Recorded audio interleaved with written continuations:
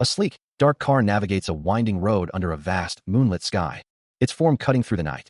Alongside the sole ray of light that shines upon the endlessly dark night, the journey continues. The powerful machine a blur against the serene landscape. As a sense of unease settles over the scene, hinting that evil awakens, a voice breaks the silence, asking if they brought in a special guild. Sylvester questions the nature of their current mission, wondering if it was perhaps related to the moon, while Jong Jun confirms that the clients had indeed paid for the job. A moment of quiet contemplation passes, as Sylvester hums thoughtfully. Then, with a shift in focus, Jong Jun asks about their next destination. Suddenly, a new presence makes itself known, prompting Sylvester to inquire about the unexpected guest, while Jong Jun, sensing something amiss, demands to know where she came from. As Sylvester attempts to press for more information about her path, the mysterious woman simply gestures with a glowing hand, challenging them with a single word. Before they can react, she unleashes a blinding, orange-hued assault, a torrent of energy erupting around her and striking out at both men. The force of the attack tears through the very air, shredding the nearby vehicle and sending debris flying in every direction. Jong Jun reels from the impact, blood splattering across his face, uttering a shocked exclamation. Above the chaos, the pale green moon hangs silently, an indifferent witness to the sudden violence. As the dust settles from her devastating attack, the white-haired woman stands amidst the wreckage, her hands still glowing with an ethereal blue energy, a cold question escaping her lips. The city street lies in ruins, a vehicle smoldering, as Sylvester kneels beside a gravely injured Jong Jun, the full extent of the woman's power now horrifyingly clear. Scattered across the cracked pavement are glowing blue shards, remnants of the destructive force that tore through the area. The white-haired woman looks down at the devastation she wrought, her expression unreadable.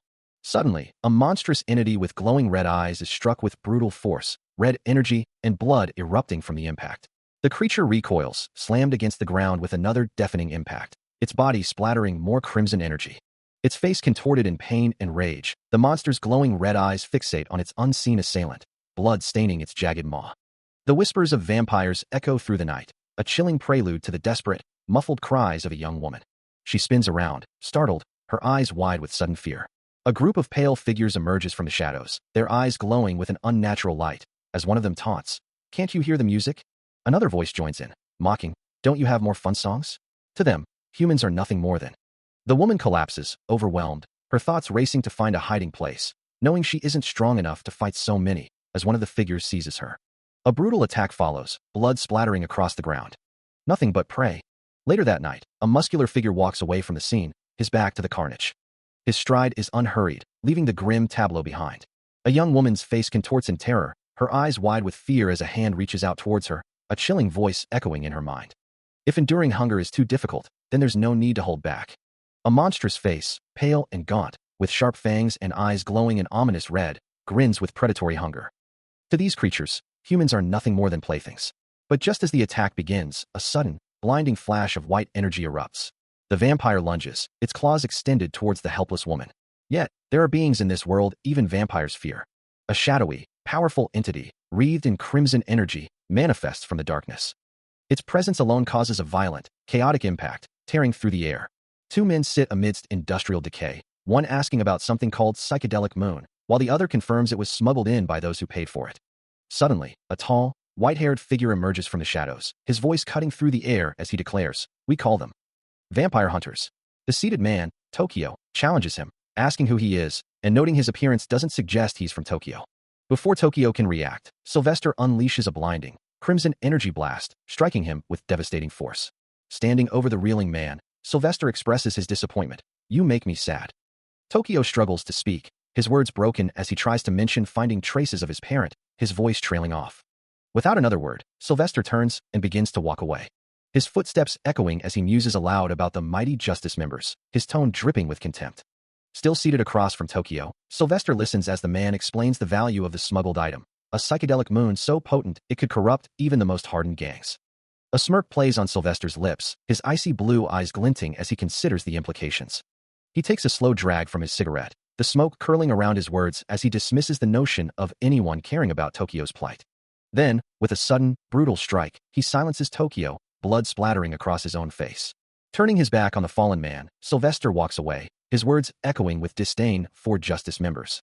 But as he moves, his form begins to shift, his features distorting into something monstrous, his eyes glowing a fiery red as the true demon hunter, Sylvester, emerges. Now fully transformed, the demonic entity stands amidst the city's neon glow, declaring his intent to paint the night with blood. Below, Tokyo lies defeated on the pavement, as Sylvester and two other demonic figures loom over him, their presence casting a chilling shadow. A figure with vibrant purple hair and glowing blue eyes turns, a hint of disdain in her expression, as she remarks on the quality of service, finding it less than ideal. Suddenly, a surge of raw, chaotic energy erupts, a maelstrom of electric blue and searing pink lights swirling with immense power. The vibrant hues clash and merge, creating a dazzling, yet destructive, display of magical force. Amidst the swirling energies, a profound silence descends, the only sound the visual representation of its absence. A monstrous maw, lined with razor-sharp teeth, opens wide, ready to consume a tiny, falling figure, a primal scene echoing the ancient tales of creation, where in the beginning, the Lord made Adam from soil, and with Adam's bone, he made Eve. Yet, this act of consumption speaks of death, the holy ceremony of returning to Eden. A figure tumbles through a void, surrounded by shattered fragments.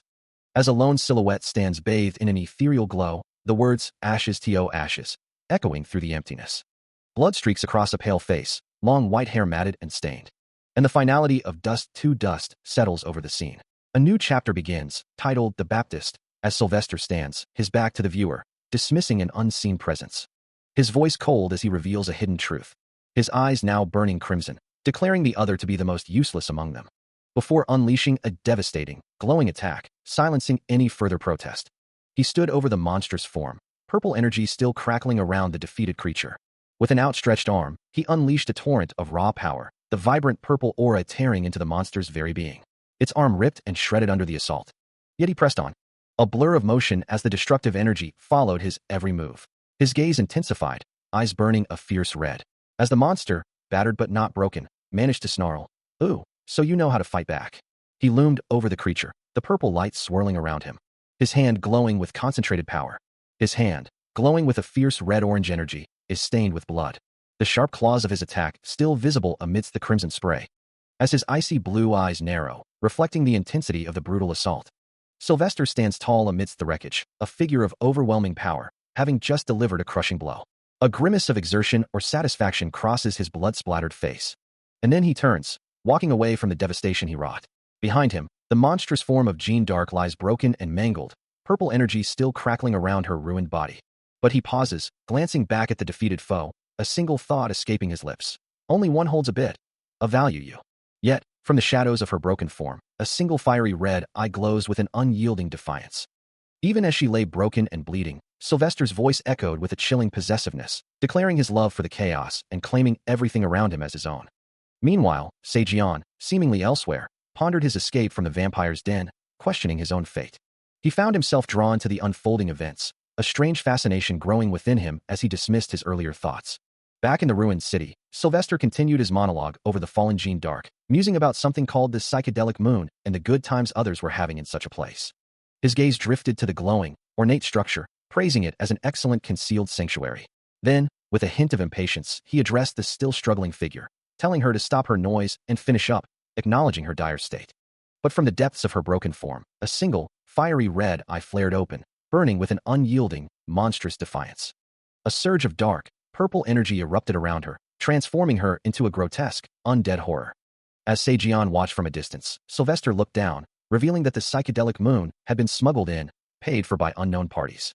As Sylvester muses about the lack of blood to draw from his defeated foe, Jeanne d'Arc's monstrous transformation completes, her form now radiating an intense, swirling purple energy. The raw power of her new state crackles around her, her body contorting with feral strength. A razor-sharp, clawed hand emerges from the purple haze, glowing with destructive force. Then, with an explosive burst, she strikes Sylvester with blinding speed, sending him flying backward in a spray of blood. He hurtles through the air. As Jeanne d'Arc lets out a ferocious roar, her glowing red eyes fixed on her target. Sylvester crashes violently into a distant wall, the impact shaking the very structure of the room. The chamber falls silent once more, only a flickering candle remaining to cast long shadows in the ruined space. Surveying the blood-soaked floor and the fallen bodies, Sylvester remarks that if they are all cut up like this, there won't be much blood left to draw. Meanwhile, high above the city streets, the monstrous form of Jeanne d'Arc, still covered in blood, looms large. Back with the white-haired man, he recounts how they left someone in a blur. Tokyo, the dark-haired man, questions him, asking if he's truly letting someone go, to which Sylvester counters, wondering what would happen if he did. With a chilling gaze, Sylvester declares his intent to kill him soon. Tokyo dismisses the threat, calling it nothing more than a violent joke. Later, standing alone by a railing overlooking the city, Sylvester muses that they'll see who gets to kill whom. A slight smile plays on his lips as he admits he's getting comfortable. Surveying the bloodied forms of Tokyo and the monstrous Jean d'Arc, Sylvester muses on the practicalities of his work, noting that if he cuts them all up like this, there won't be much blood left to draw. Under the cold gaze of a full moon, the city sleeps, unaware of the chaos brewing beneath its surface. As he turns to leave, he adds, which means, suddenly, a blinding flash of energy erupts, a powerful burst of speed tearing through the night. The sound of it echoes through the urban canyons, a high-pitched whine of acceleration. A group of figures on glowing motorcycles tear through the streets, their vehicles leaving trails of vibrant blue and green light. Behind them, the flashing lights of a police cruiser cut through the darkness, a voice blaring, "Hey, you fucking bikers." The pursuit intensifies, the officers shouting, "Slow down if you don't want to die." But ahead of them all, Sylvester, now on his own bike, glances back with a smirk, taunting, "Jaya! Try to catch me then." He speeds through the night, his long white hair streaming behind him, as the ominous declaration echoes in the air, "Tonight." The city lights blurring into streaks around him, Sylvester remains a beacon of glowing energy on his motorcycle, a solitary figure against the dark urban landscape. Meanwhile, another rider, their face obscured by a helmet with a glowing green visor, delivers a chilling prophecy. Someone will become a sacrifice of the moonlit night. The intense beam of a motorcycle headlight cuts through the darkness, illuminating the path ahead with a stark, almost blinding glow. Reflecting on his past, he remembers a time when he had only one friend, his guardian, and a family portrait depicting his mother as a housewife and his older sister as a model student. His father, a professional, had a golden touch, making money from anything he touched, a stark contrast to the bustling city life that now surrounds him, the sounds of traffic echoing in his mind. Compared to them, he didn't really have anything he wanted to do, wasn't good at anything either, perhaps because of that, he always wanted to be. A broken frame now symbolizing a shattered dream. He had always wanted to escape his everyday, normal life, reaching out for something more, yet knowing there were still things he had to do. A voice echoes in his mind, questioning, "How are you going to lose him? And what did I do? I gave up on everything and everyone. Oh, come on." The voice urges him, "On. Sit still." As Sejian's eyes begin to glow with an intense, golden light. He remains silent, a vibrant blue aura flaring around him, his hand gripping the motorcycle's handle. The critical voice continues, "That's why you're the only one who's not fit for this." With a powerful roar, the motorcycle surges forward, leaving a brilliant blue energy trail in its wake. The speed intensifies, the world blurring around him, and the voice challenges, "Why are you so sure that you can do it?" His glowing eyes narrow, as the voice presses, "Are you sure?" The motorcycle rockets into the distance, a streak of blue light disappearing into the urban night. As the motorcycle hurtles through the night, a woman clings tightly to the driver, her cry of woe, barely audible over the wind, while a critical voice echoes in his mind, asking if he's truly certain about this path. Then, with a sudden surge of power, he launches the bike off the edge of a towering building, sending them both soaring into the open air. The dizzying height of their leap is emphasized by the distant city lights below. His eyes, glowing with an intense white light, remain fixed on their trajectory, a silent testament to his unwavering resolve. A vibrant blue aura flares around the motorcycle and its rider, propelling them forward through the darkness. The bike's wheels glow with the same ethereal energy, leaving a fiery trail in their wake. A dismissive humph escapes him as the motorcycle continues its impossible flight. He glances back, a voice in his head taunting him, "Hey, has someone been following yourself?" He thinks of a time, long ago, when he might have been that person. Through the visor of his helmet, his eyes burn with an unyielding, luminous intensity. The roar of the engine still echoes, a powerful thrum that has carried him through the night. As he reflects that riding has become his sole devotion, a singular focus against the flashing lights of pursuit. It is the only way to escape the routine-soaked life he once knew, a constant motion forward. This journey, a reverie under the moonlight, continues into its second chapter, The Baptist. Eventually, the chase ends, or perhaps merely pauses, as he arrives at a fortified building, its perimeter guarded by sharp, imposing spikes. Stepping inside, Sejian's presence is a stark contrast to the quiet, almost desolate interior. He ascends the stairs, his thoughts drifting to Jean d'Arc's quiet room, wondering if she is still sleeping. But before he can reach her, a foul odor assaults his senses, stopping him mid-sentence with a disgusted, "What the smell?" He steps into the darkened interior, his hand instinctively reaching for the light switch, a soft click echoing in the silence. But before the lights can respond, his foot lands in something wet and viscous, a sickening squish under his sole. A cold dread washes over him as he recognizes the metallic scent, the word blood, forming unspoken on his lips. The switch remains stubbornly unresponsive, leaving him in the oppressive gloom. The foul stench, like rust and decay, grows stronger, filling his senses with an overwhelming horror. A chilling certainty settles in his gut. Someone has been here. The realization hits him with brutal force. His home has been invaded. His voice, barely a whisper, calls out to his family, a desperate plea for his mother, father, and brother. Reflected in his wide, terrified eye, a monstrous silhouette looms. He calls out, his voice echoing in the eerie silence of his invaded home, wondering if anyone else is still there. But from the blue-tinged darkness, a shadowy, fragmented form suddenly coalesces. And a monstrous claw, wreathed in red energy, lashes out with terrifying force, the name, Jean Dark, flashing through his mind. A grotesque maw, lined with razor-sharp teeth and glowing red eyes, lunges directly at him. And he gasps, the shock of the attack momentarily freezing him. But in the next instant, Sejian moves, his sword ablur as he slashes through the monstrous creature, sending blood spraying. He stands ready, blade held firm, his expression grim. The creature snarls, its decaying form and fiery red eyes confirming his horrifying realization. This truly is Jean Dark. The monster lets out a guttural cry, its decaying face a vision of pure horror. He brings his massive sword down in a devastating overhead strike, the blade cleaving through the monstrous form of Jean Dark, tearing through flesh and bone, splitting the creature in two with brutal force. A torrent of blood and dark energy erupts from the bisected body. As the gruesome spectacle subsides, Sejian stares, his eyes wide with disbelief, muttering to himself that it couldn't possibly be Jean Dark. Suddenly, the scene shifts to a serene image of a golden retriever sitting patiently, before cutting to a blood-splattered propeller lying discarded on the ground. A defeated figure lies sprawled on the blood-soaked floor, its monstrous form still and broken amidst the debris. A guttural sound escapes him, his hand trembling as he stares at the gruesome scene. A wave of nausea washes over him, his expression contorted in disbelief.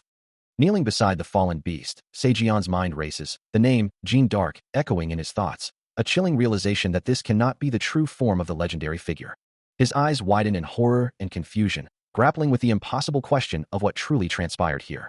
The silence of the ruined chamber offers no answers, only the lingering scent of blood and decay. Then, a new thought strikes him, his gaze shifting upwards, towards the second floor of the structure. A grim determination settles on his face, confirming that the threat is still in here. He rises, his resolve hardening, knowing that his current strength might not be enough for what lies ahead. He moves through the blood-splattered library, a grim realization dawning on him that this is just like his father's hunting game. A chilling silence hangs heavy in the air. As he crouches down, his expression hardening with dread. Then, he sees him, Tokyo, lying lifeless on the floor, and a wave of despair washes over him, knowing that his friend has been taken out too. A choked whisper escapes his lips. A desperate apology for his failure, wishing he could have done something, anything. Kneeling beside the fallen man, he is consumed by a profound sense of helplessness. If only he had arrived just a bit sooner, he laments, the words heavy with regret. His hand clenches, a silent testament to his anguish. He clenches the rifle, a cold resolve hardening his gaze as he vows to himself that he will kill them all. His steps echo through the rain-slicked streets. And as he touches the weapon, a chilling thought crosses his mind. It's still warm? He knows that anyone who used this weapon would be nothing compared to the true threat. Yet, he wonders, who didn't comply for fear of leaving a joint? A defiant challenge forms in his mind. You think I can't kill you?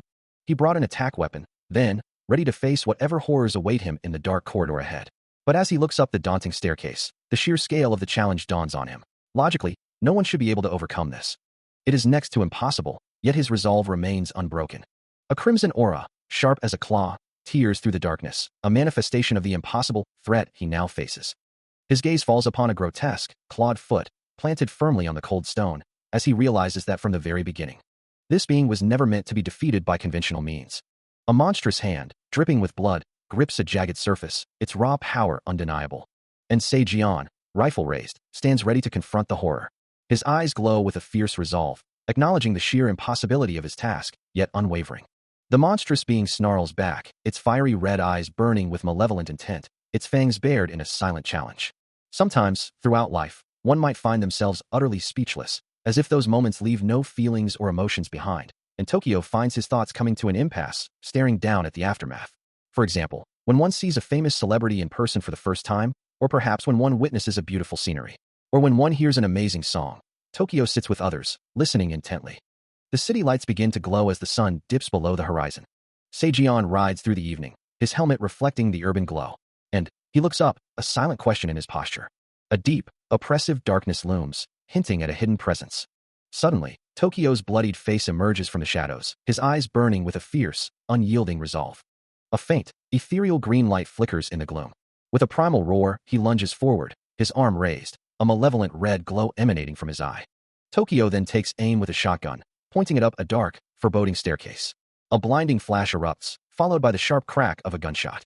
The weapon recoils violently in his grip, splattering blood across the scene. Elsewhere, or perhaps in the aftermath, a figure stands with their back to the viewer, long white hair cascading down their shoulders, a sword drawn, and a soft breath escaping their lips. Amidst a flurry of shattered debris, the white-haired figure moves with impossible speed, a blur of motion as they evade an unseen attack. Their movements are fluid and precise, leaving a trail of dynamic energy in their wake as they land, ready for the next strike. A moment of intense focus crosses their features, their dark eyes sharp and unyielding. Reaching out with a clawed hand, they grimace, realizing their shoulder might be dislocated. Despite the injury, the figure lunges forward, their weapon drawn and ready. Later, sitting in the desolate space, they reflect on the missed opportunity to escape. From the shadows, a monstrous maw opens, revealing rows of razor-sharp teeth and glowing red eyes. The towering, skeletal form of Jean Dark emerges, its exposed ribs and gray flesh a terrifying sight. He could have called the police. He reflects, the weight of what happened to him still heavy on his mind.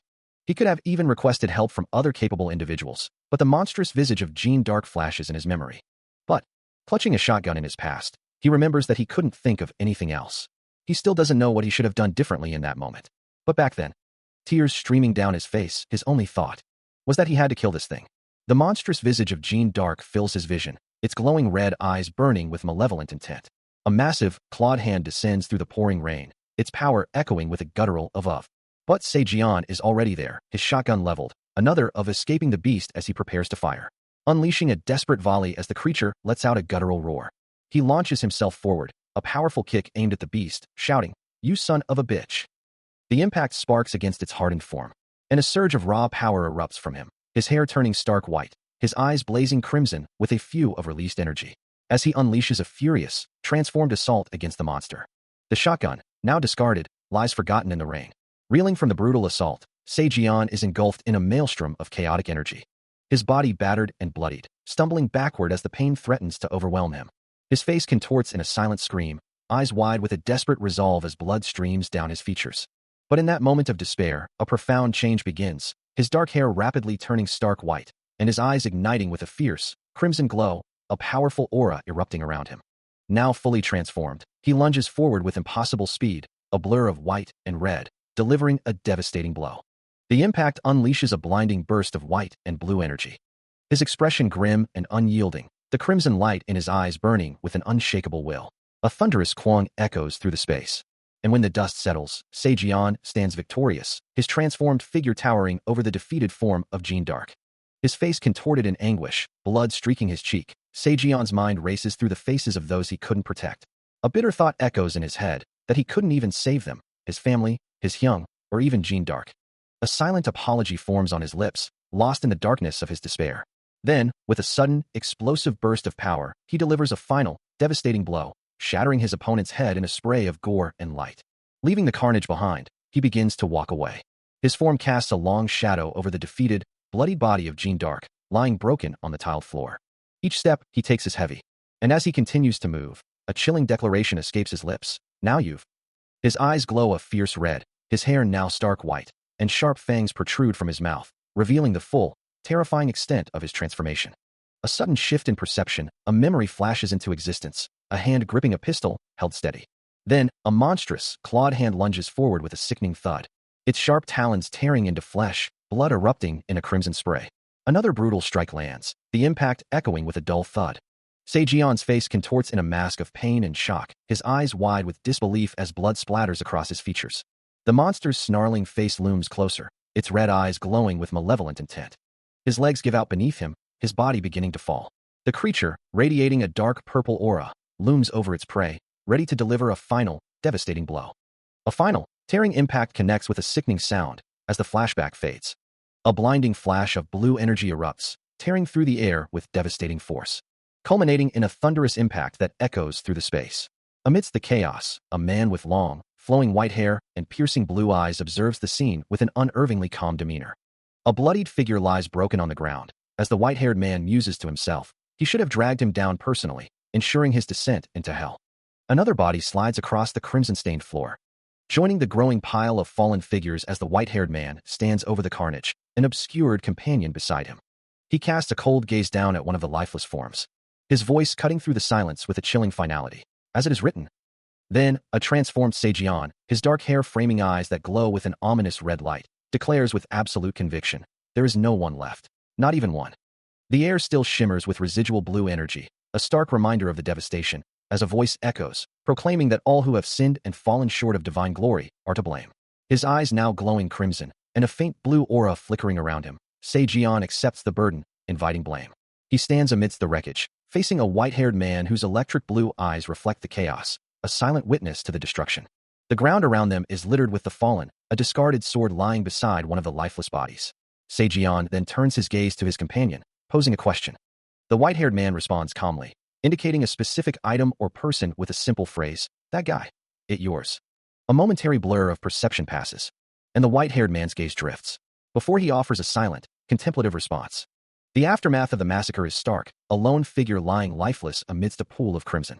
Standing over the gruesome scene, his long white hair cascading down his back, is the mysterious white-haired man. He muses, it would be a waste to kill him. A voice from the present reflects on a simpler past. I didn't really have many worries in my life. Suddenly, a memory flashes, a frantic shout echoing, kid. The call repeats, hey kid, as the narrator thinks, maybe because of that, a bloodstained axe lies abandoned. Elsewhere, a man in a dark suit surveys the devastation, his voice strained as he calls out, is there anyone alive? Are you crazy? You hear me. He moves through the carnage, then shouts, over here. I found a survivor. On the blood-soaked ground, a small, trembling hand reaches out, whispering, Mom, Dad. His face, streaked with blood and tears, reflects a terror beyond his young years. As the small boy lies amidst the carnage, his voice a desperate whisper for his older brother, Hyung. The vast, blood-soaked room stretches around him, a silent testament to the massacre that has unfolded, leaving him the sole, terrified survivor. A news report flashes across the screen, detailing a mysterious case involving the death of an entire family, with the anchors confirming the grim reality of the situation. The scene of the tragedy is stark, a bloodied floor where the victims were found, a chilling testament to the violence that occurred. The sheer brutality of the event is undeniable, leaving little doubt about the horrific nature of the crime. Meanwhile, Tokyo, glasses perched on his nose, seems to be processing the news, a quiet thought forming in his mind about the unusual circumstances. Elsewhere, Young-jin, with his distinctive red hair, discusses the case with a companion, remarking on the strange details of the incident. At the crime scene, a photographer meticulously captures images, documenting every angle of the grim discovery. And Seijian, his emerald hair catching the light, stands in quiet contemplation, his expression unreadable as he absorbs the weight of the unfolding events. Standing amidst a scene of unimaginable carnage, the white-haired man surveys the blood-soaked floor and the lifeless bodies, a chilling observation escaping his lips. I've never seen so much blood in my entire life. Another voice, filled with disbelief, questions, what happened? As the silence stretches, the white-haired man prompts, feel free to say something, only to be met with a grim response. They're already dead, sir. He presses further, his tone laced with a strange curiosity. Explanation, are they dead? You're telling me. The other voice replies, you can't even tell for a reason, can you? Meanwhile, Tokyo, overwhelmed by the gruesome sight, cries out, what did you want to do with them? Look like this. He observes the meticulous brutality, concluding, it's like they're trying to find something special. Distraught and clutching his head, Tokyo pleads, please say something, as the white-haired man remains a silent, imposing presence behind him. Suddenly, a terrifying vision flashes through someone's mind, a monstrous face half-human, half-exposed muscle and bone, its single red eye glowing with malevolent energy.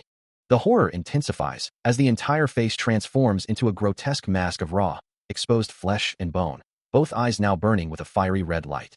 A man's face contorts in terror as an accusatory voice echoes in his mind. What's wrong? Don't tell me that you wanted Han Se-gun. The voice continues its chilling indictment. Even while your family was getting killed, you were just peacefully living your life. The monstrous figures from his nightmare continue their relentless assault, their distorted faces screaming accusations, demanding if he thinks he deserves to get angry. One particularly grotesque creature looms, its red eyes burning with judgment. No, he whispers, the monster's face twisting in a silent, terrifying snarl, as if mocking his denial. No, I said no. Seijian cries out, his internal torment manifesting as a desperate flight through a desolate city street. He runs, leaving a trail of debris and shattered memories behind him, a frantic escape from the horrors that haunt his mind, from something he doesn't even know what it is. His legs pump, a small, solitary figure against the towering buildings, trying to outrun the crushing weight of his past, thinking, I can't even remember anything. He glances back, a flicker of fear in his eyes, as if expecting the specters to be right behind him, realizing, no, I also ran because I couldn't remember something. His jaw clenches, a mix of pain and fierce determination etched on his face, knowing he didn't want to know what he got himself into. He remembers the moment he finally woke up. Recalling the monster he had killed, a creature that was no mere trace, its phantom pain still lingering in his severed right arm. It was as if, despite the blood, everything he had endured that day was something he had never truly overcome. And then, he had forgotten everything. He had forgotten it all, the details lost to a void. That monster, a terrifying vision. And that man, his face etched into memory. It was all too soon, just to leave the house. The bright light of an unseen event illuminates a faceless crowd, as a thought echoes. It's something that other people wouldn't believe. Walking alone through the city streets at night, he reflects. Even so, I consider myself in the house. The weight of an unforgettable memory presses down on him, surrounded by the silent knowledge of countless books. He recalls. Standing isolated on a deserted street, his back to the viewer, he feels utterly lost, thinking, I have nowhere to go, he concludes, speeding away on his motorcycle into the night. His gaze hardens, a flicker of resolve in his eyes. The stark realization settles in, inside or outside. The roar of an engine echoes through the night. As a motorcycle speeds away into the darkness, he continues his journey, leaving the past behind, until he pauses, looking back at the path he's traveled, a helmet held loosely in his hand. Ahead, the sprawling cityscape glows with an ethereal blue light, centered around a towering structure that pulses with vibrant energy. His gaze fixed on the luminous building, a determined expression settles on his face. But then a flicker of confusion crosses his features. Huh, he murmurs. While high above, from a vantage point overlooking the entire city, a white-haired man observes the scene, a cryptic thought forming in his mind. That man was definitely. He watches the city lights, his long white hair cascading down his back. His gaze fixed on something unseen as he sits calmly in the dimly lit room. A faint blue light emanating from his form. His sharp, glowing eyes reflecting the distant glow. Suddenly, a voice cuts through the silence, demanding, You. It was you, right?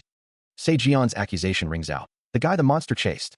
The white-haired man's eyes narrow, his pointed ears subtly twitching as a stern command escapes his lips. Be quiet. He continues, his voice low and firm. You really go around causing trouble for everyone. I told you not to shout in the middle of the night. Unfazed, Se-Jion presses on. Who are you? And who is that monster? He presses the mysterious figure, demanding to know how he could possibly forget such a terrifying encounter, then asks if the man is an exorcist.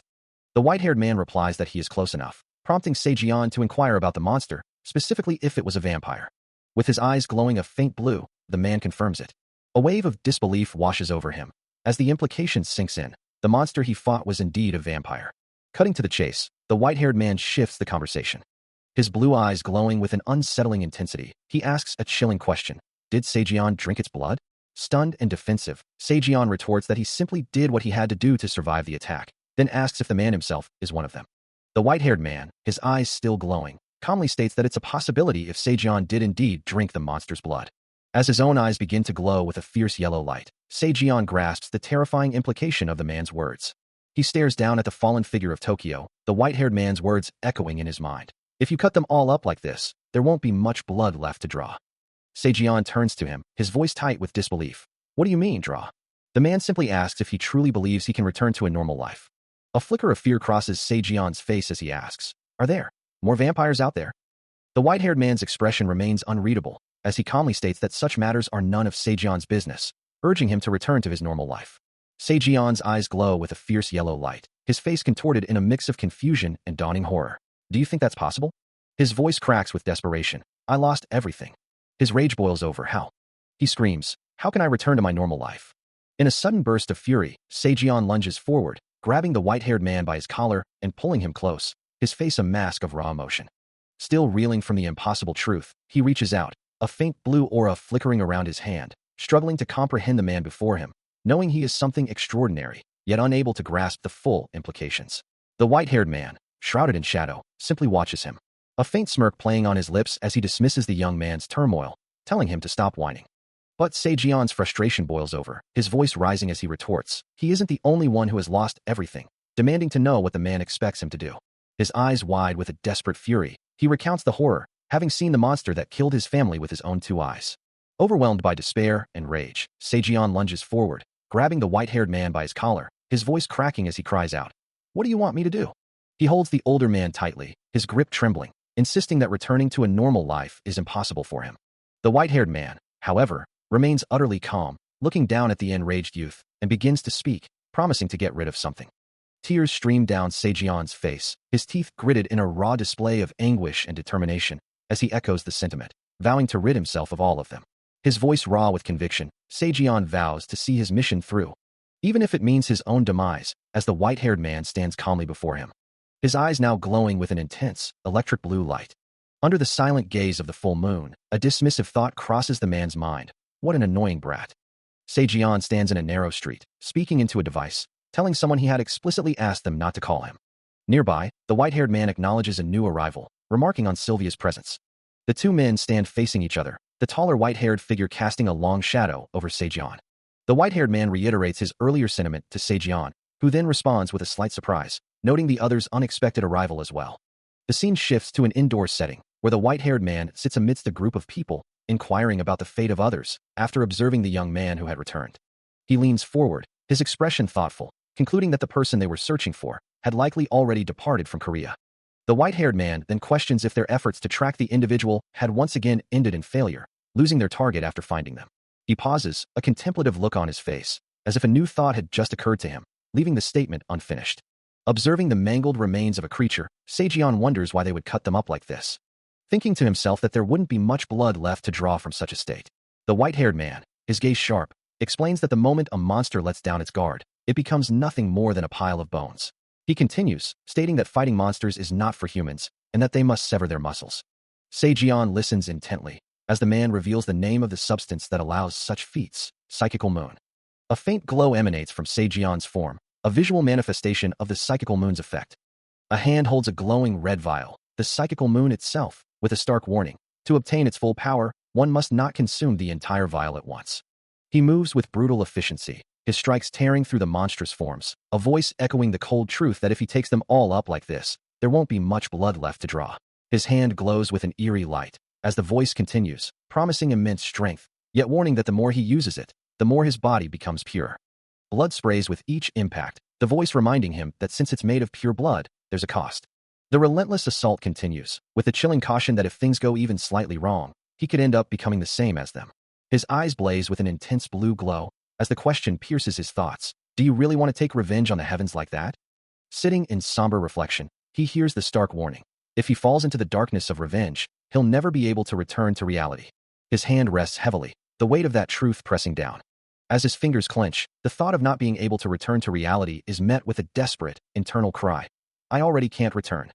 Another voice, sharp and accusatory, demands, what are you doing? Who told you to take it now? He finds himself face to face with a man whose long white hair cascades down his back, the stranger's grip firm on his wrist. A faint, almost imperceptible sound of impact echoes as the white-haired man pulls him closer. Elsewhere, a man with a short beard and a green jacket looks on, a slight frown creasing his brow. The white-haired man, known as Song Deokyeon, a vampire slayer, leans in, his expression serious. Well, how could I not know? He asks, his voice low. Kid, welcome to the world of the half-bloods. Sejian's eyes widen slightly, processing the unexpected declaration. Later, seated at a bar, Deokyeon continues. Sung-hui was looking for a boat to Mexico, apparently. Sejian's gaze drops, a subtle shift in his demeanor. Huh, he murmurs, then a new voice cuts in. Are you going abroad? Who told you to take it now? The white-haired man stands over a sleek car, his gaze fixed downward, as if contemplating a difficult decision. A scoff escapes him, dismissing the situation as utterly ridiculous. He then turns to Sejian, questioning. You think you're the only one I'm useful? Sejian, looking down, responds with a quiet determination. Well, I'll still try hard. The white-haired man's words hang in the air, prompting Sejian to reiterate his resolve. I'll say it again. His expression remains unreadable, a silent challenge in his eyes. Suddenly, a metallic badge gleams into view, bearing an inscription that welcomes Han Se-gun to a new world, the new moon. 1 year later, the world has shifted. A grand building, the Beania Club, stands illuminated, its presence hinting at a new chapter. Inside a vehicle, a soft thump echoes, as if someone has just settled in or placed something down. A new face emerges, Cheon Yong-nu, the formidable boss of the Sangdong gang. From a high vantage point, he and his men gaze down into a vast, circular arena, one of his subordinates eagerly greeting him. You're here, Hyungnim. As a sleek black car pulls up, another subordinate grumbles about the Hyungnim title, while a third urges him to catch up to their Sunbae. Cheon Yong-nu, now face-to-face with one of his men, declares their official partnership, expecting proper business in return. He then questions the use of Sunbae, to which his subordinate replies that their Hyu Sunbi has been quite busy lately. The blonde subordinate, who had spoken earlier, looks on with a thoughtful expression, his thoughts unreadable. Meanwhile, the Beania Club's arena, a futuristic expanse of glowing purple light and intricate patterns, awaits its next spectacle. From above, a lone figure descends rapidly into the center of the arena, landing with a powerful impact that sends shimmering purple energy rippling across the floor. Clad in dark, tactical gear, he stands poised, the vibrant glow of the arena reflecting off his boots. Cheon-young-nu, the boss of the Sangdong gang, questions a subordinate about a recent call, who nervously confirms it. He then turns to his other men, demanding to know if they can manage the spot properly. Meanwhile, in the vast, neon-lit expanse of the Beania Club, a figure with striking blue hair and eyes makes his way across the glowing floor, an unseen voice wondering if this is the sunbae they've been waiting for. Back with the gang, Cheon-young-nu's expression hardens, his thoughts turning to the man's imposing presence. The blue-haired man, Se-jian, continues his walk, a question mark hanging over his head as he hears a voice tell him to stop messing around, little kid. Cheon-young-nu, still in his office, is told that if he wants to do proper business, he needs to be careful about his sunbae, who is apparently quite sensitive. The camera pulls back, revealing the immense scale of the Beania Club, a sprawling arena where they have to do business. Se-jian's face is shown in a close-up, his blue eyes glowing faintly, as an unseen observer dismissively labels him a thug. A stern voice cuts through the air, demanding an explanation. As Cheon-young-nu stands before a subordinate, his expression unyielding, the subordinate hesitantly questions his boss's words. Meanwhile, Se-jian, his electric blue eyes glowing faintly beneath the brim of his cap, recalls a past grievance, his thoughts focused on those who wronged him. Back with Cheon-young-nu, his frustration boils over, slamming his fist down as he defends his methods. He then produces a card, its surface reflecting the light.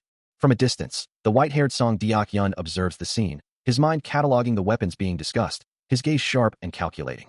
Se-jian remains impassive, his glowing blue eyes fixed forward, a silent resolve hardening his features. Cheon-young-nu's subordinate, still confused, tries to reason with him, questioning the exorbitant price of the requested items. But Se-jian's thoughts drift to a different accusation, his expression a mix of confusion and growing determination as he ponders the implications of being perceived as all-knowing. A subordinate reminds Cheon-young-nu of his influence, stating that his sunbae can arrange weapons and drugs with bare hands, being the only one capable of getting them. Cheon-young-nu asserts his authority, declaring that this is precisely why they must follow his orders and create an opening for their operations. He remains silent, his expression unreadable. Another subordinate scoffs, dismissing someone as a little shit, wondering what there is to even discuss with them. He suggests they simply report the individual to the police and move on. Meanwhile, Se-jian clutches his head, a worried expression on his face as he wonders if such a casual dismissal will truly be fine. He considers the implications, thinking about how he could expose their shitdong gang that deals in drugs and guns. A smirk plays on his lips as he finishes the thought, revealing their current drug sales. Looking down at a defeated figure, he demands to know what they are willing to offer for their freedom. His gaze sharp and unforgiving, Cheon-young-nu issues a chilling command, his voice cutting through the air with absolute authority. A figure with long white hair stands silently, observing a group of men gathered around something on the floor. Nearby, Cheon-young-nu's face twists in a cruel sneer, his voice cutting through the tense air as he demands, "Make some sashimi out of him, right now." He stands over a bloodied, prone figure, a sword held casually in his hand, his gaze fixed on the gruesome scene. The white-haired man watches the aftermath, the blood-soaked floor reflecting the grim reality of the situation, a thought echoing in his mind. If you cut them all up like this, there won't be much blood left to draw. As he considers this, a faint, ethereal purple glow begins to emanate from his hand. The purple energy intensifies, swirling around him and his blade, a silent testament to a power now fully awakened. He moves with incredible speed, his sword now glowing with the same vibrant purple energy that emanated from his hand. The blade flashes, a blur of violet light. It cuts through the air, striking one of his opponents. A cold, determined glint in his eyes, he continues his assault. One of the men collapses, the force of the blow sending him sprawling. The other follows, falling to the ground in a heap. The bald man lies defeated, a trickle of blood escaping his lips. Standing over the two fallen figures, the white-haired man hears a voice confirm. He took down both of them. In one go. With the fight concluded, he turns and walks away, his form still faintly outlined by the lingering purple glow. He walks with purpose across a tiled floor, his steps echoing in the quiet space. Approaching Cheon-young-nu, who stands with a green-haired subordinate, he is met with a direct question, asking what he wants. A quick exchange of hands confirms a transaction, and the white-haired man's eyes narrow as he demands a Tokarev and an AK-47, stating he has already paid. As he turns to leave, Cheon-young-nu protests, reminding him they aren't the ones who sell the guns themselves, and threatening to take his money back if the deal can't be fulfilled. The white-haired man pauses, then tells him to meet tomorrow at 8 p.m. if he truly wants to make the deal. With that, he continues his departure, his silhouette receding into the distance. The blonde-haired man, a subordinate, turns to Cheon-young-nu, asking if he is all right. Cheon-young-nu, still reeling from the previous encounter, grips his subordinate, correcting him sharply. A grimace crosses his face as he concedes, "I guess it can't be helped." He then barks an order, Tell those guys to come. Meanwhile, the late afternoon sun casts long shadows through the trees, its golden light illuminating a distant building. Inside, medical blood bags sit ready, as Song Deok-yun, the white-haired man, observes a screen, muttering about recent difficulties. He notes, lately, they've been really bad. He continues, most of the guys they brought have their levels all up of crap. Se-jeon listens intently as a system message clarifies the purpose of the blood for genetic tracers. It is a means of tracing blood to a specific individual. It is used to track down the target's location. Cheon Youngnu presses the bound figure before him, demanding answers about the hunters from the Langdong gang. He scoffs, reminding his captive that even if they aren't hunters, their power levels could still be far above them, then challenges the man's disbelief in the machine's capabilities. A frustrated grunt escapes the captive as Cheon Youngnu retorts, telling him to find another machine if he doesn't believe in this one's extraordinary nature. The captive, his expression unreadable, clarifies that he didn't mean to sound sarcastic, then questions why Cheon Youngnu has to be so sharp-tongued. Cheon Youngnu dismisses the man's words, ordering Old Man Ju to stop babbling. This Old Man Ju, a vampire who has lived in Korea for a long time, remains tied up.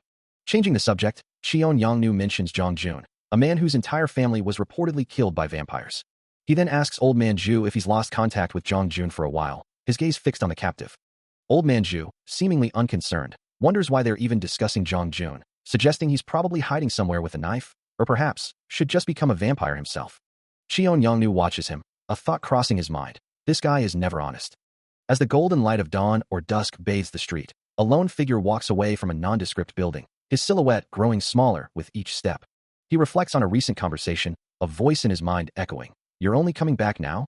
Mounting his motorcycle, Se-jeon speeds away, the words still lingering. He knows he can't rely on others for everything. His thoughts drift to the machine, the one that's no ordinary device, and the implications of its existence. He wonders if he's still lacking in skill. Later, walking away from a parked car, he considers the task ahead. The voice returns, questioning his ability to catch vampires. He's told he still lacks the necessary skill level. With a determined expression, he dismisses the doubt, resolving to focus solely on his training and nothing else. He acknowledges the truth in the criticism, knowing he's not yet strong enough to face certain threats, but a new resolve hardens his gaze. Looking back towards the building, he accepts the challenge. Fine then. Tokyo stands, a glass in hand, his thoughts trailing off. Considering the grim necessity of killing, wondering aloud what he should do.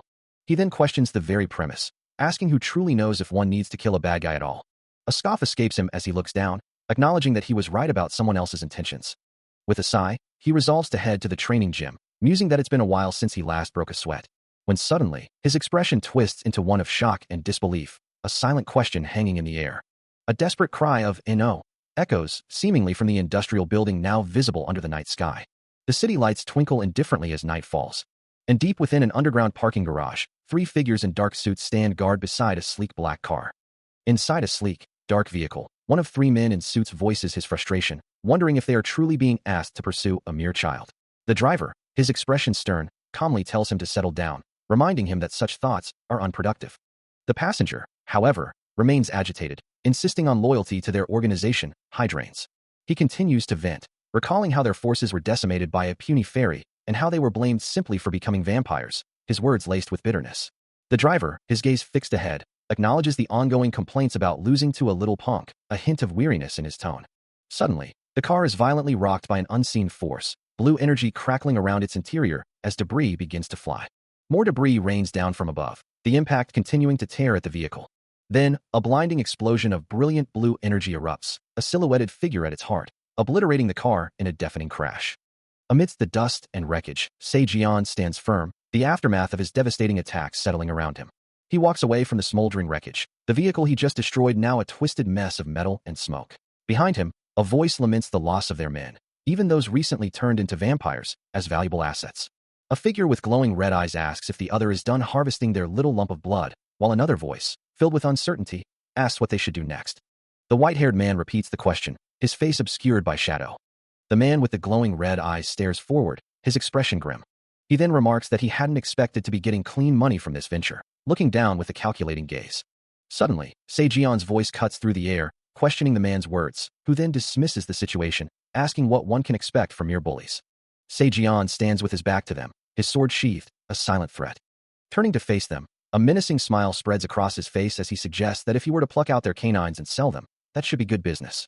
His eyes gleam with a dangerous intent. Surveying the blood-soaked floor and the 2 figures lying motionless, Old Manju remarks that if they are cut up like this, there won't be much blood left to draw. In the ring, Se Jian moves with a blur of motion, his opponent, Cheon Yongnu, bracing for impact. Before Cheon Yongnu can fully react, Se Jian's fist connects with a sharp crack, sending sweat flying from his face. The force of the blow makes Cheon Yongnu's head snap back, his body recoiling. Se Jian watches him, his expression sharp and focused, a bead of sweat tracing a path down his temple. Without missing a beat, he follows up with a powerful kick to Cheon Yongnu's midsection. The impact buckles his opponent's legs, threatening to drop him to the canvas. Se Jian observes the result of his assault, a quiet assessment in his eyes as he thinks, not bad. He exhales a plume of smoke, his gaze fixed on his opponent, asking if he knows why Sylvester earned the title of Demon Hunter. His green hair swaying slightly, Se Jian questions the sudden inquiry. The other man's voice booms, explaining it's because Sylvester hunted down the demon known as Jukyo. Se Jian's expression hardens, repeating the name, the true demon, Jukyo? As a vibrant blue aura flares around him, Se Jian unleashes a flurry of strikes, his movements a blur of speed and power, while Cheon Yongnu continues to explain that a true demon is one that has survived for a long time, far different from the low-ranked demons they usually fight. The impacts land with a sharp crunch, and Cheon Yongnu struggles to finish his thought, mentioning that these true demons, Jukyo, are the ones who hold the real power. A powerful kick sends him reeling, the force of it prompting Cheon Yongnu to acknowledge the young man's incredible speed and heavy punches. Se Jian's golden eyes glow with fierce intensity, a focused gasp escaping his lips. He launches himself into the air once more, delivering another devastating kick that connects with a resounding impact. Despite the relentless assault, a pained gasp escapes him as he lies on the ground, momentarily overwhelmed. Standing over him, Cheon Yongnu's voice drips with condescension, reminding him that for all his power, he is still merely human. He holds up a small, dark object, revealing his true intention, to track the blood and traces of Jukyo. The mention of traces catches Se Jian's attention, as he realizes they are attempting to find the residual energy left behind by the ancient demons. A flicker of determination ignites in his golden eyes, his red-gloved fist clenching as he prepares his move. In a blur of emerald and red, he launches himself upward. Before Cheon Yongnu can react, Se Jian's uppercut connects with devastating force. A cry of pain escapes Cheon Yongnu as he is sent flying backward, the impact proving that even mixed Jukyo blood cannot be targeted by traces if it isn't truly one's own. As he hurtles through the air, a chilling realization dawns on him. Se Jian must have been aware of the traces all along. An ominous voice echoes, remarking on the futility of excessive bloodshed, suggesting that once a target is chosen, every moment becomes an agonizing torment. Suddenly, a monstrous, clawed hand, wreathed in crackling blue energy, lashes out from the shadows, striking with terrifying speed and aiming for Se Jian's head from behind. The shadowy limb extends fully, its sharp talons poised to tear through flesh. The entire monstrous entity, a blur of shadowy form and glowing blue eyes, closes the distance in an instant. Meanwhile, Cheon Yongnu watches, bewildered, wondering what is happening, as a white-haired man declares his self-sufficiency, while another, more menacing side of Cheon Yongnu asserts his authority. His composure returns, a chilling smile spreading across his face as he acknowledges the shift in his opponent's resolve, promising to wait for the inevitable confrontation. With eyes now glowing a malevolent red, Cheon Yongnu reiterates his command, his voice laced with dark power. The attack on Se Jian is swift and brutal, a powerful force slamming into him. He is violently thrown through the air, the impact echoing loudly. Cheon Yongnu watches the scene unfold, a chilling red glow in his eyes. Se Jian, however, quickly recovers, sliding towards a nearby motorcycle. With a surge of blue energy, he activates a hidden power within the vehicle. Cheon Yongnu's eyes burn brighter, a sinister smile spreading across his face as he declares, "The game has begun." Falling through the air, Se Jian defiantly shouts back, "You think I'm some idiot?" Blue energy crackles around him as he descends. Cheon Yongnu observes his opponent, whose golden eyes now blaze with an emerald glow, ready for the fight. He moves with blinding speed, his blade already drawn and glowing with a faint blue light. A powerful kick sending water splashing as he closes the distance. His opponent grimaces, caught off guard by the sudden assault. But Se Jian is already one step ahead, his attack landing with precision. "I predicted all of that," he declares, his voice echoing with confidence. Meanwhile, Cheon Yongnu watches the unfolding battle, his eyes glowing a sinister red, a predatory smile revealing sharp, inhuman teeth. Back in the fray, a sudden, brutal counterattack connects, sending Se Jian reeling backward, blood spraying from the impact. He grips his sword tighter, enduring the shock, the force of the blow causing blood to erupt from his face. But even as he takes the hit, a fierce determination ignites within him, a brilliant blue aura flaring around his body as he prepares to unleash his full power. His shield shatters with impossible ease, sending him reeling back in disbelief. The force of the blow leaves him stunned, his eyes wide with shock at the unexpected power. Nearby, Old Man Ju's fangs extend in a snarl, his eyes glowing crimson as he roars a challenge at the attacker. But before he can react, the white-suited figure closes the distance, seizing Se Jian by the throat and lifting him effortlessly. Se Jian collapses to the blood-stained ground, defeated, as the figure stands triumphantly over him. A pained gasp escapes Old Man Ju's lips, his face bloodied as he calls out to his companion. Xion Yongnu, observing the aftermath, turns to Se Jian, his voice laced with a stern reminder of their earlier agreement. Se Jian, despite his injuries, meets his gaze, a defiant acceptance in his tone. Xion Yongnu simply closes his eyes, acknowledging the response. Old Man Ju surveys the blood-soaked ground, a defeated figure lying nearby, and remarks that if they cut down everyone like this, there won't be much blood left to draw. His hand clenches into a fist, as he declares his need for more power, a power strong enough to break through his current limits. His eyes blaze with a fierce, crimson glow. And Se Jian, witnessing the transformation, questions if he truly means it, a hint of concern in his voice. A violent burst of red energy erupts, shredding through unseen targets with brutal force. Old Man Ju's gaze hardens, confirming his resolve with a chilling, "Don't you agree?" He stands triumphant amidst the carnage, multiple figures now defeated and scattered around him. Se Jian looks on, a grim understanding dawning on him, muttering about the true nature of the blood. Se Jian stands over a defeated opponent, the tiled floor slick with blood, a grim reminder of the recent skirmish. He reflects on the nature of their enemies, musing that if they're cut down so thoroughly, there won't be much left to draw from. From behind him, the white-haired man observes the scene, questioning Se Jian's methods. "Why are you doing all this?" Se Jian's blade, still dripping with crimson, is a stark answer as he retorts, "Your head." A vibrant green aura begins to flare around Se Jian, his stance shifting, ready for the next move. While the white-haired man simply states, "If you understand." Se Jian's eyes glow with an intense green light, challenging his opponent directly. "Shut up and come at me." Now, the white-haired man, unfazed, acknowledges the shift in their dynamic. "This is certainly a new style for you. Are you unable to control it? I've already finished observing your style." His own eyes begin to glow a sinister red, veins bulging visibly on his face, a clear sign of his rising power. Blue, crackling energy erupts around his hand, signaling his readiness to engage. As a vibrant green aura flared around him, his eyes burning with emerald light, Se Jian let out a sharp, defiant laugh. The white-haired man, his own eyes now glowing a furious red and crackling with blue energy, snapped back, demanding to know if Se Jian had lost his mind. Se Jian held his gaze, his green energy pulsing with unwavering resolve. The white-haired man's power surged, a dark, shadowy presence erupting around him as he took a more aggressive stance. A flicker of surprise crossed Se Jian's face, a question forming on his lips, as the white-haired man's menacing expression deepened. Suddenly, a gruesome image flashed into view, a bloodied, severed arm, lying beside a pair of open scissors.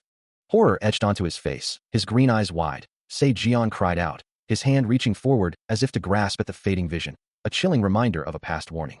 Introducing Se Jian, a formidable hunter with emerald green hair and piercing golden eyes, as he stands poised for battle.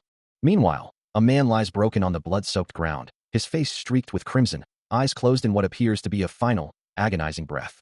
Se Jian descends upon him in a flash of brilliant blue energy, his sword arcing down with lethal intent. A pained gasp escapes the victim's lips, his body convulsing from the impact. Se Jian holds his blade steady, his expression grim and unwavering. The man's face contorts in a silent scream, red lines of agony radiating around him. As the blue aura intensifies around him, Se Jian declares, "I have no other choice." The victim lets out a final, guttural cry, "Ursh." And then, silence. Se Jian stands alone in the aftermath, the tiled floor a canvas of fresh blood, the deed done. A figure with long white hair stands amidst the bloody aftermath, observing the two fallen bodies, a grim assessment escaping them. If you cut them all up like this, there won't be much blood left to draw. Later, in a different part of the city, a man with a dark uniform asks Se Jian, "You're finally coming out here? Do you feel like you're getting it out of your system?" The bearded man, arms crossed, simply responds, "Huh." Se Jian looks down, explaining, "You told me to come. There's this thing I'm looking for."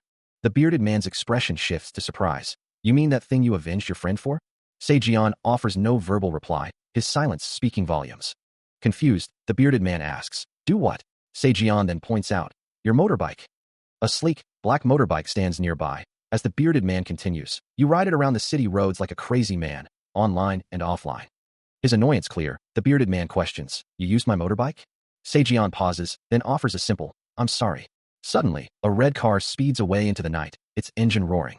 A stern-faced man, his beard neatly trimmed, takes a drag from his cigarette, the smoke curling around him in the dim light. Outside, the city lights glow faintly against the night sky, a stark contrast to the tension brewing within. Back inside, The superior's voice cuts through the silence, demanding to know the full story. He can't believe the reports. You're saying he beat everyone alone? When he isn't even a hunter? Seijian, kneeling before him, offers a quiet apology, while the superior, though clearly annoyed, can't help but acknowledge the impressive feat, muttering, "Well, punk. Seriously, well done." Adjusting his tie, the superior's expression hardens once more, his thoughts returning to the more pressing issue. But what about the motorbike? From an overhead perspective, the room is filled with other figures, their murmurs echoing the superior's disbelief, as one voice questions, "Huh? Who? Who said he was a straight-up hunter?" Seated now, the superior leans forward, his tone serious, explaining the gravity of the situation. "This has become a problem. I don't know how I'm going to explain this to the guys up top, but this time, you've really gone and caused a total mess." Meanwhile, in a different setting, a man with slicked back hair and glasses sits calmly, exuding an aura of quiet authority. This is Young Sanbong, the Sanbong gang boss. Xion Yongnu, clearly agitated, questions his subordinate about involving higher authorities, his voice rising in frustration as he gestures emphatically. A sharp, metallic sound echoes, a reminder of a blade's swift, bloody work. As he reminds the other man that the target was just a miner on a motorbike, yet the old man in charge, though not entirely blind, would still find out. "You may say the guys up top are blind," he warns, "but they'll find him. The order is clear and cold. Find and eliminate him at all costs." Elsewhere, Jung Sanbong turns, a dangerous edge to his voice as he asks, "Sorry?"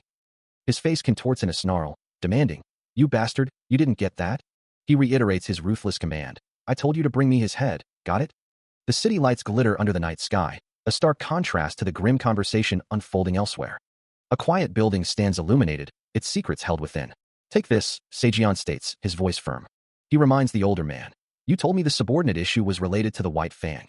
But why did you make them die?" Seijian presses, before the older man retorts, "Are you saying I should have gotten some?" Seijian dismisses the question. "What's the difference? They weren't going to live anyway." "I did." The older man confirms, "That you know." His expression hardens. "Those bastards deserve to die, whether it was by money or not. I mean vampires. The spread of infection." Seijian's eyes narrow. "That only spreads the longer you let them stay alive." A grim expression settles on Xion Yongnu's face as he considers the nature of power, believing it far easier to eliminate a threat in its infancy than to confront it once fully grown. Meanwhile, Old Man Zhu stands by a window, his back to the room, pondering the implications of their recent actions, a single word escaping his lips. Seijian, still grappling with the revelations, challenges the old man's authority, asking if he truly sees himself as the ultimate arbiter of life and death. Xion Yongnu's thoughts continue, justifying his ruthless methods as a service to those who deserve to die, a twisted form of justice. Seijian presses Old Man Zhu further, his voice laced with a hint of accusation, wondering if his cold pragmatism stems from a lack of personal attachments. The old man looks down, his expression unreadable, declaring that his motives are not driven by ideology. Xion Yongnu's face contorts in a snarl, his true motivations laid bare. He kills only for personal gain and influence. Old Man Zhu turns from the window, his gaze now fixed on Seijian, a question hanging in the air. Seijian, his eyes sharp and unwavering, cuts directly to the heart of the matter, demanding to know if the old man has injected himself with vampire blood. He considers the difficulty of his current situation, thinking that if he cuts them all up like this, there won't be much blood left to draw. A memory surfaces, showing Xion Yongnu lamenting, damn it, I never should have agreed to trust that hunter." Back in the present, Seijian begins to pack up his belongings, preparing to leave. His movements are deliberate, as he simply replies, "Sure then." He then looks out at the city, reflecting on the words of those who killed his family, who claimed they were doing him a favor. Walking away, he acknowledges that anyone would lose their mind under such circumstances, but he cannot. Old Man Zhu's words echo in his mind, reminding him that he shouldn't have brought up seeing him. This burden, this path, is what defines him as Han Seigan. He stands in quiet contemplation, his gaze fixed on something unseen. Behind him, Old Man Zhu gestures towards a briefcase, explaining that he has already prepared everything needed for the journey, adding that while it's only a temporary solution, it's better than nothing, and warning him to be careful, as eyes are everywhere. As another figure stands nearby, the old man reiterates his caution, simply stating, "Be careful." Seijian takes the small bag offered to him, hearing the words, "If you're already on the run, the least you can do is take this." Looking down, a sense of profound gratitude washes over him, and he quietly offers, "Thank you for everything." The old man remains silent for a moment, his feet planted firmly on the ground. Before his hand begins to glow with a soft, golden light, and he delivers a final, stark warning, "Don't turn into a vampire." Seijian's expression hardens with resolve, the weight of the words settling upon him. Old Man Zhu watches him go, a thoughtful, almost melancholic look on his face, his gaze distant. He listens intently, a stern voice echoing in his mind, reminding him that their bond wouldn't soften the trials ahead. A surge of energy, like a powerful current, courses through the air. Sejian's gaze is distant, lost in thought. That night, the moon hung in the sky, a beautiful, solitary orb that brought tears to his eyes as he rode through the city streets. Meanwhile, in a grimy alley, a group of figures huddled around a burning barrel. Their conversation punctuated by the arrival of Cheon Yongnu from Young Sanbong's gang. One of them, looking up, simply asks, "So?"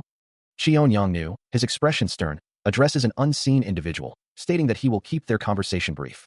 He dismisses the idea of speaking to their leader, declaring, "I have no business with an old guy like you." Elsewhere, a young man with spiky red hair smiles, holding a phone to his ear. Back with Cheon Yongnu, his face hardens, a vein throbbing on his temple.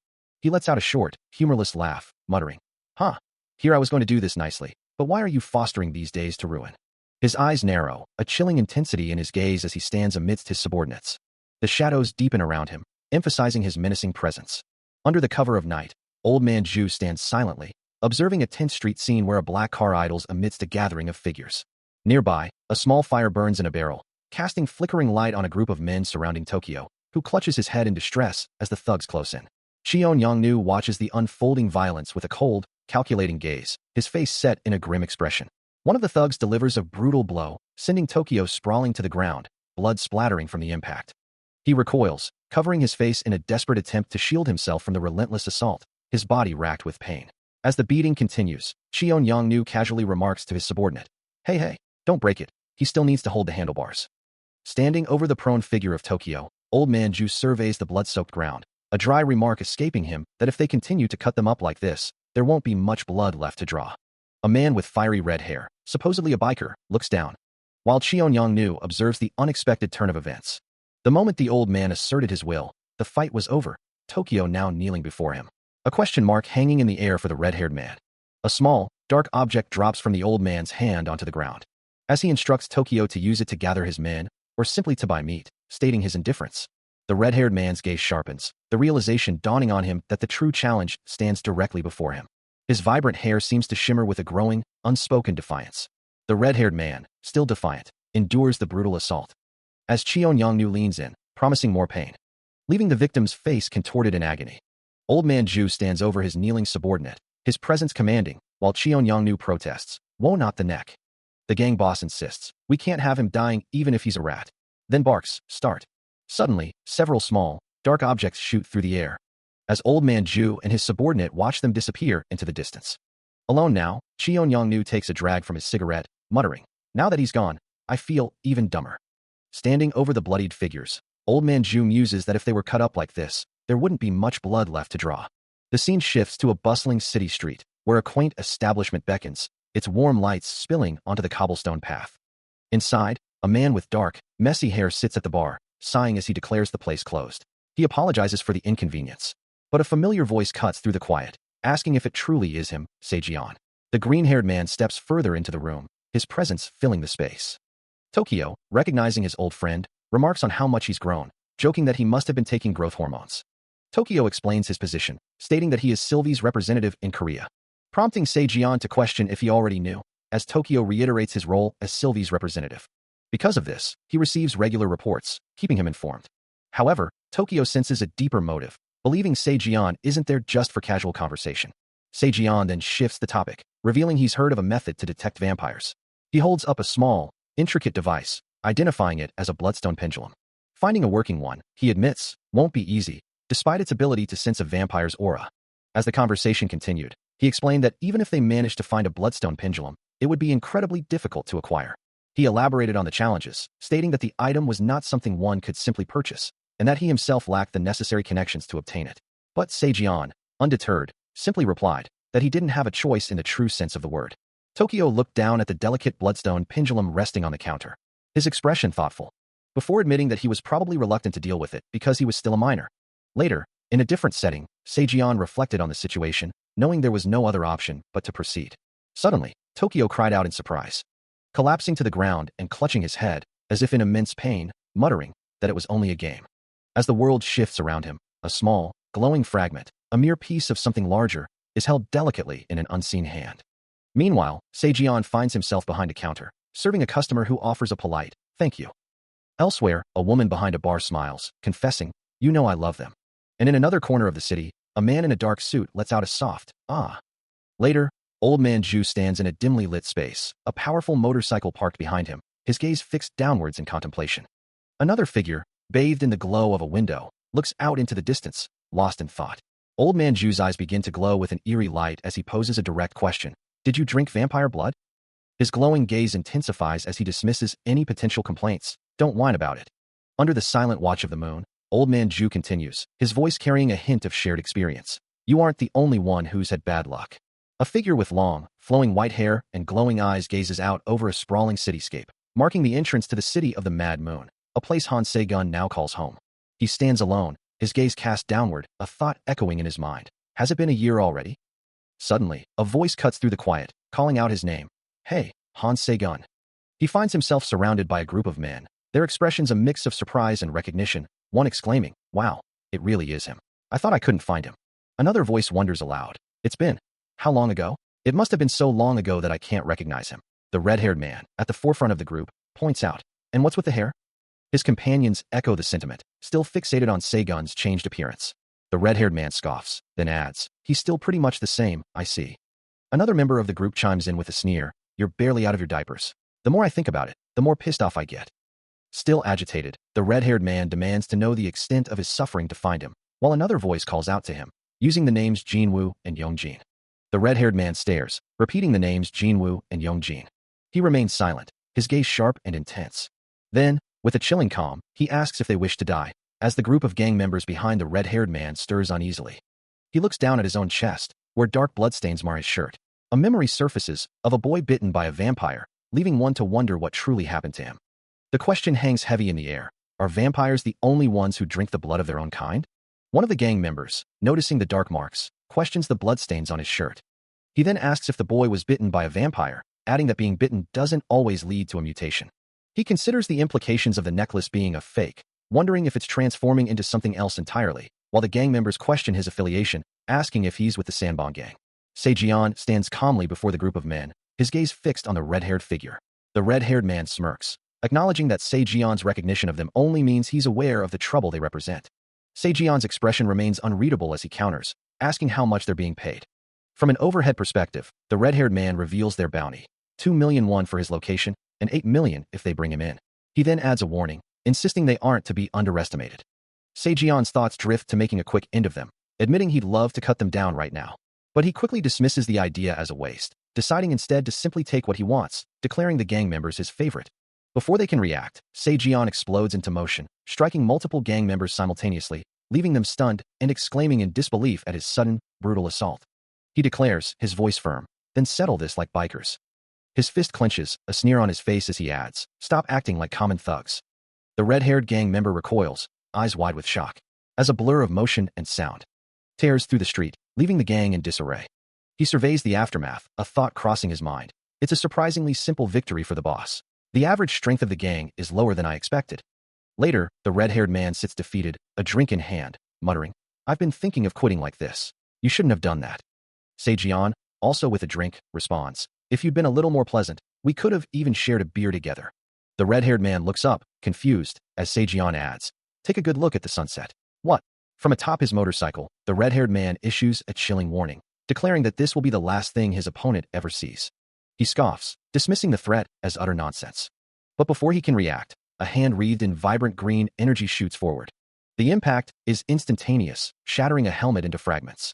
A powerful force erupts, sending glowing particles scattering across the street. Moments later, Se-jian speeds away on a motorcycle, the red-haired man now slumped unconscious behind him. The bike's wheels blur, carrying them swiftly into the distance. Engines roar to life, a pack of motorcycles tearing through the city streets. Their forms blurring as they accelerate with incredible speed, wheels spinning furiously against the asphalt. One rider, with vibrant red hair, leans into the turn, his gaze fixed intently ahead. The world outside becomes a streaking canvas of color and motion. As the chase weaves through traffic, a relentless pursuit. A smirk plays on the red-haired rider's lips as he calls out, huh? Did you not see me coming while you were busy looking for me, Tokyo? Though his body still feels weak, Se-jian acknowledges that the regeneration process is progressing well.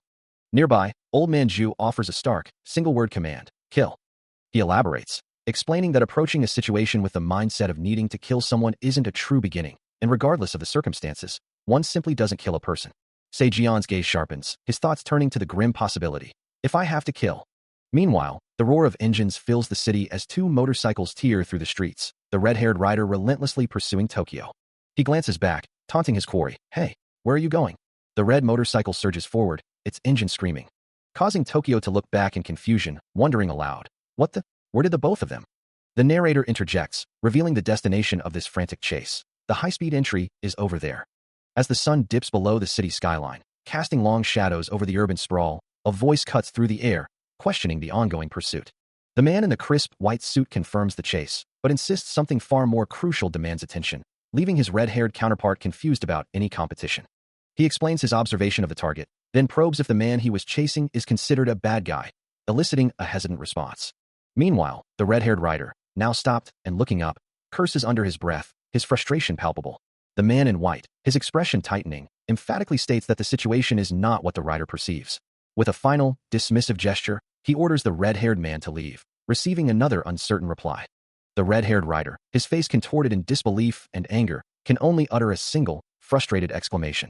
Under a sky painted in hues of deep red, a vast industrial landscape stretches out, dominated by the skeletal frame of a towering crane.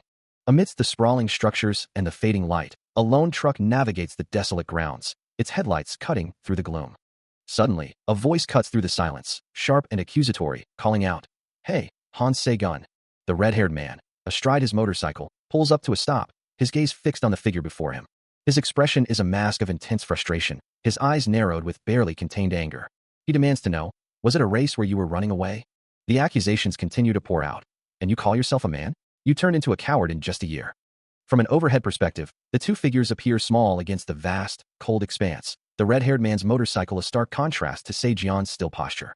Seijian, his face partially obscured, offers a quiet, almost resigned thought. You should have just refused. Surveying the blood-soaked ground and the fallen figures, Old Man Zhu muses that if they are cut up like this, there won't be much blood left to draw. Meanwhile, a swift, glowing strike sends the red-haired man reeling, his body arcing through the air from the impact. Seijian walks away from the defeated opponent, his steps deliberate. The red-haired man lies broken on the ground, blood pooling around him, a pained groan escaping his lips. Seijian looks down at him, a cold resolve in his gaze as he considers his next move. The injured man struggles to speak, barely able to form the words, "You should have just pretended that you didn't know someone like me forever." His eyes narrow, focused intently on the task at hand. As the red-haired man's face contorts in pain, Seijian assures him, "I'll make it comfortable." He then firmly squeezes a blood bag, extracting its contents with a determined grip. As the extraction continues, the red-haired man screams in agony, his body convulsing, while a voice echoes in his mind, suggesting a strange possibility. You might be able to live. Weird. He lies helpless on the blood-stained ground, a crimson glow emanating from his form as the draining process intensifies. His arm twitches, blood dripping onto the floor, a profound and unsettling change beginning to ripple through his very being. A powerful red aura bursts from his chest, the man's thoughts consumed by a sudden, terrifying realization. I got stronger. His eyes blaze with a malevolent red light, his mouth contorted into a silent roar, as Seijian's hand remains poised, completing the transformation. From a distance, Old Man Zhu observes the horrifying metamorphosis, a curious smile playing on his lips as he inhales the potent scent. What a delicious scent, he muses. The red-haired man is no more, replaced by a grotesque, monstrous creature, its glowing red eyes fixed on its tormentor, a primal scream tearing from its fanged maw. But before the beast can act, Seijian moves, his hand glowing with brilliant blue energy as he strikes the creature down. A blinding explosion of azure and white light erupts, engulfing the transformed monster in a devastating burst of power. He unleashes a torrent of brilliant blue energy, engulfing the monstrous form of his opponent, who lets out a guttural cry. The sheer force of the attack causes the creature to scream in agony, its body writhing as the blue power consumes it. With a final, explosive burst, the red-haired man's monstrous form disintegrates into a dazzling maelstrom of blue and purple light. Standing amidst the dissipating particles, Seijian's golden eyes glow with an intense, focused power. He watches the last vestiges of energy fade, a silent question hanging in the air. What did you do? A faint blue aura still clings to him, his expression unreadable as he surveys the empty space where his foe once stood. The vast, cavernous interior of the industrial building stretches out, illuminated by distant, ominous red lights. Below him, all that remains of the transformed man is a small, glowing blue mass, a testament to the overwhelming power he had just unleashed. Meanwhile, outside the facility, a convoy of vehicles and a group of figures gather, their arrival signaling a new phase of events. As the dust settled from the intense battle, a new group of figures arrived at the facility, their expressions a mix of concern and curiosity. Among them, a man in a crisp white suit surveyed the scene, his gaze sharp and calculating. He observed the lingering traces of the recent conflict, understanding that the defeated foe was no longer truly human. The exterior of the building showed signs of the struggle, and the man knew this was the result of a human undergoing vampirization. Inside, Seijian stood amidst the wreckage, his back to the new arrivals as he stared at the dissipating blue energy from his attack. The vibrant blue particles shimmered and faded, a testament to the power he had unleashed. Meanwhile, the white-suited man's expression remained grim, his eyes reflecting the gravity of the situation. I had no choice, he thinks, the words echoing in his mind. There was a grim necessity to his actions, even if he didn't want to kill. He couldn't be left alive. The thought solidifies a cold, hard truth. A need to kill. The memory fades as a motorcycle speeds through the twilight city, its headlights cutting through the fading light. It was a situation where killing was necessary, right? Seijian wonders, his back to the setting sun, the red glow of his hair catching the last rays of light. His dark jacket shifts slightly as he moves, the weight of his decisions heavy on his shoulders. His boots hit the pavement with a steady rhythm, each step carrying him further from the past. The city lights begin to bloom around him, a vibrant, bustling world he navigates with quiet determination. He finds himself in a dimly lit bar, turning to address someone unseen. Excuse me. As he considers the implications of his next move, Seijian quietly asks about the nature of the order he's received, a cigarette held loosely between his fingers, before reassuring himself that everything will be all right. From his seated position, Old Man Ju looks down at the kneeling Seijian, telling him there's no need for formalities, that he can speak in Korean. A young man with bright, golden eyes smiles confidently, proclaiming his understanding of everything. Old Man Ju adjusts his tie, and later, Seijian sits at a bar counter, remarking on the plain but acceptable taste of something he's consumed, before requesting champagne from Old Man Ju, who stands behind the bar. Seijian and the young man, Will, are now seated at a table, with Old Man Ju nearby, asking Will what's troubling him. Will's expression shifts to one of surprise and concern, calling out to his master. 2 hours pass in a blur, and Old Man Ju is seen walking away from the establishment. Outside, a sleek red car awaits as Old Man Ju and Seijian stand together, ready to depart. A lone figure leans against a sleek red car, the city lights blurring into a vibrant backdrop. Meanwhile, Seijian sits in quiet contemplation, his posture relaxed despite the tension of the night. A moment later, Will calls out to him, his expression a mix of concern and confusion. The city's arteries pulse with the flow of traffic, a constant hum beneath the night sky. Through this urban labyrinth, a familiar red car cuts a path, its destination unknown. Inside, Seijian gazes out the window, his thoughts hidden behind an unreadable expression. Will, driving beside him, addresses him as Master, his voice laced with apprehension as he asks if everything will truly be all right. His face etched with worry, Will continues, unable to shake the image of the brain-dead police they left behind. But Seijian simply offers a confident smile, assuring William that everything unfolded exactly as he had planned. Still driving through the night, Will can't help but voice his anxieties, admitting he can't always follow Seijian's reasoning. He acknowledges the truth in Seijian's words, but the lingering concern is palpable. As their car speeds down the highway, a narration box muses on the unpredictable nature of fate. Will, lost in thought, declares himself a romantic. Elsewhere, a sharp-featured man with blonde hair, fangs, and pointed ears is revealed, identified as the true demon phantom. High above the sprawling city, bathed in the glow of countless lights, a luxurious penthouse apartment offers a panoramic view of the urban landscape.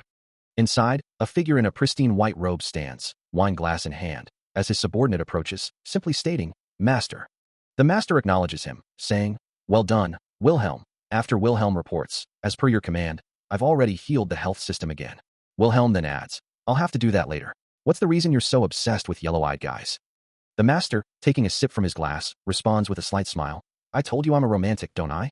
Wilhelm, however, remains unconvinced. "You know, sir, now that I think about it, you've been obsessed with yellow-eyed guys from work, right?"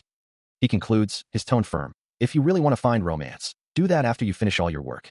He listens intently as Wilhelm continues his report, explaining that after a certain point, the gender of a target becomes irrelevant. Taking a sip from his wine glass, the master hums thoughtfully, musing that a flower would also be a good idea. Wilhelm, noticing his master's distraction, questions why he isn't paying attention.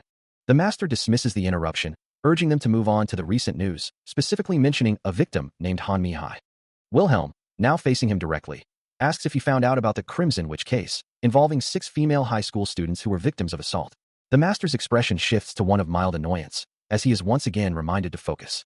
The grim reality of the situation is starkly displayed on a phone screen, showing a bloody handprint, a chilling testament to the violence being discussed. Will continues his report, detailing that on the 9th, 6 individuals from Seoul's girls' high school, including a Ms. Mi, were booked. The master questions if they were booked without arrest, to which Will expresses disgust at the perpetrator's pathetic attempts to blame the victims, claiming they were naughty and wouldn't listen.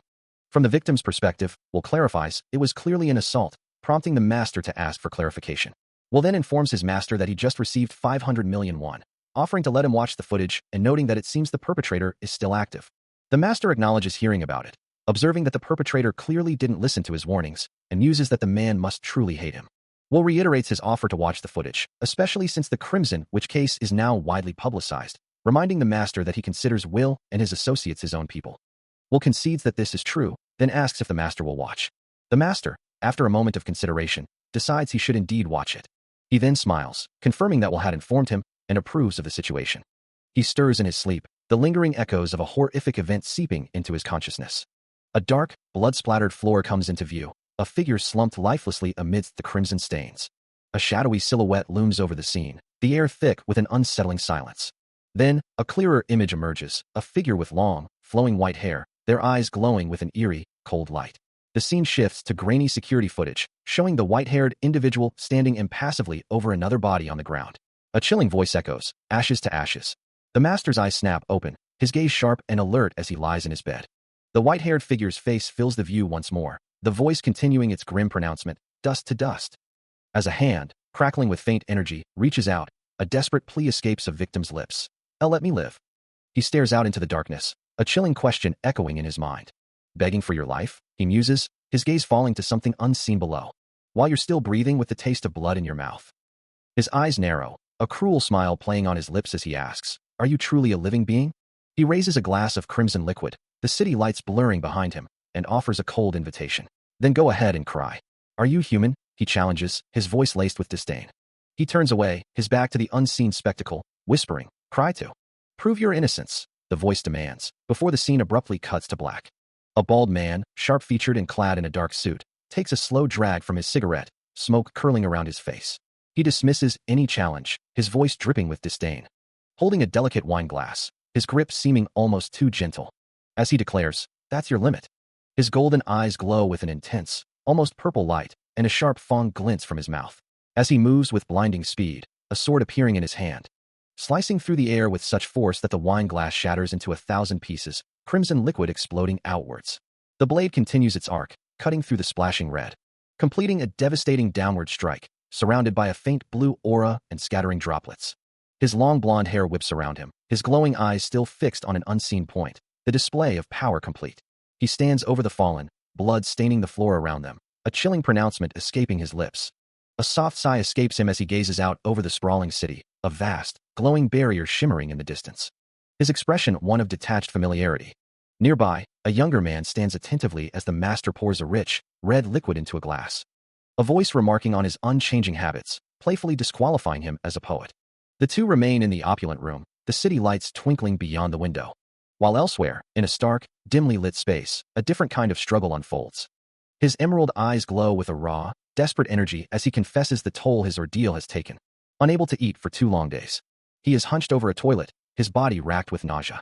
His face contorts in agony, eyes wide with a desperate struggle. As green and blue energy swirls around him, a voice echoes in his mind, asserting that there was no other choice. The ethereal energy intensifying, the voice continues, speaking of the grim task of determining who lives and who dies. Back in the physical world, a guttural sound escapes him as he vomits.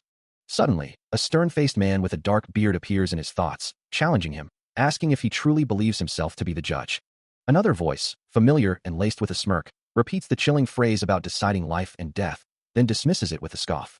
Sejion's mind races, questioning what else he could have done if that were truly the case. His thoughts drift, wondering what comes next. Under the cold, indifferent gaze of towering city buildings, a solitary cup of instant noodles sits, its warmth fading into the night, a stark contrast to the bustling life that once filled the streets. A lone figure rests on a bench beneath a purple umbrella, observing the quiet desolation. Elsewhere, a small group of people wonders aloud, where everyone could have gone so suddenly. Sejion, looking surprised, questions the situation, asking what could be so bad, before calling out to someone nearby. He sits slumped against a wall, his gaze downcast, as a young woman with purple hair sits beside him, her own expression mirroring his quiet despair. She looks at him with deep concern, asking if he hears how much he's been coughing lately. Sejion, his face contorted in distress, admits that many people have been asking him the same thing. As he hunches over in pain, the young woman, Jin Yumi, cries out his name, her voice filled with worry. A group of men surrounds a figure on the ground, their leader's voice sharp and demanding. Don't you dare say that you are not prepared to die for me. Answer me. The man on the floor, his face contorted in fear, can only manage a choked whisper. Who the hell can buy now? Suddenly, a blur of motion cuts through the air, a sharp slash echoing through the space. The victim screams in agony as blood splatters, while another voice shouts, "No! Hey, where you going now?" The leader of the thugs, caught off guard, turns with a furious expression. I'm talking here, right, you dash. But his words are cut short as the victim's face twists in a final, agonizing grimace, his eyes wide with terror. Standing over the fallen man, a dark figure emerges from the shadows, his eyes now glowing with an intense, electric blue light, a blade clutched in his hand. The weapon drips crimson onto the blood-soaked floor, a stark testament to the sudden, brutal intervention. A young woman with vibrant pink hair looks up, her heart pounding with an unseen emotion. Meanwhile, in the alley, Sejian stands over the subdued thug leader, offering a cold apology. Sorry, he says, his voice devoid of warmth. There was an insect. His sharp gaze remains fixed, his thoughts continuing. I thought. Standing over the blood-soaked floor and the bodies of his victims, Sejian hears a voice from behind him, a man staring at his own bloodied hands, barely able to utter a single word. The sound of a gun cocking echoes through the air as a group of armed thugs emerges from the shadows, their faces contorted in rage. Sejian turns, his expression cold and dismissive, as if he had merely stepped on an insect. The hunched man, now on his knees, screams in defiance, cursing Sejian with every fiber of his being. The other thugs, their guns still aimed, shout at their fallen comrade to get back on his feet, their voices laced with panic and fury. Ignoring their threats, Sejian simply turns his back, telling the hunched man to follow him, promising to kill him right then and there. He glances down, a flicker of thought crossing his face, muttering about the act of killing and the nature of his human prey. His eyes, now glowing with an intense golden light, reflect the cold, indifferent resolve within him. A voice, filled with disbelief, questions the very presence of the one before them. Meanwhile, a young woman with long pink hair delicately holds her phone, her fingers poised over the screen. She glances down at the device, a music player interface visible on its display. The phone screen glows softly, a faint sound echoing from it. Her expression is calm, almost serene, as she continues to focus on the device. Then, a single word, me, flashes across the void, accompanied by a sudden surge of energy. Her hand, previously ordinary, now emits a soft, ethereal glow. Elsewhere, Sejian moves with brutal efficiency, his fists connecting with multiple assailants in a flurry of swift, decisive strikes. Still locked in a brutal confrontation, he deflects a heavy blow with a sharp, metallic clang. Before his opponent can recover, Sejian delivers a powerful upward strike, sending the thug reeling with a roar of impact. Surrounded by multiple assailants, he feels a profound sense of self, a singular me amidst the chaos. As another thug lunges, he moves with blurring speed, a thought of friend flashing through his mind. His fist connects with devastating force, the impact distorting his attacker's face, reaffirming that singular me. With a guttural growl, he pushes through the pain, ready to face them again. Another attack comes, and he blocks it with practiced ease. Amidst the swirling figures, Sejian strikes out once more, his movements a deadly dance. His eyes gleam with fierce resolve, a silent declaration forming in his mind. I'm not the one to back down. He moves with blinding speed, a whirlwind of strikes and kicks, his fist connecting with an opponent's face, sending them reeling. Another swift kick follows, knocking a second attacker off balance. A grimace of exertion crosses his face as he pushes through the pain, the thought echoing in his mind. He launches himself into the air, delivering a powerful downward kick, the words forming in his mind. Not the... A desperate hand reaches out, but it's too late, as he thinks, only one. Finally, the last of his attackers falls, and he stands amidst the defeated, surveying the blood-stained floor. His eyes glow with a fierce, red determination, the battle now over. Sejian delivers a final, brutal strike, the weapon tearing through flesh with a sickening wet sound. His body twisting with the force of the blow. He stands over the fallen opponent, a chilling thought echoing in his mind. I'm not the only one. The thug leader, watching from a distance, can only stare in stunned disbelief, his face a mask of terror.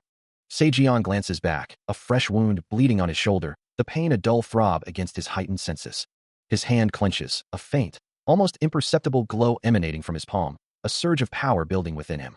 The thug leader remains frozen, unable to comprehend the sheer force he just witnessed, the words, I'm not the only one, seeming to hang in the air. Sejian's eyes blaze with an intense yellow light, a fierce resolve hardening his features as he repeats the thought, only one. Then, without another word, he turns his back on the defeated leader and walks away, leaving the carnage behind. The thug leader recoils, a grimace of pain twisting his features. But before he can fully recover, Sejian's hand shoots out, seizing the knife-wielding arm. The thug leader attempts a desperate counter-stab, the blade flashing. Yet, with a powerful downward thrust, Sejian forces the weapon away. He holds the knife, a moment of grim contemplation passing over his face. Then, without hesitation, he grabs the thug leader by the hair, yanking his head back. The thug leader's eye widens in terror and agony. Sejian plunges the knife deep into his neck. The thug leader collapses, blood gushing from the fatal wound. He plunges the knife into the man's chest, a crimson spray erupting from the wound. And Sejian watches, his golden eyes cold and unblinking. As he demands a reaction, a fight, anything from his victim, reminding him, "Go on. You said you'd kill me, a human." The blade twists, forcing itself into the man's mouth, tearing flesh and bone. Yet still, the man remains silent, prompting Sejian to shout, "Go on." He holds the bleeding figure upright, a puppet of pain. His face a mangled mask of blood and silence. And Sejian's voice rises in frustration, "Go on. I said go on." Surrounded by the fallen, he stares at the unresponsive man, a chilling question hanging in the air. Why won't you? He continues to press his advantage, holding the bloodied man down, but the victim's eyes burn with an unyielding fire, his voice raspy as he challenges. "Try killing me, you fuck." Even as he struggles under the assault, the man's defiance remains unbroken, taunting. "You think you can kill me with this?" From a distance, Jin Yumi watches the brutal scene unfold, a silent plea echoing in her mind for the victim to just open your eyes. Sejian turns his head, his gaze momentarily distant, before his expression hardens with a cold resolve. His eyes, glowing with a faint golden light, fix on something beyond the immediate confrontation. Yumi continues to observe, her concern deepening. Sejian shifts his weight, his body coiled with latent power. And in a flash of motion, he stands amidst a growing pile of defeated, bloodied figures, the urban landscape reflecting the chaos he has wrought. He stands amidst the carnage, his long white hair flowing down his back as he surveys the bloodied, defeated figures at his feet, remarking, "If you cut them all up like this, there won't be much blood left to draw." Meanwhile, high above a bustling city street, a lone figure in a dark suit plummets headfirst towards the pavement below. Soon, two more figures join the descent, all three falling in a synchronized, terrifying plunge. Elsewhere, the quaint facade of a cafe named My Home offers a stark contrast to the earlier violence, its windows reflecting the quiet street. Inside, a young man diligently sweeps the floor, his movements precise and practiced. He pauses in his work, a thought crossing his mind as he holds the broom. Turning towards the window, he gazes out at the world beyond the cafe's warmth. Parked just outside, a sleek black sports car gleams under the light. A sleek, dark sports car sits with its butterfly doors open, hinting at a luxurious arrival. As a soft metallic sound echoes, a young woman with short, dark hair cautiously peeks from behind a doorframe. Inside, a man with long white hair, clad in a black leather jacket, sits astride a motorcycle, his stern expression hardening as he declares, "I told you not to call me that." His reflection, alongside the woman's smaller figure, appears in a nearby window as she questions, "Why did you come back?" His gaze drifts to the side, his thoughts unvoiced, leaving her question hanging in the air. Han Sejian slowly regains consciousness, a dull ache throbbing in his head as he pushes himself up from the floor, his eyes fluttering open to a blurry, unfamiliar room. He looks around, trying to make sense of his surroundings. A wave of confusion washing over him as he wonders, when did I pass out? His gaze sweeps across the debris-strewn space and the unconscious figures littering the ground, a new question forming in his mind. And where am I? The sheer disarray of the room is overwhelming, making him declare, "This place is a total mess." He finally manages to stand, taking in the full extent of the chaos. His eyes landing on a roll of toilet paper amidst the wreckage, prompting a bewildered, "Toilet paper?" He then scoffs, "You call this a rest area?" He slowly stirs, his vision blurring as a familiar voice asks if he's awake. Yumi, kneeling beside him, expresses concern about his stab wound, but then hesitates, seemingly unsure how to proceed. Still dazed, he asks her not to leave him alone in this state, his voice weak. Her response is startling, a suggestive invitation that makes him recoil, utterly bewildered by her words. He can only manage a shocked, "What?" She then quickly contradicts herself, almost defensively, her expression shifting. Before clarifying her true feelings, a blush creeping onto her cheeks, her gaze dropping. Snapping back to reality, he reminds her of their dire situation, his voice sharp with urgency. She can only offer a quiet apology, her face flushed with embarrassment. He stands shirtless, his gaze distant as he reflects on the recent chaos, admitting to himself that he was on edge. Later, dressed and on the phone, he offers a casual apology for killing your boyfriends, while Yumi sits quietly in the background. A moment of silence passes, then a soft voice from below asks, come with me." Yumi kneels, her expression earnest as she confesses, "I haven't eaten yet." Soon, a simple bowl of instant noodles sits on a table. And Sejian, now in a supermarket, muses about the overflowed dungeon, while Yumi stares intently at the food. She devours the noodles with gusto, her hunger evident. As she eats, she clarifies, "But they're not my boyfriends," prompting a thoughtful HM from Sejong.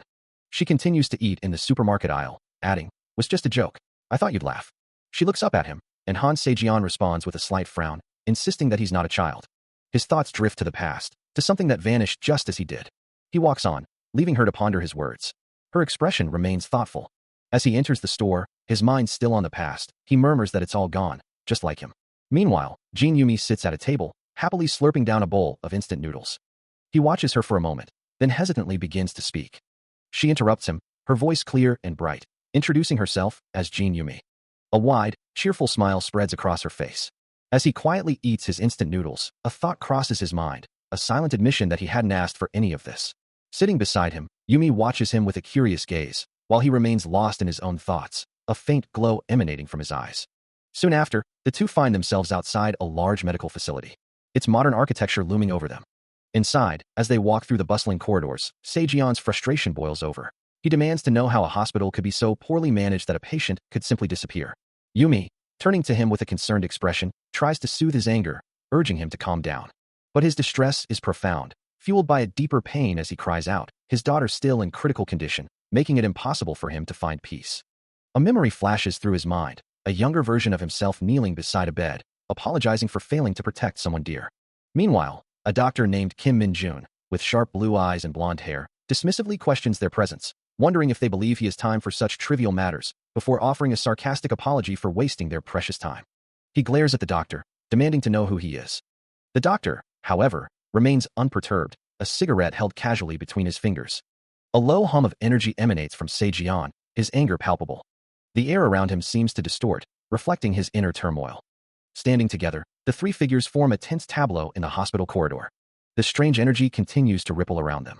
Yumi looks on, her expression filled with worry, unable to comprehend the situation. Sejong finally speaks, his voice heavy with apology. Yumi, her voice barely a whisper, states the grim truth. If her heart had already died, she wouldn't have left the hospital.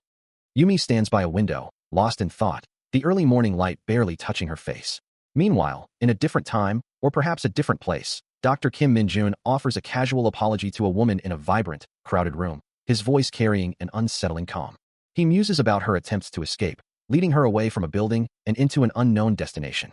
Back in her room, Yumi gazes at a bouquet of roses, a question hanging in the air. "Will you come with me?" The doctor's smile is unervingly pleasant, as the roses seem to hold a sinister secret, for his next words are a chilling confession. "Because I'm kidnapping you." Yumi's expression remains unreadable, her eyes fixed on the flowers. Above, the sky stretches endlessly, while below, the city's arteries pulse with traffic, carrying secrets and destinies along its endless roads. He gives a curt affirmation, instructing his subordinate to prepare women's clothing in various sizes. Meanwhile, a woman with long, dark hair and striking red eyes, clutching a bouquet of crimson roses, ponders the purpose of the garments, wondering if they are intended for her, missing women. Elsewhere, the man's thoughts drift to his missing wife, a deep worry etched into his mind as he laments her disappearance. He then considers his current predicament, muttering that things might not be so bad if a figure named Wilhelm didn't exist. Missing woman walks away, leaving a trail of scattered rose petals in her wake. While the doctor clutches his head, a sudden realization or shock washing over him. Her red eyes glow with an intense, otherworldly light, the roses still held firmly in her grasp. He stares at her, a look of fear creeping onto his face as her glowing gaze meets his. Before his own blue eyes ignite with a fierce, enraged glow, a single, furious word escaping his lips. Bullets tear through the torso of the man in the red car, blood splattering violently. The impact shatters the windshield, leaving a spiderweb of cracks and bullet holes. From above, the red vehicle speeds along the highway, its journey abruptly interrupted. A sniper's scope locks onto the car, the crosshairs perfectly centered on its path. The lens glints, a silent testament to the precision of the shot. On a distant rooftop, Sejong stands, his long silver hair flowing in the wind, a massive sniper rifle held casually as he asks, "How was that?" His boots are planted firmly on the edge of the building, overlooking the city below. He gazes down, his eyes glowing with a faint red light, a chilling calm on his face. The powerful rifle rests in his hands, its work seemingly done.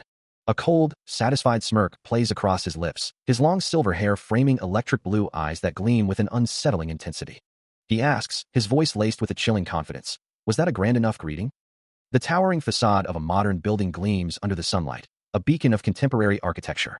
Inside, a man with striking blonde hair and a sharp suit, Roe Gibson, is greeted by Will and the missing women, who offer him a bouquet of red flowers. As the group gathers, Sejian observes the new arrival, a quiet good escaping his lips. Will turns to Sejian, asking if he can help the Miss and women change, to which Sejian replies that they cannot have her patient down. The conversation continues among the assembled figures, their expressions a mix of concern and anticipation.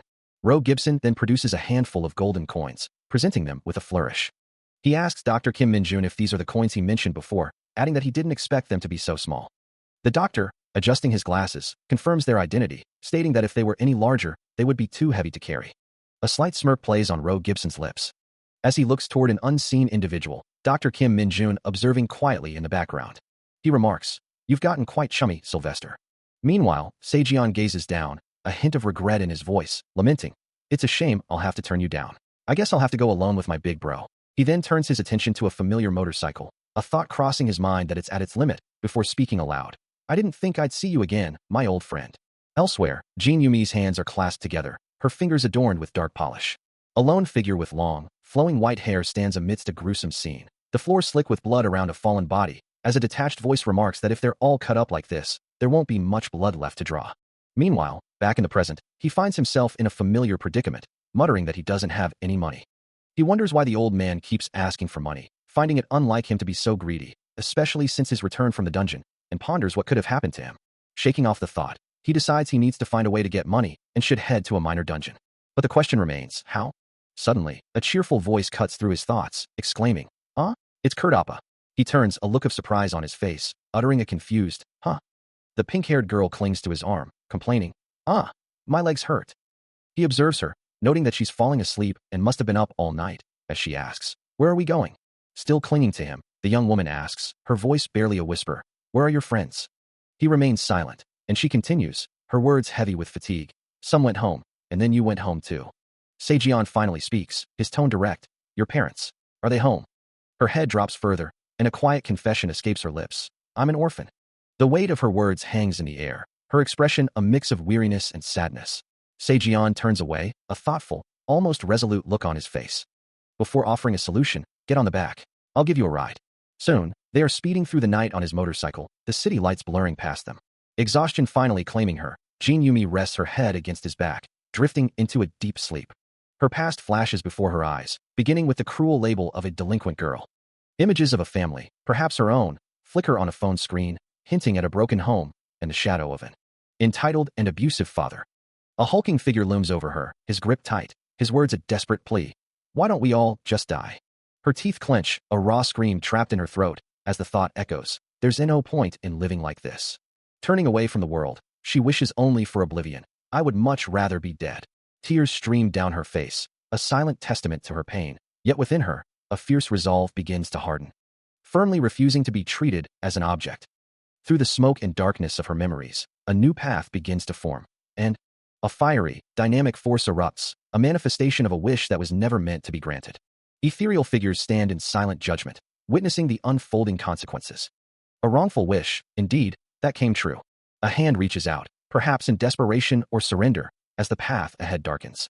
After that, the mind begins to unravel, leaving one to madness. She looks down, despising the fate that seems intent on destroying her, a silent battle raging within. Meanwhile, on the motorcycle, a different kind of reflection takes hold. He can't live her life, nor can he be responsible for her choices. Even though she's living without any clear goals, making it seem like she can automatically feel better, he knows it's not that simple. He can't comfort her if he doesn't truly understand her pain, or perhaps, if their experiences aren't similar enough to bridge the gap. He finds himself in an intimate moment, a soft hand reaching out to him as a voice whispers, "Want to do it? With me?"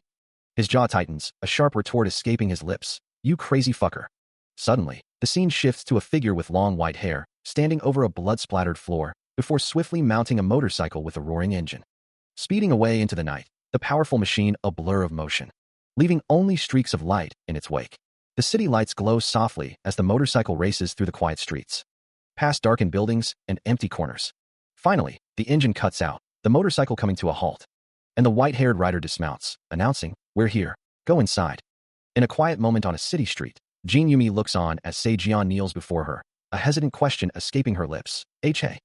As he prepares to depart on his motorcycle, she wonders aloud, "Will we ever see each other again?"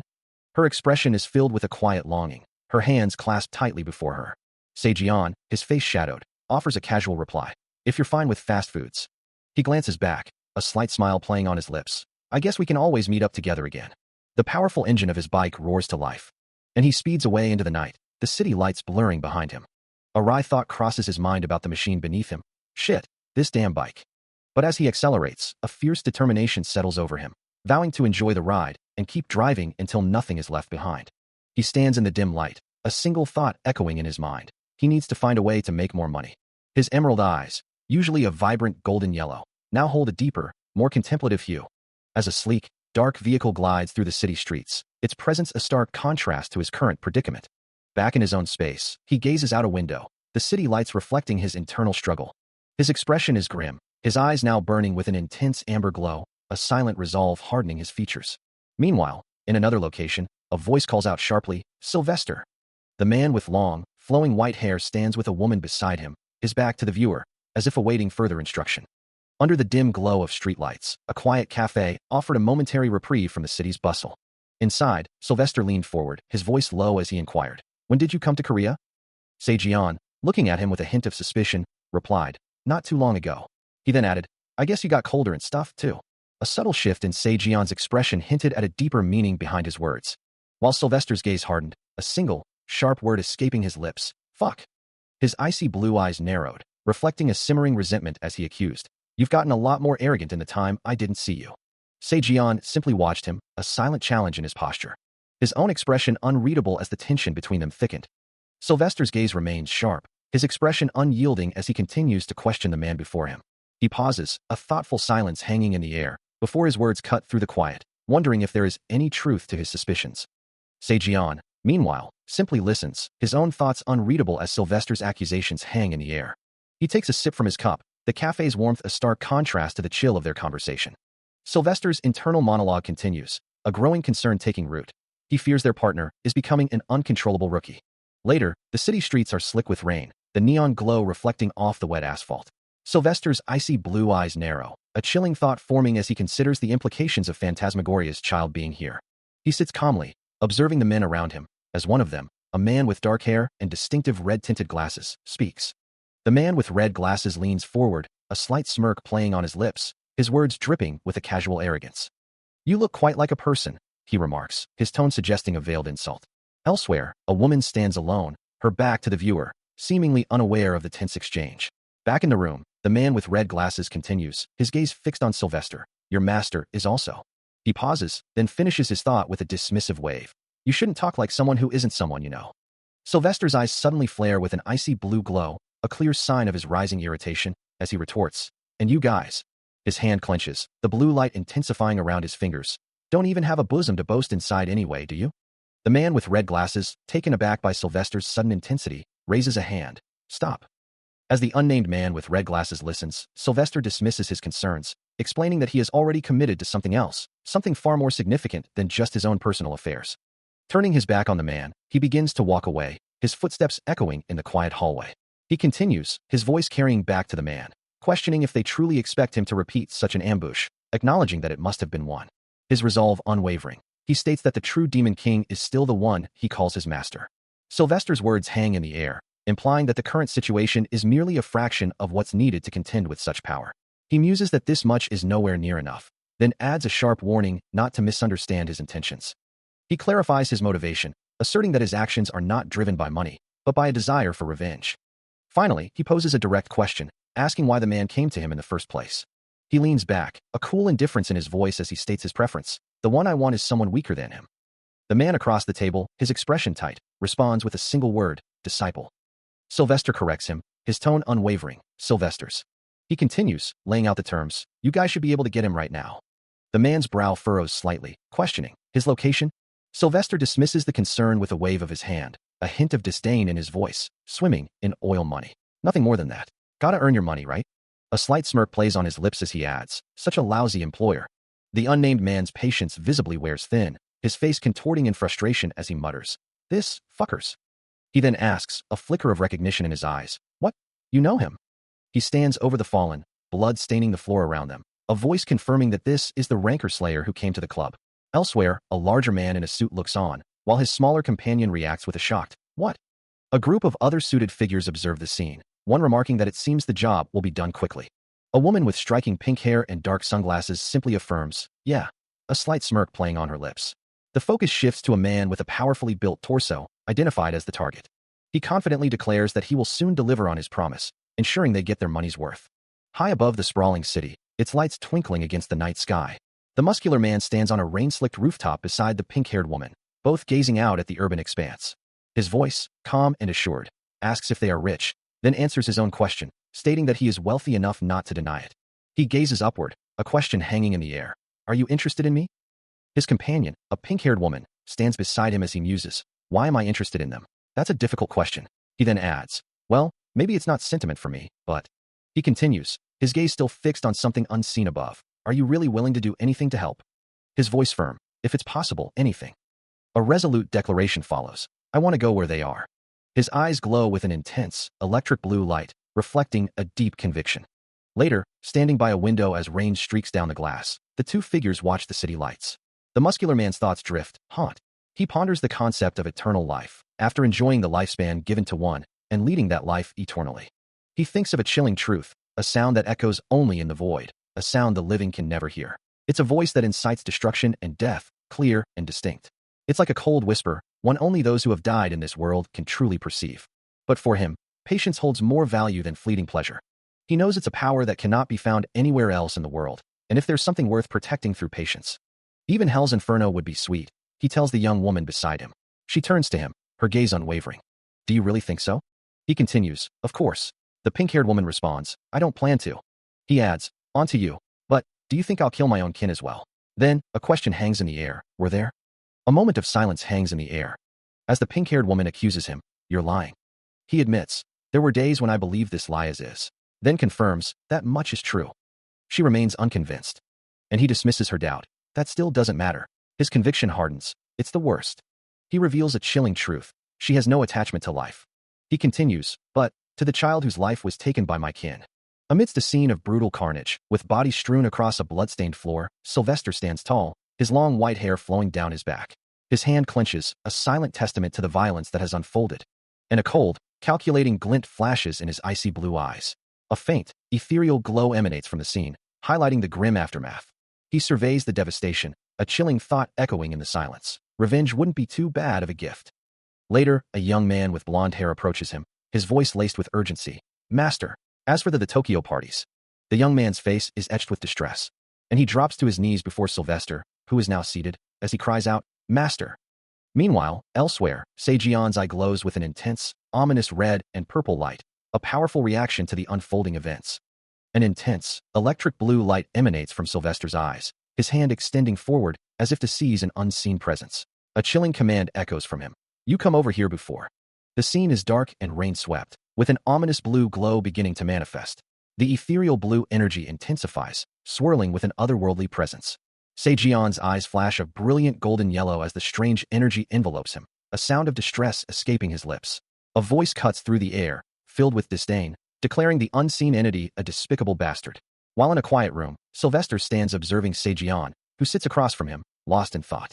Sylvester holds a glass of water, his mind consumed by the situation, reflecting that no matter how long the entity has existed, it remains spoiled by its wealth and power, even as the blue energy continues to pulse, trying to understand something.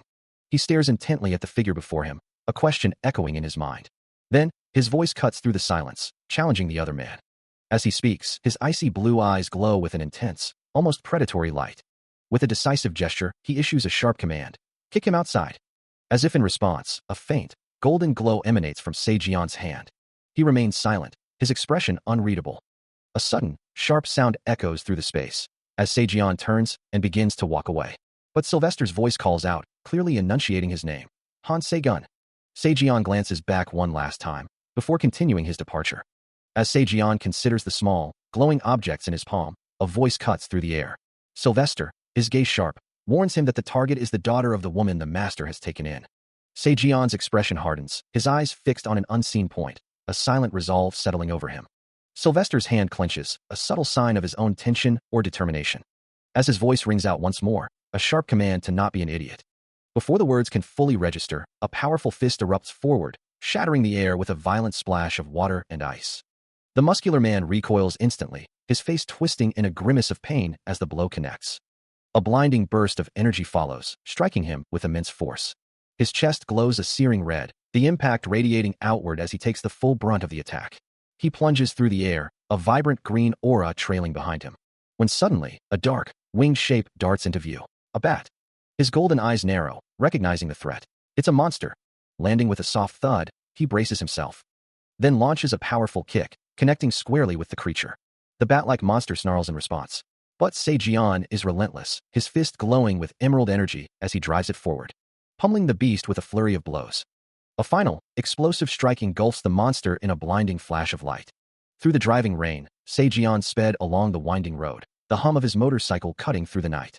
Suddenly, his eyes narrowed, a flicker of concern crossing his face as he spotted something ahead.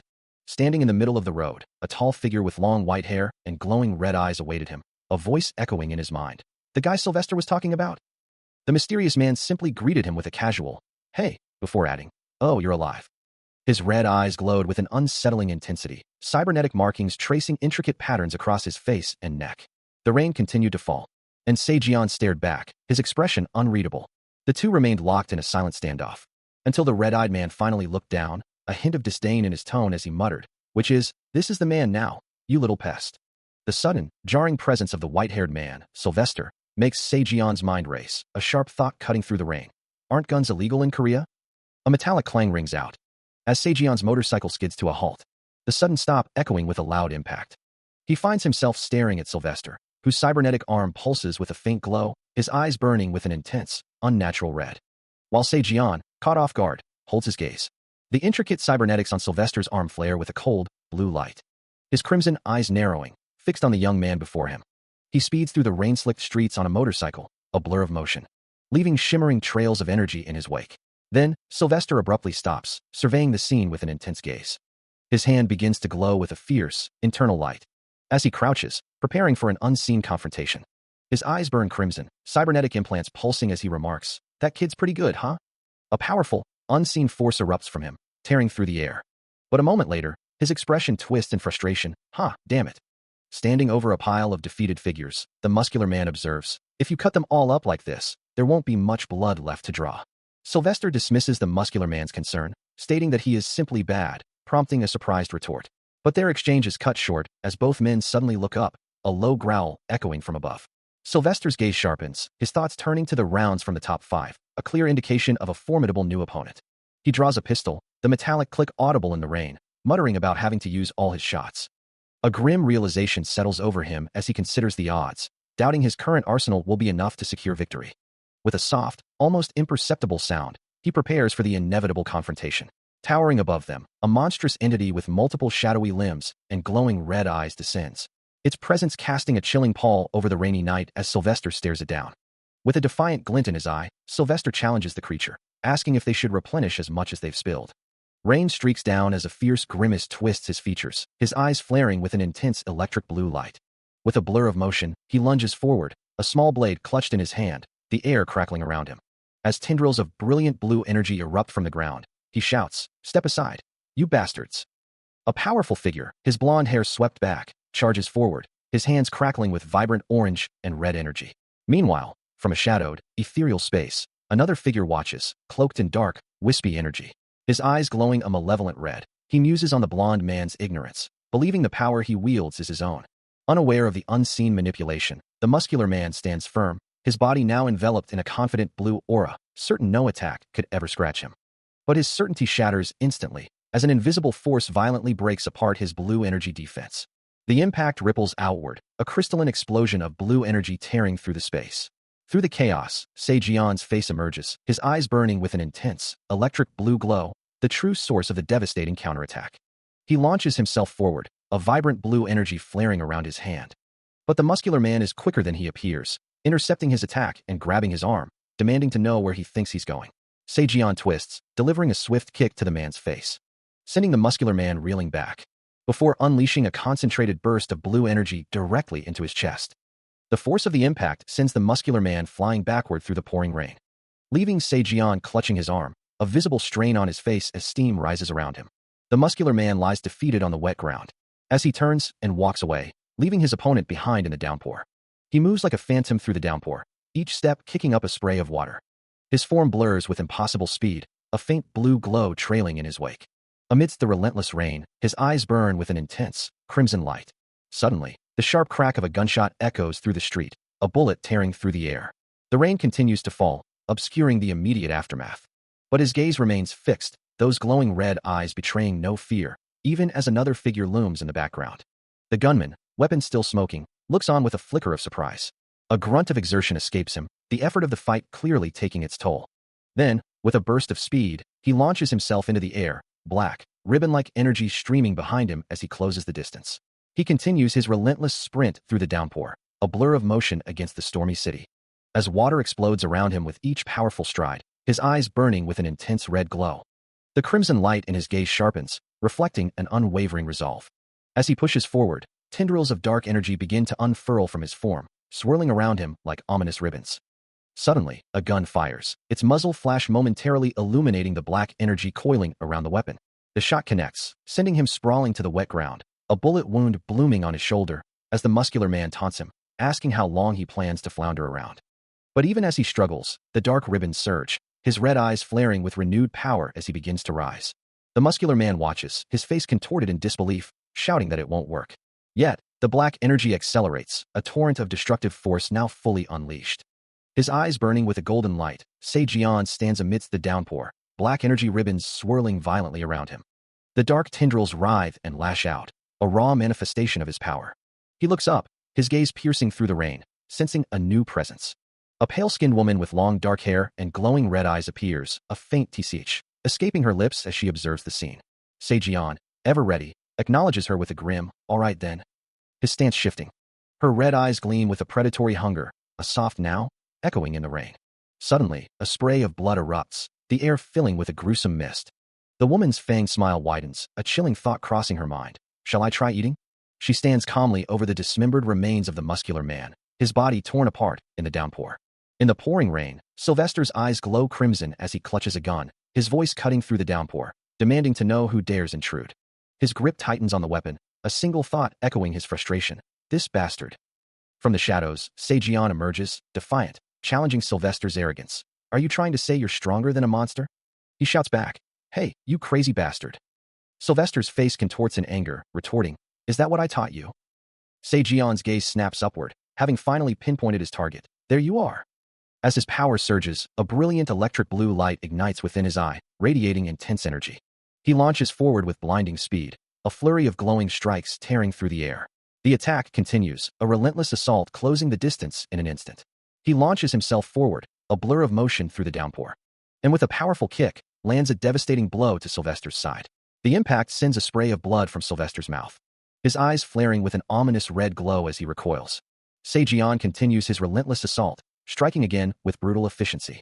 Another hit, and Sylvester's face contorts in pain, more blood escaping his lips. A pained groan escapes him, as Se-jian's leg flashes past. But before Se-jian can press his advantage, a new figure emerges from the rain, moving with a sudden, decisive force. The muscular man strikes Se-jian down with a single, overwhelming blow, sending him crashing to the wet ground. Despite his recent defeat, Se-jian's resolve remains unbroken, his voice firm as he declares, I'm going to go catch that bastard. Meanwhile, the muscular man, weapon in hand, issues a stern command. You hurry up and get out of here. I'm going to go catch the scalper. The heavy rain continues to fall, as Se-jian's hand tightens around the grip of his firearm, while the muscular man strides away into the downpour. A thought echoing his disdain for his target, the bloody scalper. I'm sick of lowly scalpers. Se-jian, still clutching his weapon, ponders the recent confrontation, so that's why he's so strong. A fresh wound mars the muscular man's back, his hand now gripping his sword, ready for the next encounter. The relentless rain continued to fall, washing over the dark, desolate streets. The city lights blurred through the downpour, creating a somber backdrop for the night's grim work. His eyes, glowing with an intense electric blue, pierced through the gloom, reflecting a cold resolve. He sat for a moment amidst the deluge, the water streaming down his dark coat, lost in thought. Then, rising to his full height, his hand instinctively went to the hilt of the large blade strapped to his back. As he stood over a fallen figure, a crimson stain spreading across the wet ground from his bloodied weapon.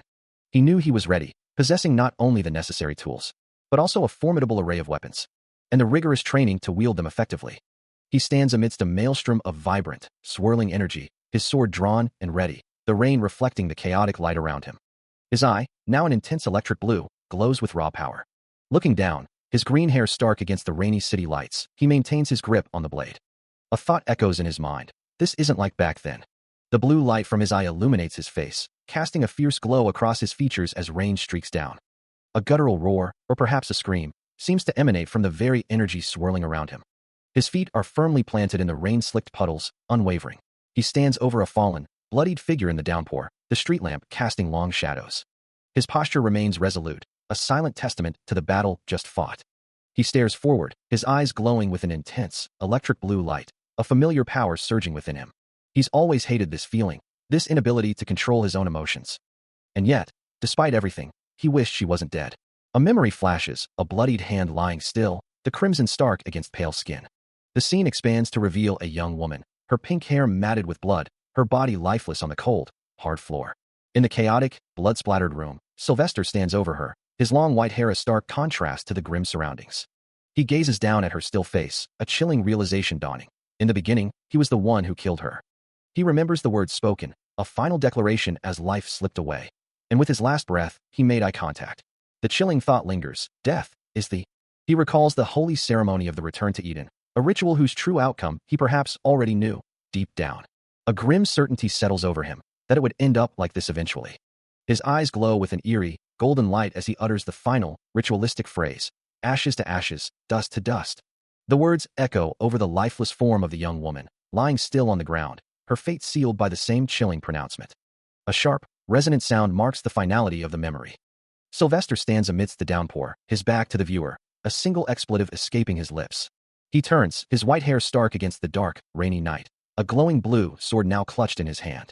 The blade hums with an intense, ethereal blue light, cutting through the darkness. With a surge of power, Sylvester unleashes his ability, sharp blue energy lines radiating outwards, enveloping him in a dangerous aura. A bearded man, already splattered with blood, recoils in shock and pain as the energy impacts him. Caught within a shimmering blue cage of energy, the bearded man cries out, realizing Sylvester is the one draining the hunter's mana, while Sylvester, his hand glowing, coldly declares he has little time left and must finish quickly. The bearded man, concerned for Sylvester's well-being, questions his health, but Sylvester dismisses him, stating his life is unimportant, his glowing hand intensifying the mana drain. As the blue energy courses through him, the bearded man's eyes widen in a final, desperate realization, wondering if there's another entity, a phantom, involved. He watches as a surge of fiery energy erupts, the question hanging in the air, is this the power of Tetra-Anax? In a moment from the past, or perhaps a different reality, Sylvester stands beside another man, both observing something unseen. Back in the present, the inferno rages, consuming buildings in a devastating blaze. A vehicle is caught in the heart of the conflagration, exploding into a shower of sparks and debris. Amidst the chaos, a man with a dark beard and tactical gear looks on, his face grim as the flames reflect in his eyes. The street is a scene of desolation, a lone car sitting abandoned under the glow of distant fires. Sylvester, his white hair stark against the dark, holds a glowing red object, his voice cutting through the destruction as he asks, "You all right?" The ground nearby is stained with fresh blood, a grim testament to the violence that has unfolded. Sejion's intense, glowing blue eyes pierce through the rain-streaked darkness, his voice cutting through the chaos. "Could you give me a ride?" As the vehicle heaves and speeds through the ravaged streets, its engine roaring amidst the destruction.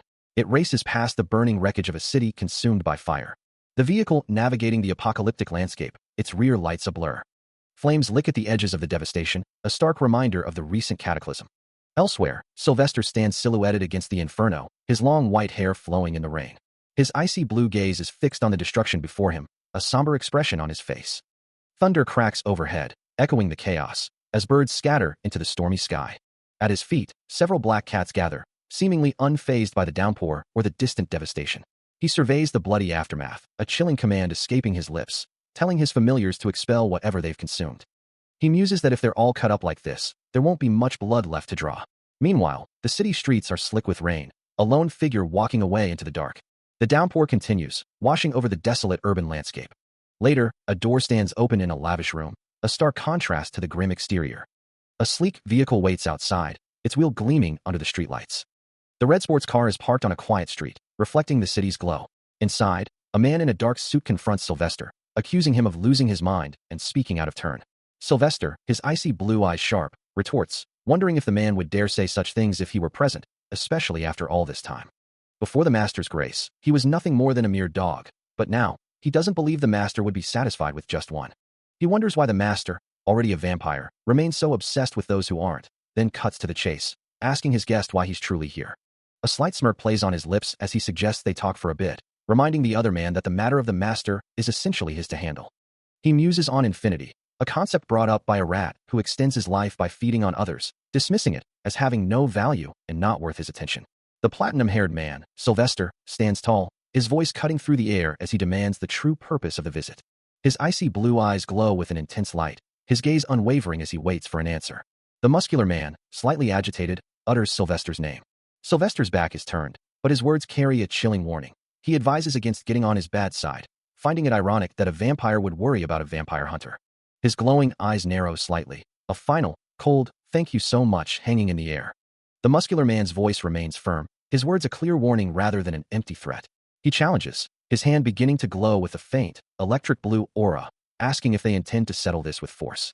A gun materializes in his grasp, a silent testament to his readiness. Sylvester, however, remains unfazed, stating that he has no qualms about using force himself. The two men sit across from each other, the air thick with unspoken tension, their conversation a delicate dance of power.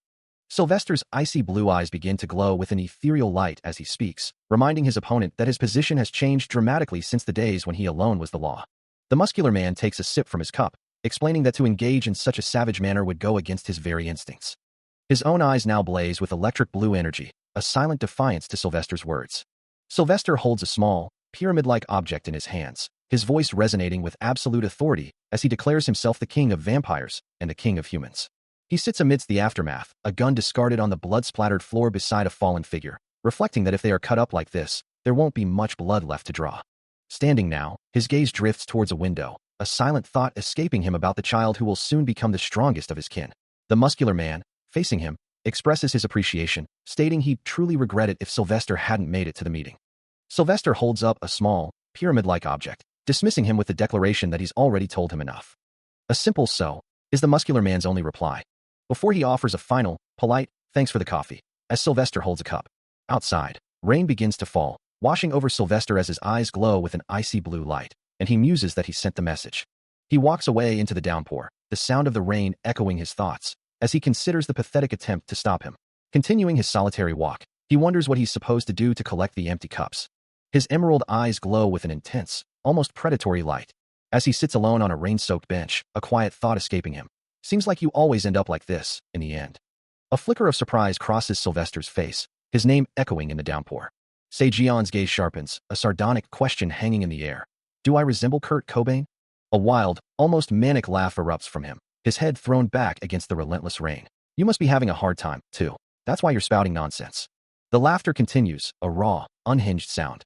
As he stares up into the stormy sky, the mirth tinged with something darker.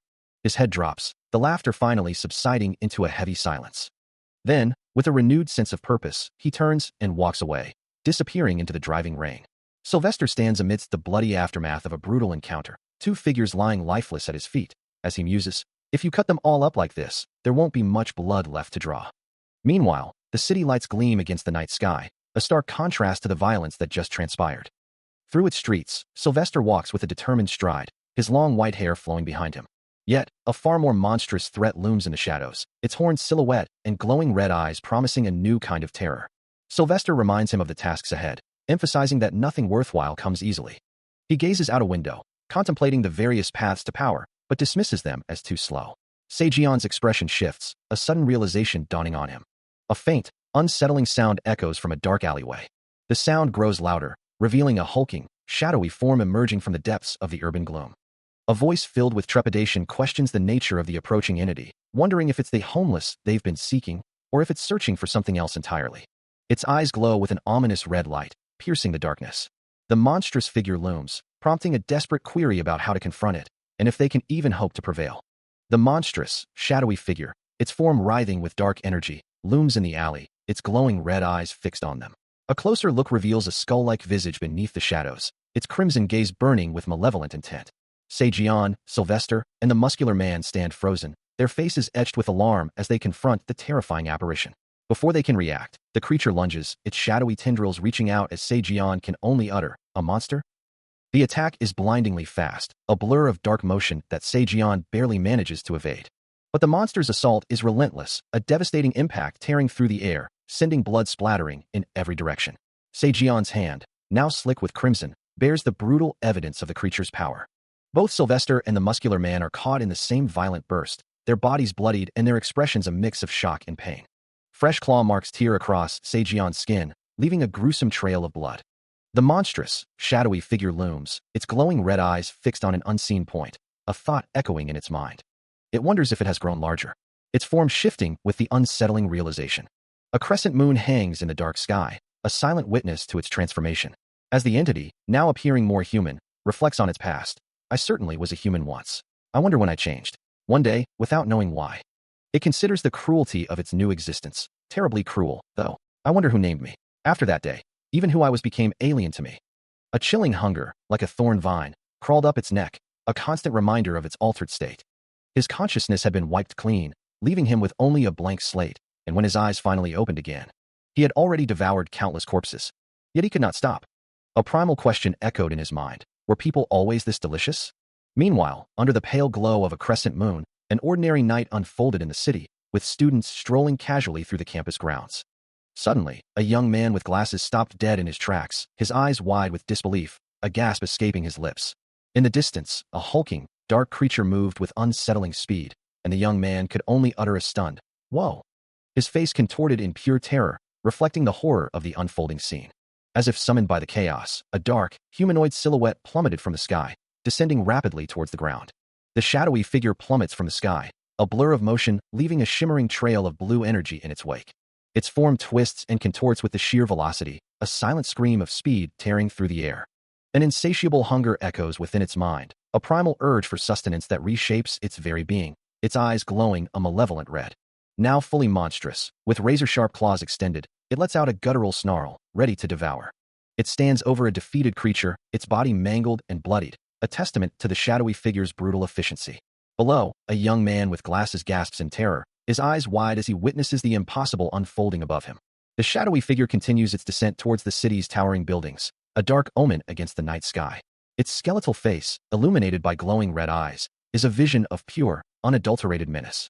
With a devastating impact, the shadowy figure lands, blue energy radiating outwards, another monster already lying broken and bleeding at its feet.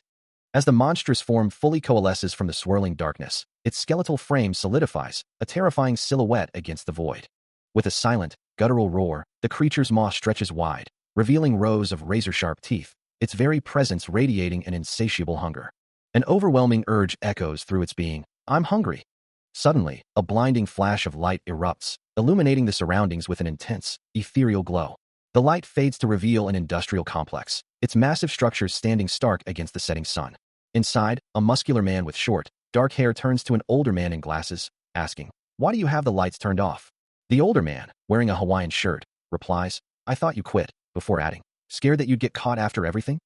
The older man continues, his expression grim, "I can only trust the people on the teams. There's no sign of anyone." The muscular man listens, his brow furrowed, a silent acknowledgement of the gravity in the older man's words. With a soft whoop, as the mechanism engages, the older man pushes open a heavy door, revealing the path ahead. As the news report begins to play, Sylvester lets out a soft, questioning sound, and the muscular man turns to him, asking what's wrong. The old television set in the corner whirs to life. Announcing the next segment, a breaking news story. The broadcast details a chaotic event in the middle of the night, involving a man in his 20s and an unidentified being, prompting the muscular man to ask what they're reporting. According to one resident's report, a monster suddenly emerged from a manhole, attacking people in the streets.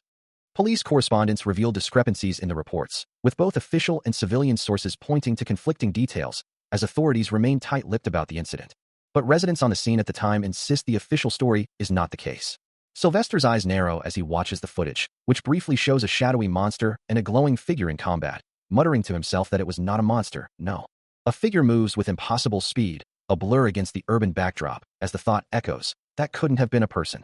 The scene shifts to a brutal confrontation, a blade flashing amidst a spray of blood, prompting the question, what kind of monster do you need to slay? Jin's face hardens, his expression grim as he continues, to split someone in half.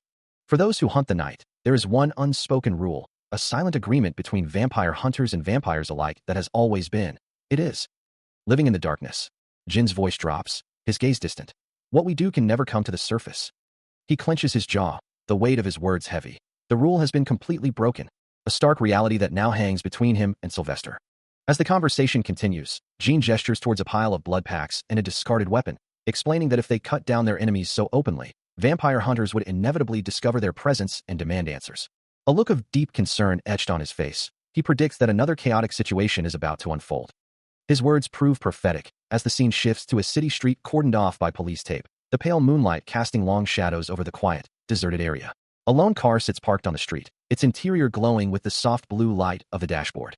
Nearby, a monstrous figure, horned and clawed, lies hunched and bleeding on the ground, a guttural growl escaping its throat as a faint blue aura permeates the air. Suddenly, a blur of motion, a powerful strike, sends red and white energy streaking across the space, impacting the creature with brutal force. Another devastating blow follows, the attacker suspended mid-air, surrounded by the same vibrant energy and splatters of blood. The finality of the assault is clear as a blood-soaked hand, gripping a weapon, emerges from the chaos, leaving no doubt about the creature's fate. The monstrous creature lies broken and still on a rooftop, its form twisted amidst the debris, the air still ringing with the cracking, crunching, and smashing sounds of its violent end. From a nearby tree branch, he remarks, "Man, you're loud." Below, the defeated monster is a stark contrast to the two figures now standing over it, one in a long coat, the other in a suit. Sylvester, looking annoyed, warns, "You're gonna wake everyone up." The muscular man, hands on his hips, simply offers, "Good afternoon." The city sleeps under a blanket of night, its buildings silhouetted against the dim glow of streetlights. As a quiet park becomes the stage for an unseen drama, a grotesque, skeletal figure, its eyes burning with an unnatural red light, emerges from the shadows. Standing before it, Sylvester issues a calm command to step aside, a faint, mocking "Yuhu" following his words. He shifts his weight, his long coat flaring around him as he adopts a ready stance. His gaze unwavering as the monstrous entity draws closer. With a predatory grin, his eyes now blazing crimson, Sylvester challenges the creature, daring it to bring it on. The shadowy figure responds with a guttural shriek, lunging forward with terrifying speed. He strikes first, a surge of brilliant blue energy erupting from his hand. The powerful force slams into the monstrous figure, tearing through its form with devastating impact. A pained cry escapes the creature as the blue energy continues to ravage its body. But even as it recoils, a sinister red aura begins to pulse from within. Sylvester watches, his own blue energy still crackling around him, as the creature's form shifts. With a guttural roar, its eyes now burning crimson, the monster lunges, closing the distance in a blur of red and blue streaks. It transforms mid-assault, growing larger and more grotesque, forcing Sylvester to brace against the sudden, overwhelming attack. A desperate cry of "Arghhh" echoes as the impact hits. As the monstrous figure fully reveals itself, its glowing red eyes fixate on Sylvester. A chilling thought echoes through the space. If its victims are cut up like this, there won't be much blood left to draw. With a powerful surge of energy, the creature lunges forward, its massive form blurring with speed. Sylvester lets out a grunt of effort, bracing himself for the inevitable impact. A torrent of crimson energy erupts from the monster's arm, streaking towards him with devastating force. The blast slams into Sylvester, engulfing him in a violent explosion of red light and debris. He is thrown backward, the momentum carrying him through the air. Crashing hard onto the shattered ground, Sylvester lets out another pained grunt, surrounded by the wreckage. Despite the brutal assault, he pushes himself up, a defiant resolve hardening his features, declaring, "You don't need to help me. I can handle this on my own." His gaze sharpens, a wry thought crossing his mind. "You know, this is why people end up in trouble." As the monstrous figure unleashes another wave of power, Sylvester braces himself, a defiant command escaping his lips, though the attack is already upon him. The creature's form glows with an intense golden aura, its power surging to an even greater degree. A surprised gasp tears from Sylvester's throat, the impact hitting him with unexpected force. His face twists in a grimace of pain, the blow clearly taking its toll. With glowing red eyes, the monster fires a barrage of energy from its weapon, ensuring the attack's full devastation. Sylvester is violently thrown backward, his body slamming against the unseen barrier behind him. Still reeling from the impact, he curses the relentless assailant, propelled further by the monstrous force. The monstrous figure stands triumphant, its form faintly glowing in the aftermath of its powerful strike. High above the city, the night sky stretches, indifferent to the chaos unfolding below. Despite his efforts, Sylvester's defenses crumble under the relentless assault. A searing blue energy erupts around him, and he cries out as the monstrous force slams into his body. Reeling from the impact, he can only manage a choked curse at his attacker. His face contorted in a mask of pure hatred, he vows to tear the creature apart with his bare hands. But his threats are meaningless as the shadowy figure effortlessly lifts him, holding him suspended in the air. Then, with a brutal motion, It slams him back down, leaving him broken on the cold floor. Amidst the scattered debris, Sylvester lies defeated, his body unmoving. The monstrous entity turns away, its victory absolute as it leaves him behind. A stern voice echoes, commanding someone to go back, and then, more specifically, my dog. Meanwhile, back in a sleek office, a muscular man glances at his phone, a hint of impatience in his voice as he remarks on Youngjin's tardiness. Outside a bustling cafe, a new, powerful motorcycle gleams under the sun, prompting a passerby to wonder if it's a recent acquisition. Inside, Sejian, now sporting a new look, casually mentions that he was fortunate to find a dealer willing to work with a minor. His new black leather jacket, adorned with buckles and straps, reflects the light. Jean, observing his friend's transformation, acknowledges the new outfit with a nod of approval. Sejian, in turn, offers a wry smile, noting that Jean is finally starting to resemble a true hunter. He turns his head slightly, a thoughtful expression on his face.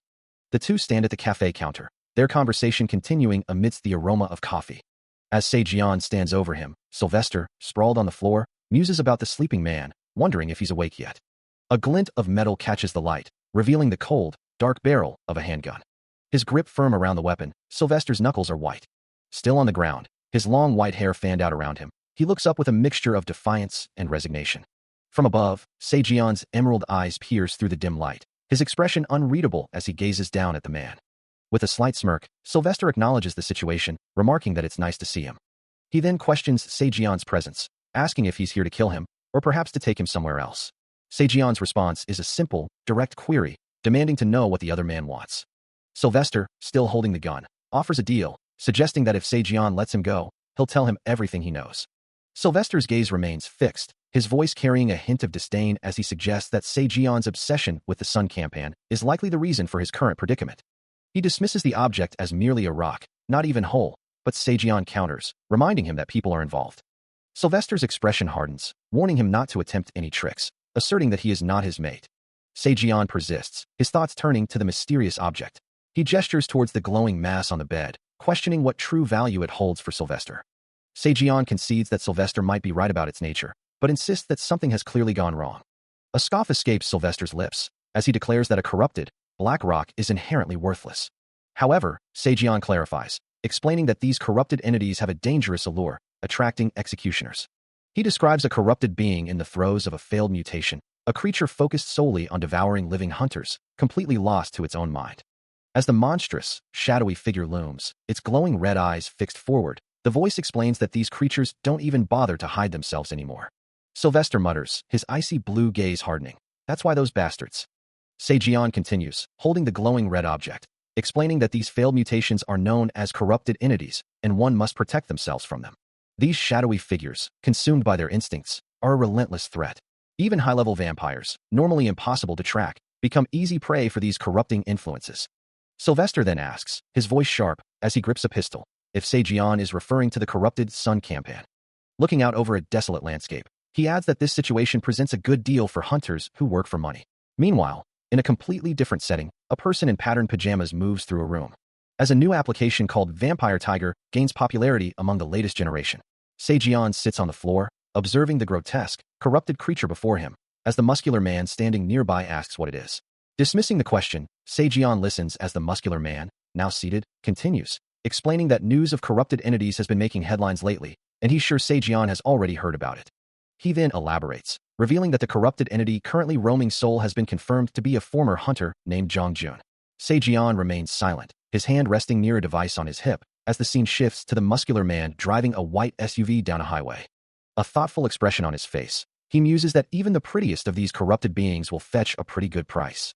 Under the cover of night, an isolated industrial dockyard lay silent.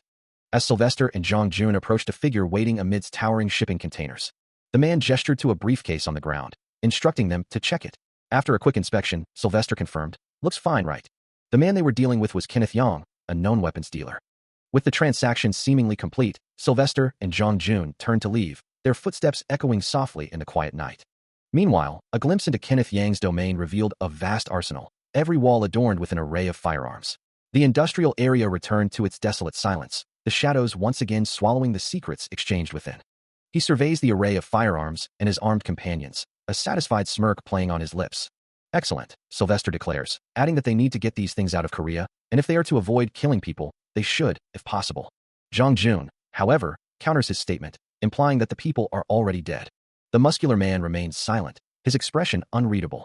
Jong Jun's eyes glow red with irritation as he mutters, "Idiot." The muscular man turns to him, a challenging glint in his eye, asking why they would buy guns if they weren't going to kill. Sylvester interjects, his voice firm, warning them it would be best to avoid needless actions. He continues, addressing the group, explaining that if they receive the rate of a competent dealer, everything they are doing is going to end up. He trails off, then asks, "Well then, shall we check?" He wonders if their Mosquito brothers possess a long-term vision, musing aloud about their capabilities. Pointing the weapon directly at Jong Jun, Sylvester asks if it's too late to retrain them as snipers, reminding him that the gun is loaded. Jong Jun, his face contorted in irritation, snaps back at him. His voice laced with venom, he curses the other man, warning him that if a hole is put in his head now. A pale-skinned man with sharp features and glowing red eyes interjects, asking where they would get more bullets. Sylvester slowly lowers the firearm, a subtle shift in the tense atmosphere. Turning to the pale man, Sylvester extends his hand, remarking that a competent weapons dealer is a different matter entirely. He then observes the pale man, noting his calm demeanor despite having a gun pointed at his head moments before.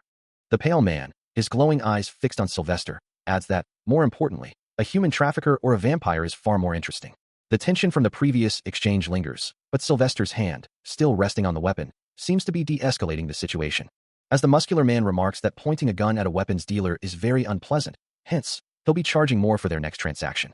A low rumble emanates from the vehicle as the muscular man, now inside, makes his point clear. "I'm going to charge you more for the next one," he states. His electric blue eyes narrowing slightly as he adds, "So be aware." Sylvester, his icy blue gaze unwavering, watches as the muscular man's eyes briefly flare with a crimson glow, questioning if this new pricing applies from their very next deal. Another low growl escapes the muscular man as he steps away from the group. Before he responds, "Sure, I'll remember that," a hint of amusement in his tone. With the negotiation concluded, he turns and climbs into a waiting truck, leaving Sylvester and Jong Jun to consider the implications of their new, volatile acquaintance.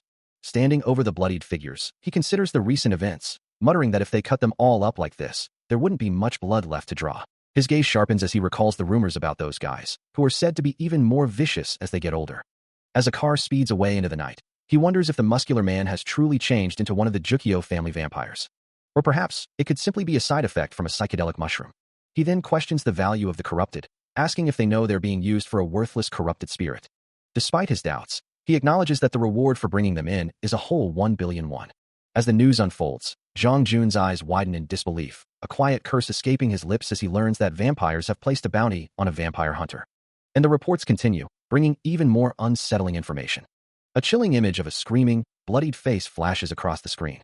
The news ticker scrolls, pinpointing the location, south of Yonghwan Bridge, where accidents are rising near the Hangang.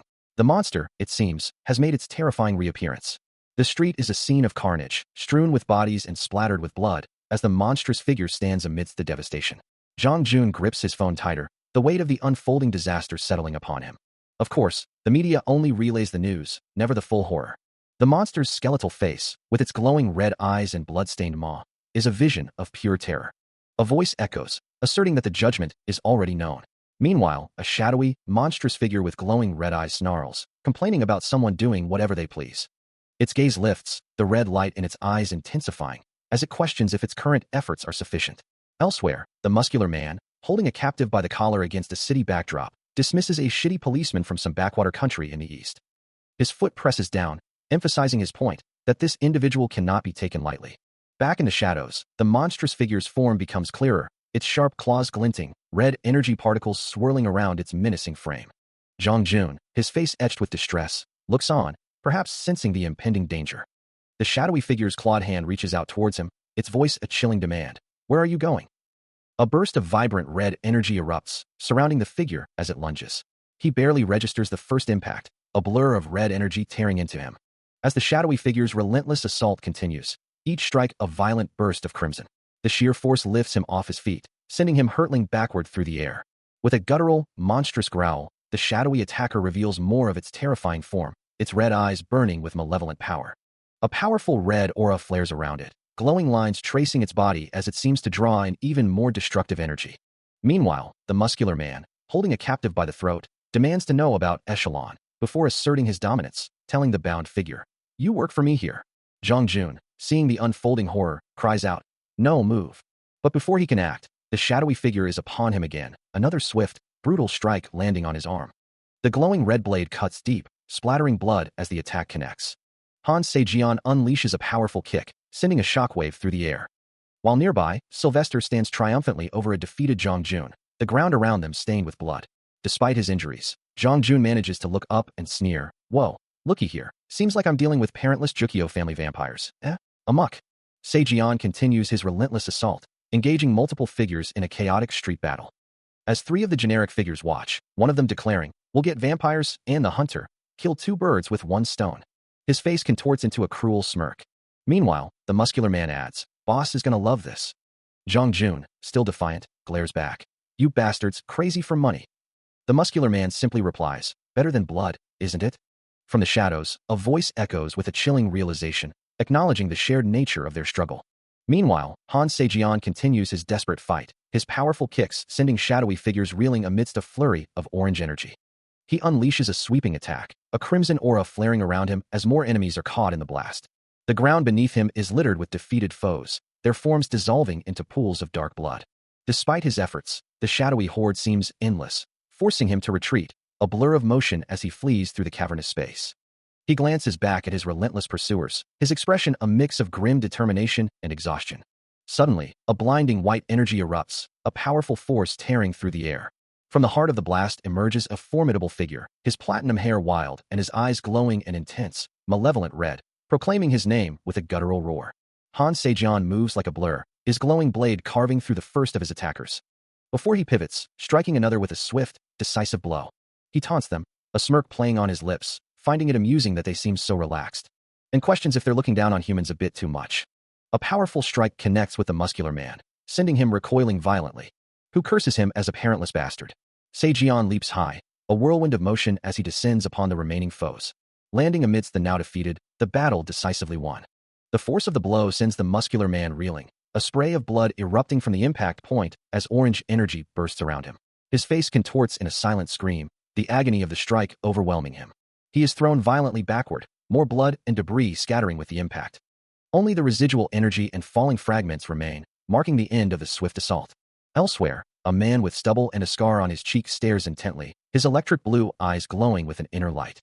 In a different location, a man in a beanie kneels over a fallen figure, demanding, "What do you mean you don't have it? It's been 3 days since I last saw a vampire."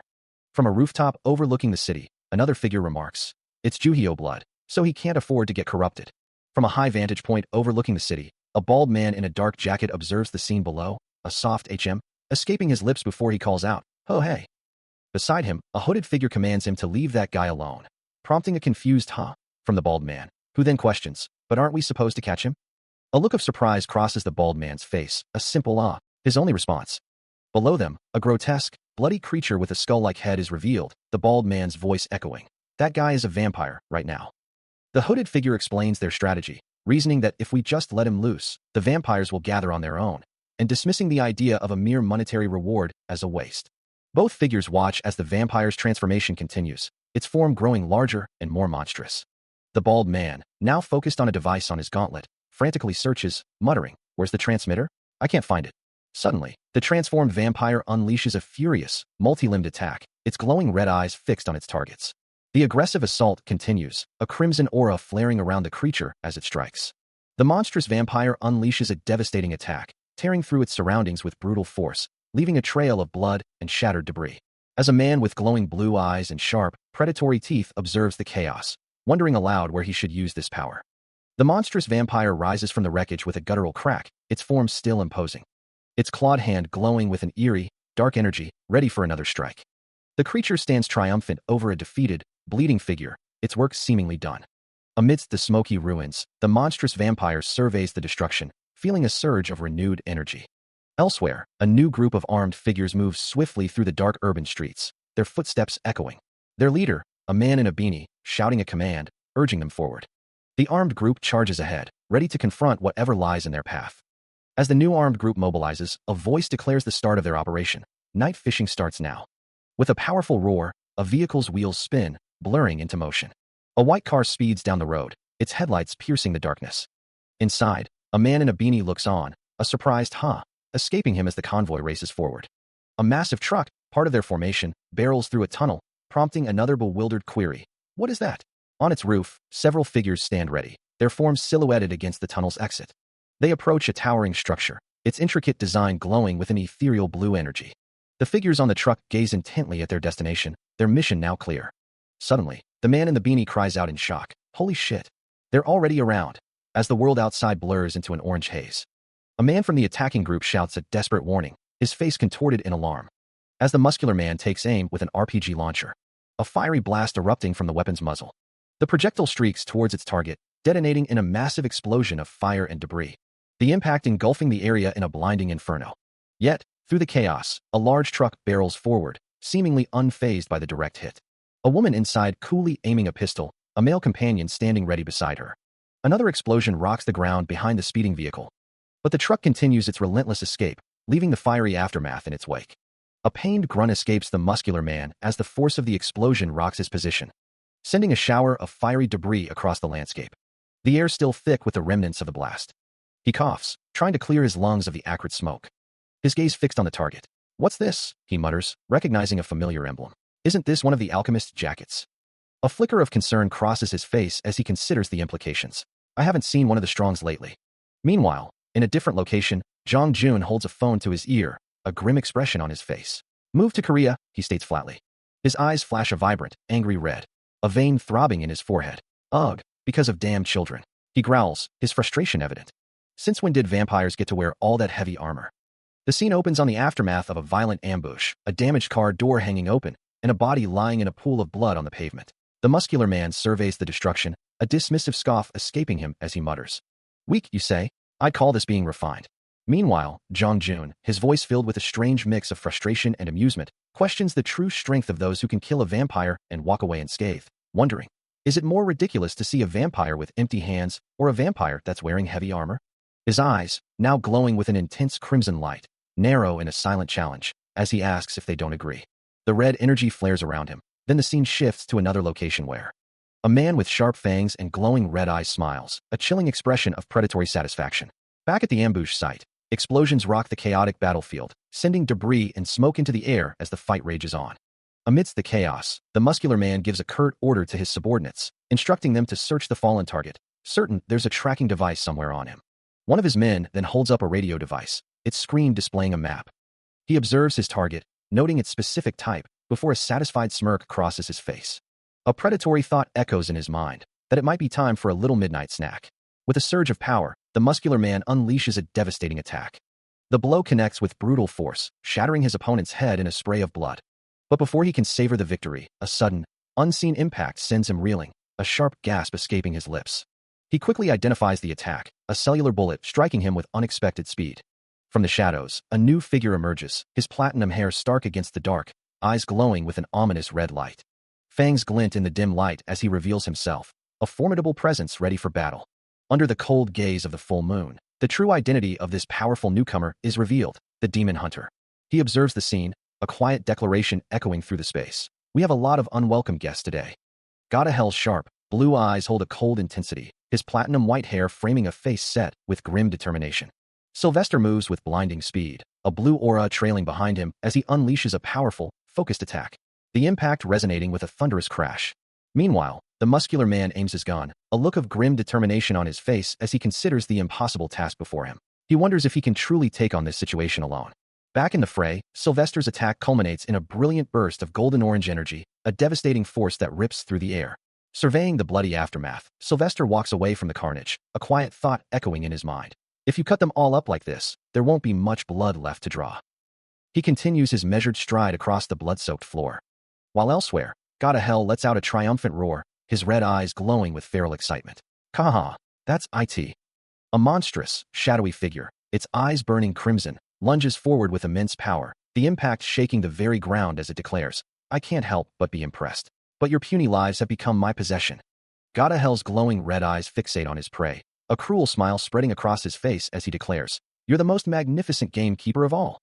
He revels in the carnage, red energy swirling around him as he continues his brutal assault.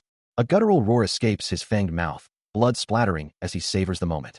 "Don't try to find meaning," he sneers, standing over the defeated Sylvester, whose blood drips from his weapon onto the ruined floor. His gaze remains locked on the fallen figure. "In me ending your misery, vampire." Elsewhere, The roar of an engine cuts through the night as Sejion speeds down a desolate road on his motorcycle.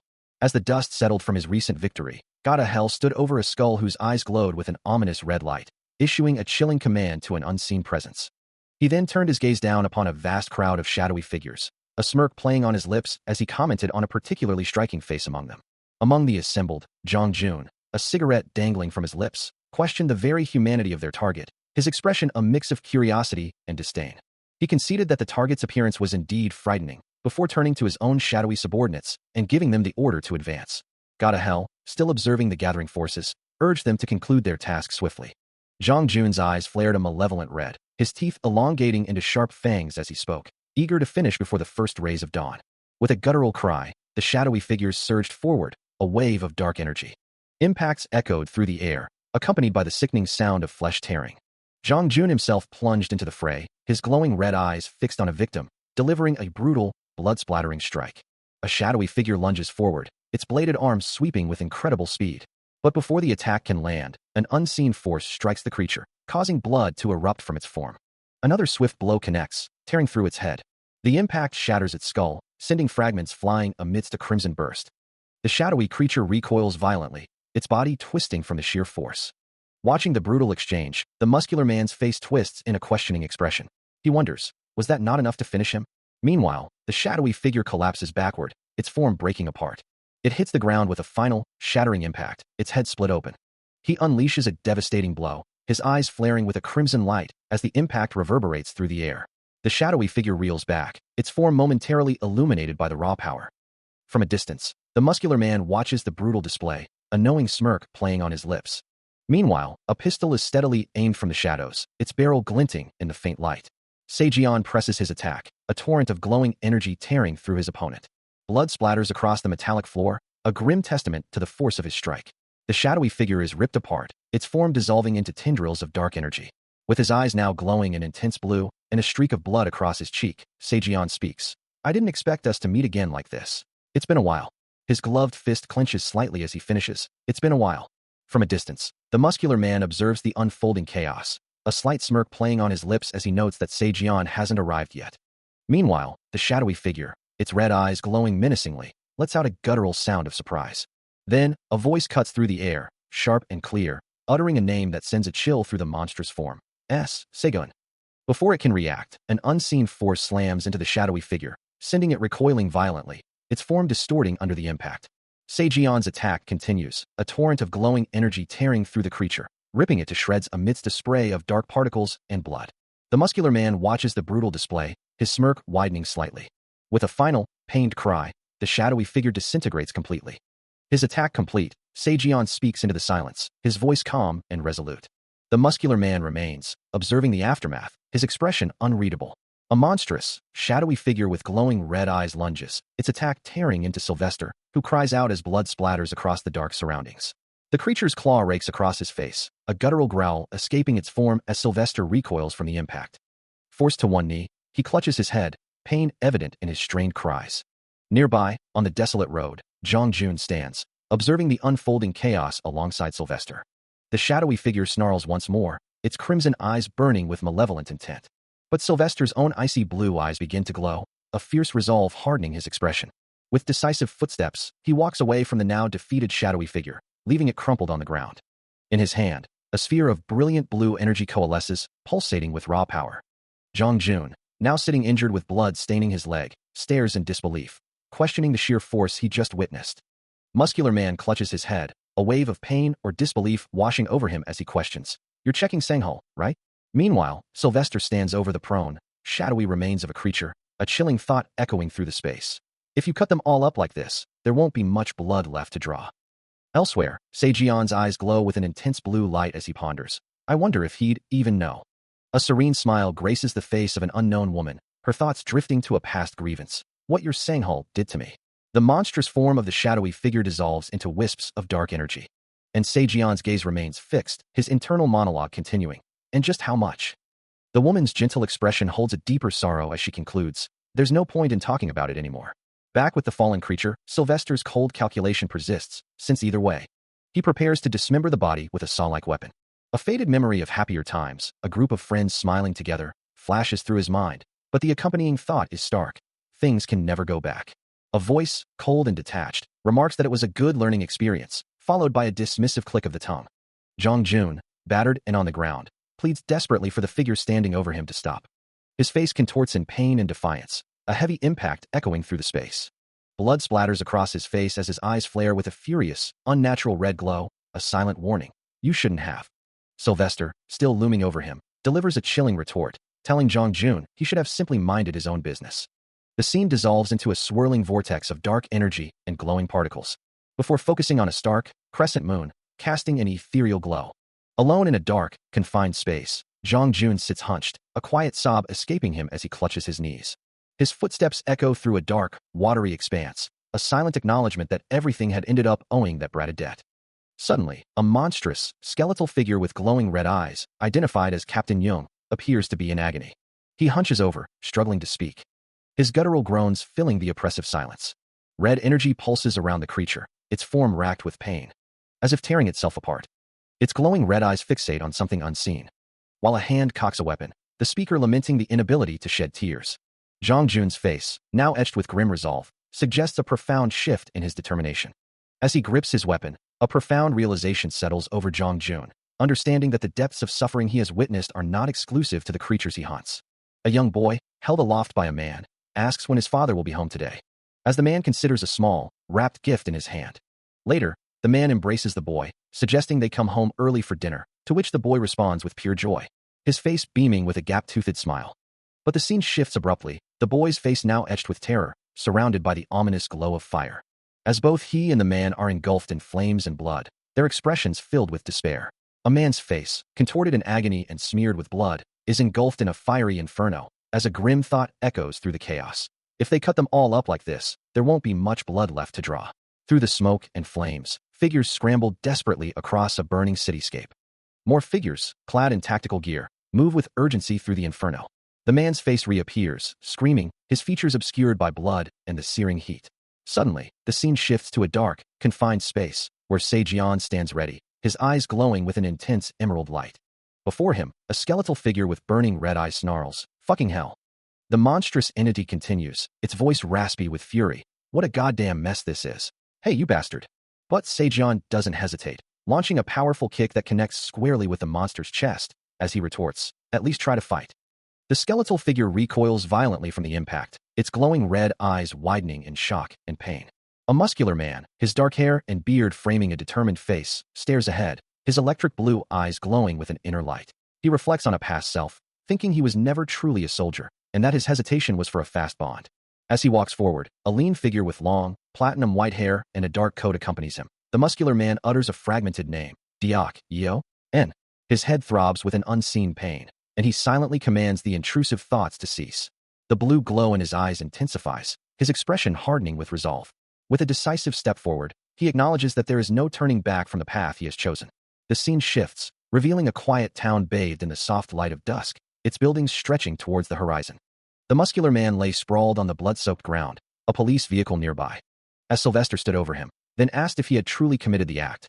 The muscular man, his gaze distant, wondered aloud why it was impossible to fake death while being consumed from the inside, a grim thought tied to the concept of inheritance. Sylvester, observing him closely, then inquired if he intended to claim that inheritance.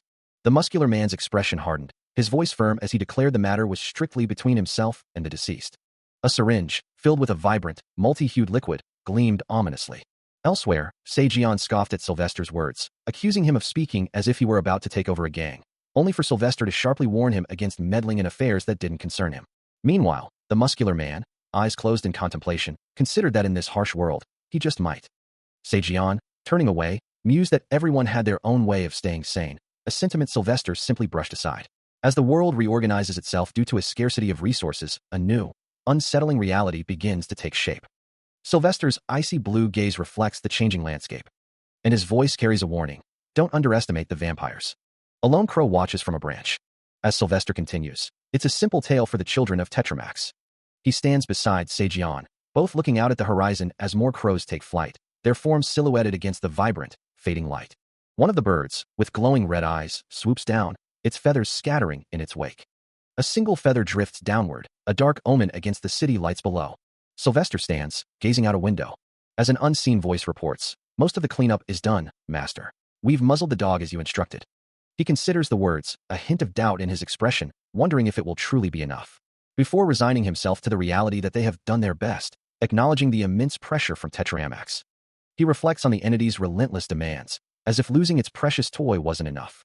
Once a hunter, he is now a bounty hunter who believes only in himself. He pours a glass of wine, the crimson liquid swirling, finding the situation truly cruel, yet accepting it as the will of Tetramax, a true ancient entity with the power to control all living things.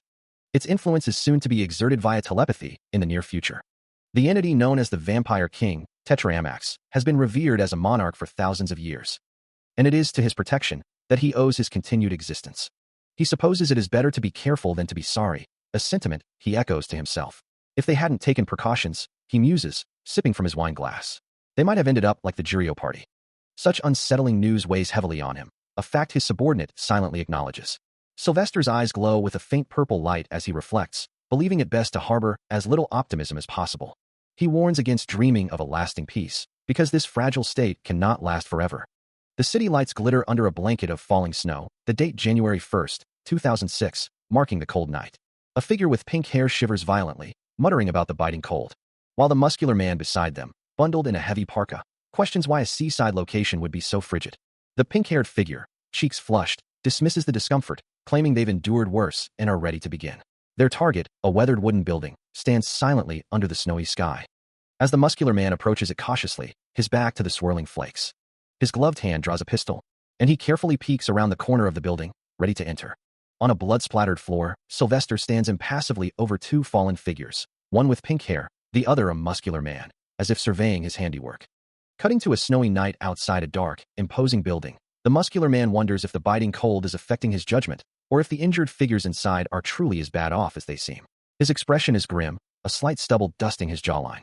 He grips his pistol, a dark coat with fur trim draped over his shoulders, annoyed that others have arrived before him, yet still calculating the potential profit, thinking he'll be happy to give them a fair price for whatever they've brought. Suddenly, a dark-haired man with piercing, glowing blue eyes appears, holding a book that pulses with a similar ethereal light. With a swift, almost imperceptible motion, he brandishes a knife. A faint smirk plays on his lips as he addresses the muscular man, casually asking if he's finally arrived. The muscular man's face contorts in shock and disbelief, recognizing his opponent and questioning how a mere low-ranked hunter could possibly have achieved such a feat. Standing over the defeated figure, the unnamed dark-haired man's voice cuts through the silence, commanding him to get back, then observing his efforts with a chilling assessment. Holding a glowing blue book, he continues, explaining that the muscular man was the one who was supposed to be there. He reveals that others had tried to intervene, but they had all been eliminated before reaching this point. His eyes now glow a vibrant green as he holds a knife, his words dripping with menace, promising to return the muscular man's lies and deceit. A pained sound escapes the muscular man, who attempts to dismiss the situation as a misunderstanding. Clutching his head in distress, he insists there must be some kind of error. The dark-haired man, still towering over him with the knife, delivers a cold observation about human hatred, malice, jealousy, and animosity. The muscular man looks up in terror, as the dark-haired man, his eyes now glowing blue once more, dismisses his plea, preferring to maintain the pretense of a misunderstanding. Sylvester, his icy blue eyes narrowed, brings a cigarette to his lips, a harsh command escaping him. So why don't you just shut the hell up?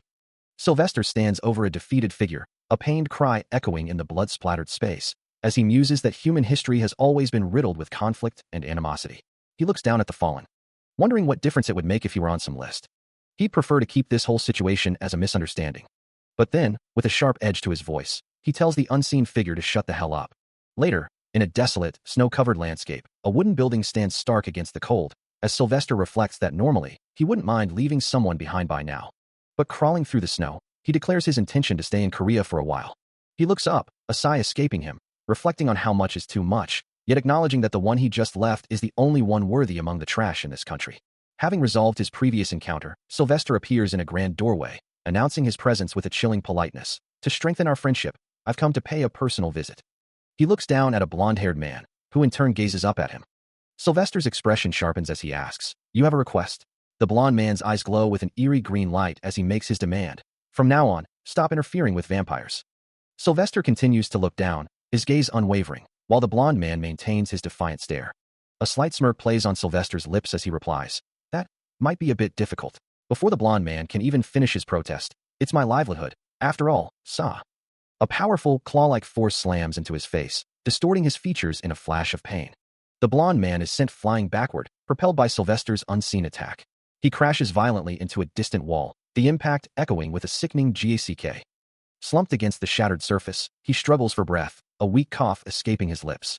Standing over the defeated figure, Sylvester's voice is cold and deliberate, remarking that if he cuts them all up like this, there won't be much blood left to draw.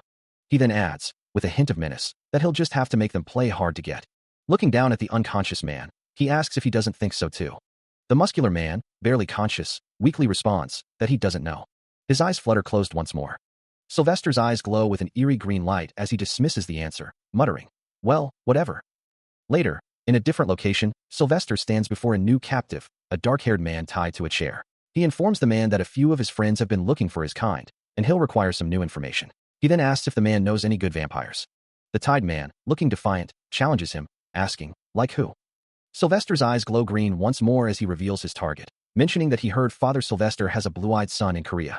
He takes a drag from his cigarette, the smoke curling around his fingers as he calmly asks for an introduction to his next victim. Looking down at the muscular man, who struggles to speak through his injuries, Sylvester hears him accuse him of madness, questioning if his actions are merely a delusion.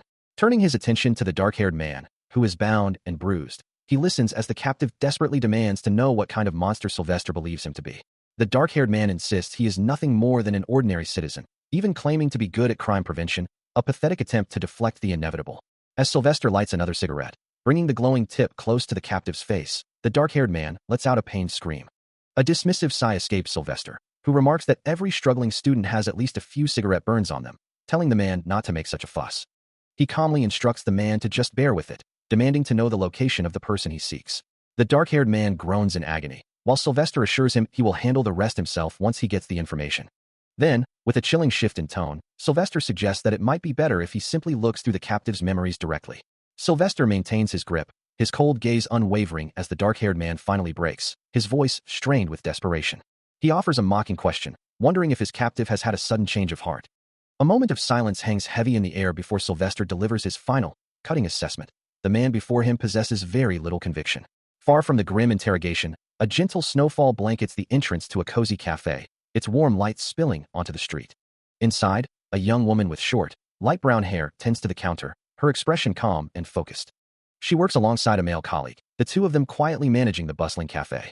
Outside, a familiar silhouette stands against the window, his spiky hair unmistakable, observing the scene within. The cafe bustles with quiet activity as Sejian stands near the entrance, his gaze settling on the counter where two baristas are at work. One of them, a young woman with short dark hair, is Jinhee, and he watches the scene, a subtle shift in his profile. Behind the counter, Jinhee holds a tray, her attention suddenly caught, while her colleague looks on. The light-haired barista turns towards the cafe's entrance, a hint of surprise on her face. A soft click echoes as the door opens.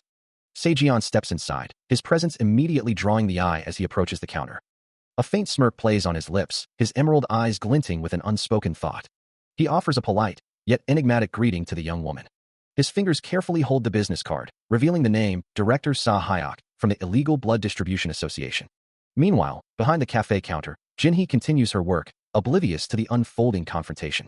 Seated across from a muscular man and his associates, he offers a disarming smile, claiming he simply came for a delicious cup of coffee.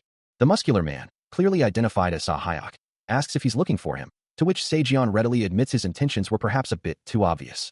Without preamble, he then directly asks if Sa Hyok is a vampire hunter. Sa Hyok's expression hardens, questioning the audacity of someone arriving with a whole crew and weapons in broad daylight. Sejian leans back, wondering if such a blatant display is bad for business. Sa Hyok's hand twitches, a subtle sign of his irritation. Sejian acknowledges the breach of etiquette, remarking that it must indeed be an issue in a land of courtesy like this. He looks down at the man, who, despite his current predicament, remains composed. The man's glowing blue eyes meet his gaze, a faint smile playing on his lips. He leans back in his chair, a casual air about him, remarking that for someone of Sejian's caliber, such a harsh word as gang seems inappropriate. Sa Hyok then extends an invitation, asking if he would care to join them. He clarifies that it's not a gang, but rather a job offer. He explains that when several people of a similar caliber unite, they can achieve results unimaginable alone. Sa Hyok continues, detailing the benefits of joining. He mentions a base salary, given the nature of their work, which he admits is a bit tough, and promises solid incentives if performance is good. Sejian listens intently, a subtle shift in his expression as he responds with a simple, "Oh, really?" The organization boasts an impressive array of resources, from advanced production devices and precise measuring equipment to even psychic mana extractors. The man with glowing eyes explains, emphasizing their technological superiority. He assures his listener that they can always access the market, leaving no room for worry. He then highlights their influence, mentioning the numerous brokers scouted by the top echelons of their network. But above all else, he proclaims, their welfare facilities are top-notch, promising unparalleled support. Standing behind Seijian, who looks down in contemplation, the man finally asks, "So, baby, are you in?" Han Se-gun's golden eyes narrow, his thoughts racing, as a voice continues to press him, adding, "And above all." The platinum-haired man, Sylvester, leans in close, his arm draped casually over Se-gun's shoulder. His tone laced with a predatory charm as he asks, "So, baby, are you in?" Se-gun's expression remains unyielding, his refusal firm. "Thanks for the offer, but I'll pass." Sylvester's icy blue eyes gleam with a subtle shift in his demeanor, his voice dropping to a dangerous whisper. "Oh dear, you're going to regret this, baby." Se-gun's gaze hardens, his patience wearing thin. "Who the hell are you people?" From behind a counter, a man in a suit observes the scene, then speaks up, recognizing the platinum-haired figure. "Oh, if it isn't the true ancestor hunter, Sylvester." Sylvester stands with a subtle smirk, his gaze fixed on the young man before him.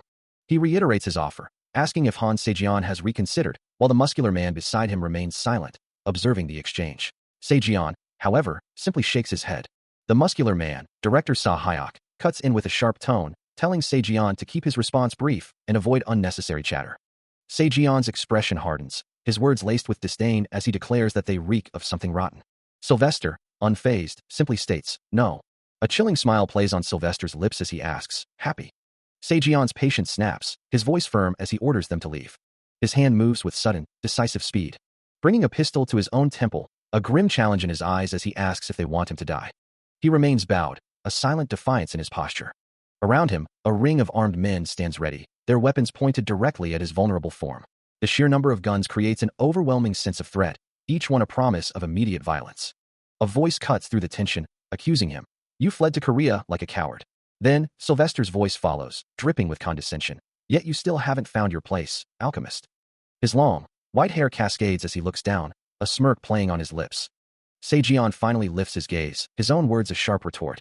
"If you want something peaceful, wouldn't it be wise to get out first?" He adds, "Surely you don't need us to help shake those vampires up." Sylvester stands amidst the aftermath of a brutal encounter, a pistol held firmly in his hand, the floor beneath him stained with blood. His gaze is sharp, his thoughts clear as he considers the situation, believing that such a failure in negotiation is unacceptable. A flicker of irritation crosses his features, his eyes narrowed in cold assessment. Suddenly, a man with a wide, unsettling smile appears, his expression almost jovial as he acknowledges the situation, a pistol casually held in his own hand. He offers a seemingly polite apology for the intrusion, standing beside Sylvester, who remains silent. The two men stand together, their presence dominating the room, the scene behind them hinting at a larger gathering. The man with the unsettling smile adjusts his vibrant red scarf, a subtle gesture of his casual confidence. Sylvester's thoughts turn to the unfolding events, realizing that the situation has become far more intricate than anticipated. As he walks away from the building, his mind races with the implications, pondering the unexpected involvement of Sa Hyok in Korea. Seijian, seated across from Sylvester, asks if he knows the man they were just discussing, to which Sylvester confirms, identifying him as the Blood Alchemist.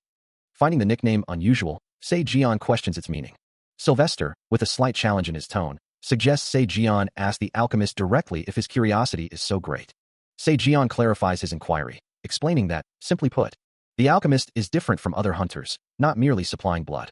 Instead, he manufactures mass-produced items from mana collected from blood, and his influence extends to their distribution. Seijian deduces that if these items are consumed by groups, the amount of mana required must be massive. Sylvester confirms Seijian's understanding, reiterating that the alchemist mass-produces items from blood-collected mana. With this new information, Seijian realizes the alchemist is far more significant than he initially assumed, not just a mere puppet. Jinhee expresses concern, having heard that the mysterious figure had moved to the States, but now, seeing his face in Korea, the rumors about the market for blood mana must be true. In the shadows, a pair of eyes glow with an ominous red light, confirming the grim reality. Sylvester, his long white hair cascading down his back, acknowledges the truth, stating there's no doubt he was the one, regardless of his methods. Director Sa Hyok, looking composed in his suit, describes the man as someone concerned with maintaining his position at the very top. Though, he adds, he's certainly no Sylvester. Sylvester, in turn, reminds him, "I told you not to call me Sylvester." Seijian, clad in a hoodie, ponders the implications, wondering if they shouldn't be more wary of speaking openly if the man is truly at that level of power. Sa Hyok explains the heightened caution is especially necessary since they've started watching them. Se Jion's expression hardens as he firmly states, no. He walks through a dimly lit corridor, his expression unreadable. Meanwhile, a voice remarks that Sa Hyok isn't exactly sane. Another voice quickly retorts, who in this business is exactly sane? A hand holds a phone, the speaker questioning, what are you doing? Unaware of the conversation, he continues his path, his gaze fixed on the ground. His thoughts remain a mystery, his face a mask of quiet intensity. The first voice sighs, as if I've been sober myself. The second voice then challenges, shouldn't you have stopped him? At a table, Sylvester looks at his phone, while Sa Hyok sits across from him, the tension between them palpable. A burst of glowing lines flashes across the space, a silent transfer of information or energy. Then, with a sudden surge of speed, Se Jion races away on his motorcycle, leaving the city lights behind. A sharp, percussive sound echoes, followed by another, as if something is tearing through the air. Meanwhile, on a busy highway, cars speed along, their headlights cutting through the night. While elsewhere, Sylvester takes a drag from his cigarette, a plume of smoke curling around his fingers. He muses aloud, finding it insulting to be treated in such a manner. A thoughtful expression crosses his face as he acknowledges. He certainly lives up to his reputation as a top-rank hunter. Back on the road, the interior of a car is dimly lit. Where a subordinate asks Sa Hyok, should we intervene, boss? He then presses, and now exactly? Sa Hyok's subordinate continues, questioning, how do you plan on fighting a top-rank hunter alone? Sa Hyok, his gaze fixed on the road ahead, responds with a grim determination. There are some people you can't have as enemies. He then adds, then, what about the kid sitting in the car? As his eyes glow with an eerie green light, Sylvester's thoughts drift to the hunter, a dangerous game he's eager to play. Meanwhile, Sa Hyok, still driving, discusses the hunter's reputation with his subordinate, acknowledging the formidable intensity of his gaze. He wonders aloud if it's rude to stare at someone with such focus. The car continues its journey, as Sa Hyok considers the implications of the hunter's presence. Back in his own space, Sylvester muses that the little punk was actually sizing him up. Sa Hyok, now in a different setting with other subordinates, reflects on the hunter's reaction to their offer, finding it almost endearing. Sylvester's obsession deepens, noting the hunter's scent of blood. He recognizes a kindred spirit, a reflection of his own nature. With a chilling smile, Sylvester concludes, the more he thinks about the hunter, the more he wants him. Sa Hyok considers the situation, his voice calm as he remarks that if they cut down all their targets in such a manner, there would be little blood left to draw. His subordinate, a man with neatly swept-back dark hair, responds with a slight smile, asking if Sa Hyok wants him to track the protagonist's movements. He then adds, with a hint of amusement, that the hunter is already picking up speed. The car continues its journey through the night. Speeding along a vast highway, the city lights blurring in the distance as they pursue their objective.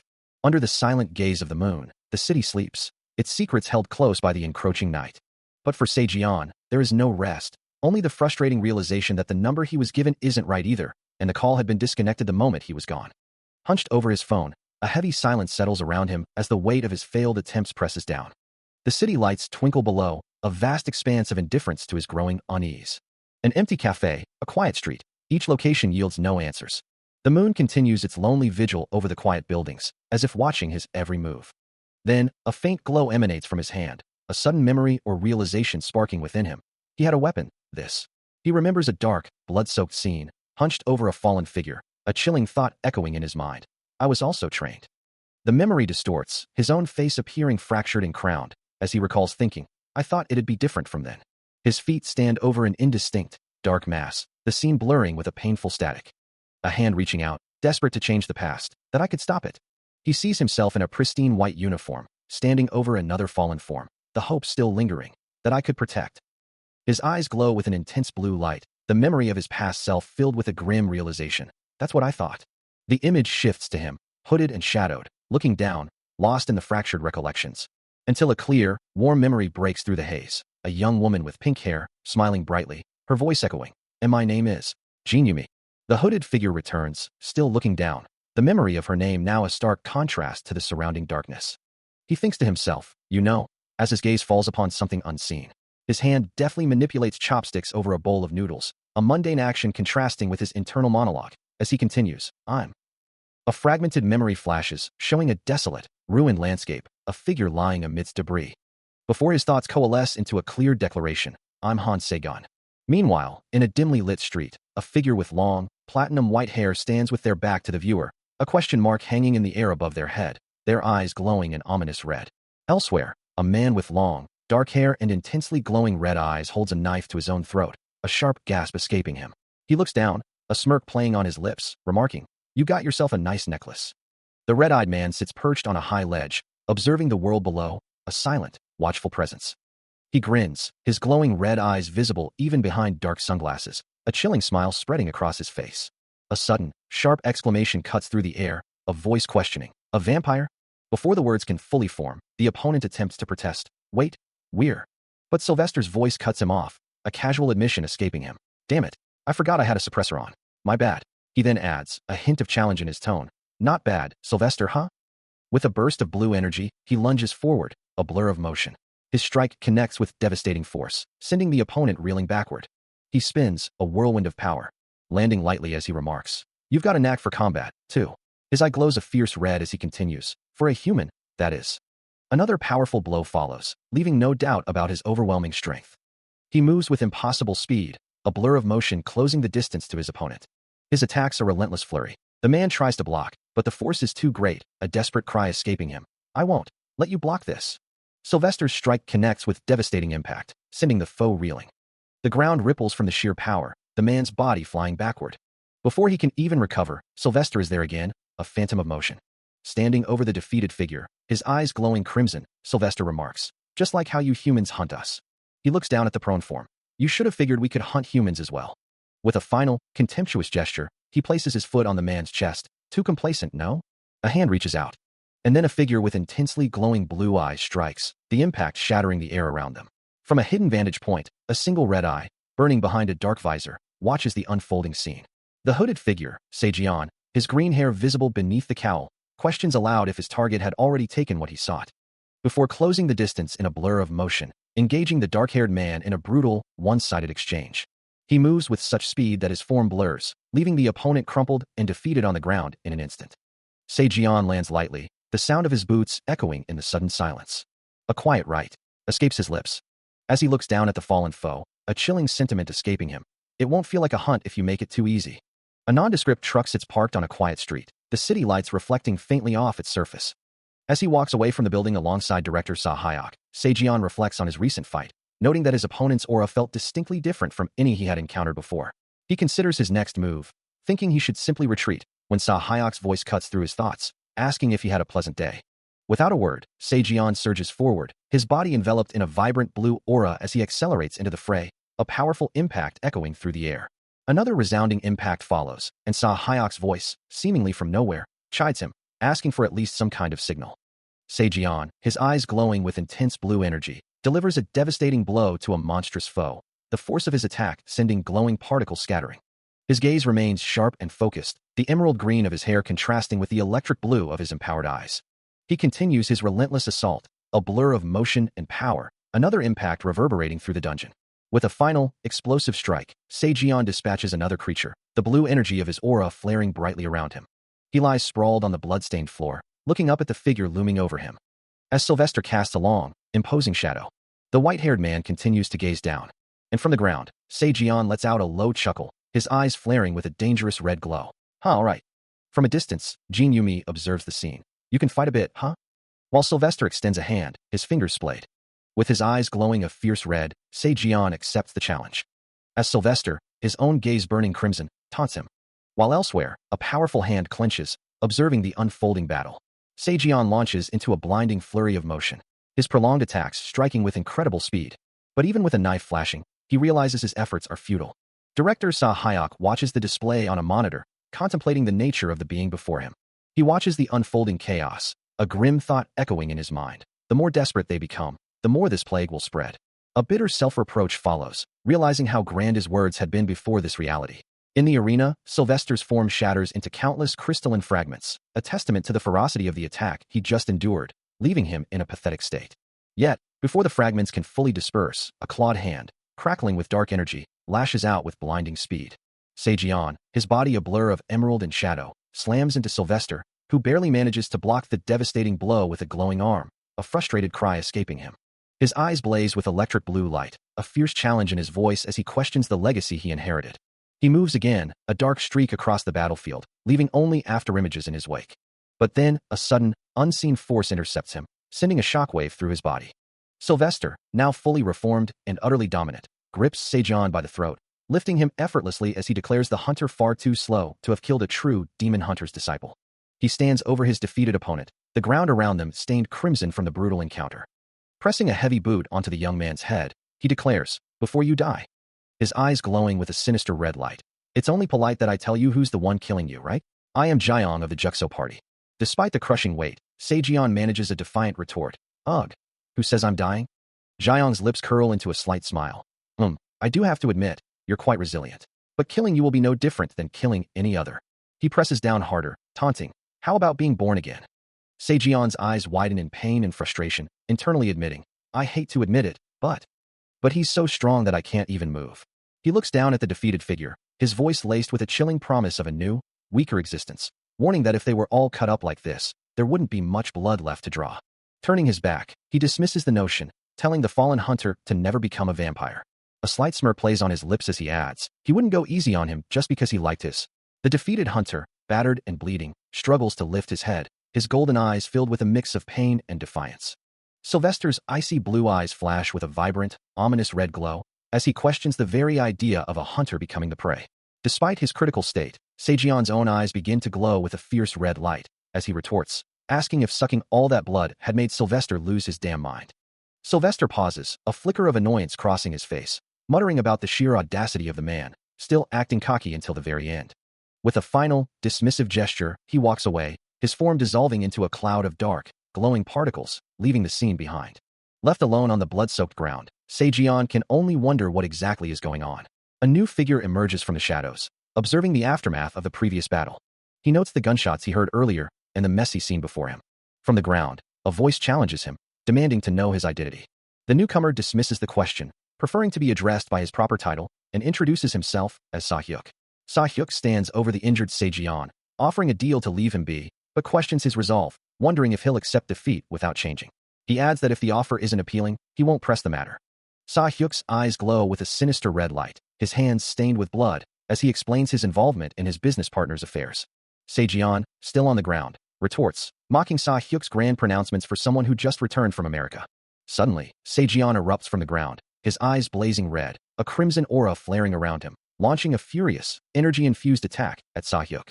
The crimson energy of Sejian's attack slams into an invisible barrier, causing a violent burst of red light and crackling power to erupt around Sahyuk, who stands firm, his eyes glowing ominously. A flicker of surprise crosses his face as he realizes he blocked it all. Later, walking alone through the quiet, moonlit streets, Sahyuk muses, "Oh dear. I guess my business partners have a long day ahead." He takes a slow drag from his cigarette, the ember glowing like a tiny, malevolent eye in the darkness. A faint red aura still clinging to him. Looking up at the crescent moon, he adds, "You should be glad it's not a full moon." His fingers tap the cigarette, sending ash scattering. "If it were, your head would be rolling on the ground by now." He stands over the fallen, his long, platinum hair cascading down his back as he surveys the bloody scene. Dismissing the carnage with a casual turn, he walks away from the prone figures, leaving them in their own crimson pools. Nearby, Han Sejian struggles to breathe, blood trickling from his mouth as he coughs, defeated. The muscular man then addresses unseen individuals, a chilling proposal forming on his lips. Now shirtless, his powerful physique on full display, he declares that the victor claims the child. A dark chuckle escapes him, finding amusement in the simplicity of his own cruel logic. His eyes, now glowing with a faint red hue, narrow as he continues, mocking his friend for living even longer than Solomon. A smear of blood across his chest does nothing to diminish his menacing aura as he adds that his friend has barely lived at all. He concludes with a final, cutting remark, asserting his own ancient existence over theirs. Sahyuk moved with a speed that blurred his form, a confident predator closing in. He was a streak across the ruined floor, his movements almost too fast for the eye to follow. But then, an invisible force slammed into him, eliciting a surprised, "Oh." The impact sent him reeling, his body twisting violently in midair. He was thrown backward, a sudden, unexpected victim of an unseen attack. The force carried him across the arena, a helpless projectile. Crashing to the ground, he looked up in utter disbelief, muttering, "This is impossible." His mind raced, trying to comprehend the impossible. How can a human who hasn't even used physical mana? He struggled to reconcile the raw power with his understanding of the world. Exert this kind of power. Sahyuk unleashes a flurry of precise, rapid strikes, his movements echoing the disciplined forms of Chinese martial arts. But Sejian moves with impossible speed, a blur of motion as he intercepts the assault, his own power flaring with a brilliant blue light. A devastating counterblow connects, sending Sa-hyuk reeling, the impact visible across his face. He stumbles, forced to one knee, the force of the strike momentarily overwhelming him. Sejian watches, his expression unreadable, as Sa-hyuk grapples with the realization that his opponent isn't even fighting seriously yet, while Sa-hyuk, in turn, recognizes the terrifying power of the man who killed his master. His hand clenches, knuckles white. Rage contorts his features, his eyes burning a furious red as he snarls. "You're really starting to piss me off." With a guttural roar, Sa-hyuk lunges forward, his body wreathed in a dark, menacing aura, screaming that these moves belong to his master. A platinum-haired man lunges forward, his form wreathed in crackling blue energy, as he unleashes a furious assault. He snarls, recognizing his opponent's fighting style. "You bastard, those moves are from Han Sejian." His attack continues relentlessly, a blur of glowing blue trails aimed at the dark-haired figure. But the protagonist moves with impossible speed, a flash of light blue energy as he weaves through the onslaught, leaving afterimages in his wake. His momentum carries him forward. And with a powerful, energy-infused strike, he counters. The platinum-haired man recoils from the impact, a shockwave of blue energy erupting around him, his eyes widening in disbelief as he gasps. "Oh, you got faster." Before he can recover, the protagonist seizes him by the throat, lifting him effortlessly. The platinum-haired man collapses amidst the shattered debris, defeated, as his opponent stands victorious over him. He unleashes a torrent of crimson energy, convinced he still holds the advantage, declaring that he has more power to draw upon. But before the attack can fully manifest, a blinding speed closes the distance, and a devastating blow connects, sending Sylvester reeling, his face contorted in agony. The residual red energy from his own failed attack flares around him. As he stumbles backward, utterly bewildered, questioning how his opponent could possibly fight with such raw, unrefined power. His eyes widen in disbelief, the thought echoing in his mind. Was he expecting too much from this fight? No way could this be happening. Han Sejian, however, simply smirks, a cool blue aura flickering around him, his expression one of confident amusement as Sylvester struggles to comprehend the sudden shift in power. With a swift, practiced motion, he draws a firearm. And with a challenging gaze, he declares that if Sylvester is talking about using skills, he has a few things to show him himself. Then, with an explosive burst of vibrant blue energy, he lunges forward, a blur of motion ready to unleash his true abilities. The force of the blow sends him reeling, a crimson spray erupting from his body. He flies backward through the air, a blur of motion and pain. A choked cry escapes Sylvester's lips, his face contorted in shock and agony. He slams into an unseen barrier, triggering a massive explosion that engulfs the area in a blinding flash of orange and yellow. Still airborne from the blast, he tumbles helplessly through the air. Finally, he crashes to the ground, a cloud of dust and debris marking his impact. Lying defeated amidst the rubble, Sylvester hears a voice above him, observing that there isn't much blood left to draw, a chilling assessment of his condition. Han Sejian stands over him, his expression unreadable, simply stating, "Consider yourself lucky." Standing over the defeated Sylvester, he observes the carnage, a cold thought crossing his mind. If they were all cut up like this, there wouldn't be much blood left to draw. Meanwhile, Sylvester's hand, mangled and bleeding, trembles on the blood-soaked floor. From his vantage point, the hunter looks down at the fallen man, who, despite his injuries, can only muster a furious, internal question. "Who are you? What the hell are you? You son of a bitch." The emerald-haired figure remains impassive, as Sylvester's eyes glow with a furious red light, a desperate double escaping his lips. Sejian simply offers a dismissive retort, declaring it just his style, and adding that he'd rather be a bear than a dog. With that, he turns and walks away, leaving the scene under the pale moonlight. Sylvester's bloodied face remains etched in pain, a testament to the brutal encounter. As he continues his departure, a police vehicle is visible in the distance, prompting him to wonder if he's truly escaping this, concluding that he thinks so. Faint police lights flash in the distance, casting an eerie glow on the road. Inside a moving vehicle, a subordinate questions his boss, asking why they left the injured man behind. The driver, his face partially obscured by shadow, is reminded that he could have brought the man along for blood work. A scoff escapes him as he lights a cigarette, muttering about his unsuitability for a successful business career. His icy blue eyes reflect in the rearview mirror, a silent question hanging in the air. Does that even matter? Taking a drag from his cigarette, Sylvester confirms his preference for a certain style, mentioning the Juxco party and the Esquire. A vision of a swirling, blood-red orb fills his mind, as he declares his intent to catch a big fish. A sharp, tearing sound echoes, accompanied by a violent splash of crimson. More blood splatters across the darkness, a chilling end to his contemplation. An ominous thought echoes, suggesting that to catch a worthy prize, the bait itself must be equally compelling. Outside, a stark yellow warning sign marks a render zone, cautioning against entry. Meanwhile, Sejian's eyes flutter open, his vision blurry and his mind struggling to grasp his surroundings. He finds himself slumped on a plush couch, his head heavy as he tries to make sense of the unfamiliar room. A voice cuts through his confusion, calmly observing that he is finally awake, his green hair a distinct identifier. Across from him, Hyok sits with an air of quiet confidence, assuring him that his wounds will mend swiftly. Still disoriented, Jian pushes himself up, his first words a bewildered question about his location. He finds himself in a sleek, modern office, a stark contrast to his last memory, as a voice suggests the need for a nice, quiet place to conduct business. The building itself is a towering structure of glass and steel, and inside, a question hangs in the air. What's your name? A firm handshake seals the introduction. As the blonde-haired man states, I'm Hyok. Finally, we can introduce ourselves properly. Jian offers a polite, if somewhat reserved, thanks, while Hyok dismisses it, mentioning that he's heard about him from a mutual acquaintance, a fellow hunter who spoke highly of him. He then adds, don't mention it. Fellow hunter, other hunters, you know. Naturally. Jian, deep in thought, recalls the previous day, muttering, anyway, your friend, that guy yesterday, that was impressive. Hyok, however, seems to find the memory less pleasant, remarking, don't pay too close to him. He was quite a big shot. He then wonders aloud, what did he see? I hope he didn't listen out for me. Jian simply responds with a non-committal sound, while Hyok continues, I'd like to make a few more inquiries about the render zone. Jian considers the situation, acknowledging that their numbers have dwindled, and they are in desperate need of additional personnel. But before he can elaborate, Hyok interjects, addressing him directly. Jian then turns the conversation, questioning the necessity of a background check, wondering if someone had already investigated him. He affirms his point with a direct gaze, emphasizing the unusual nature of the request. Hyok looks away, pondering the implications, muttering to himself about why a vampire hunter would even require such a check. Sylvester stands before the muscular man, a hint of hesitation in his voice as he begins, but boss. He tries to explain, saying, well, no but.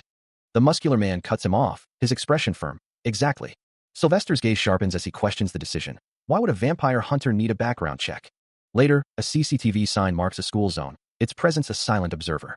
Back in a more formal setting, the muscular man leans forward, his tone shifting to business. Now, shall we talk business?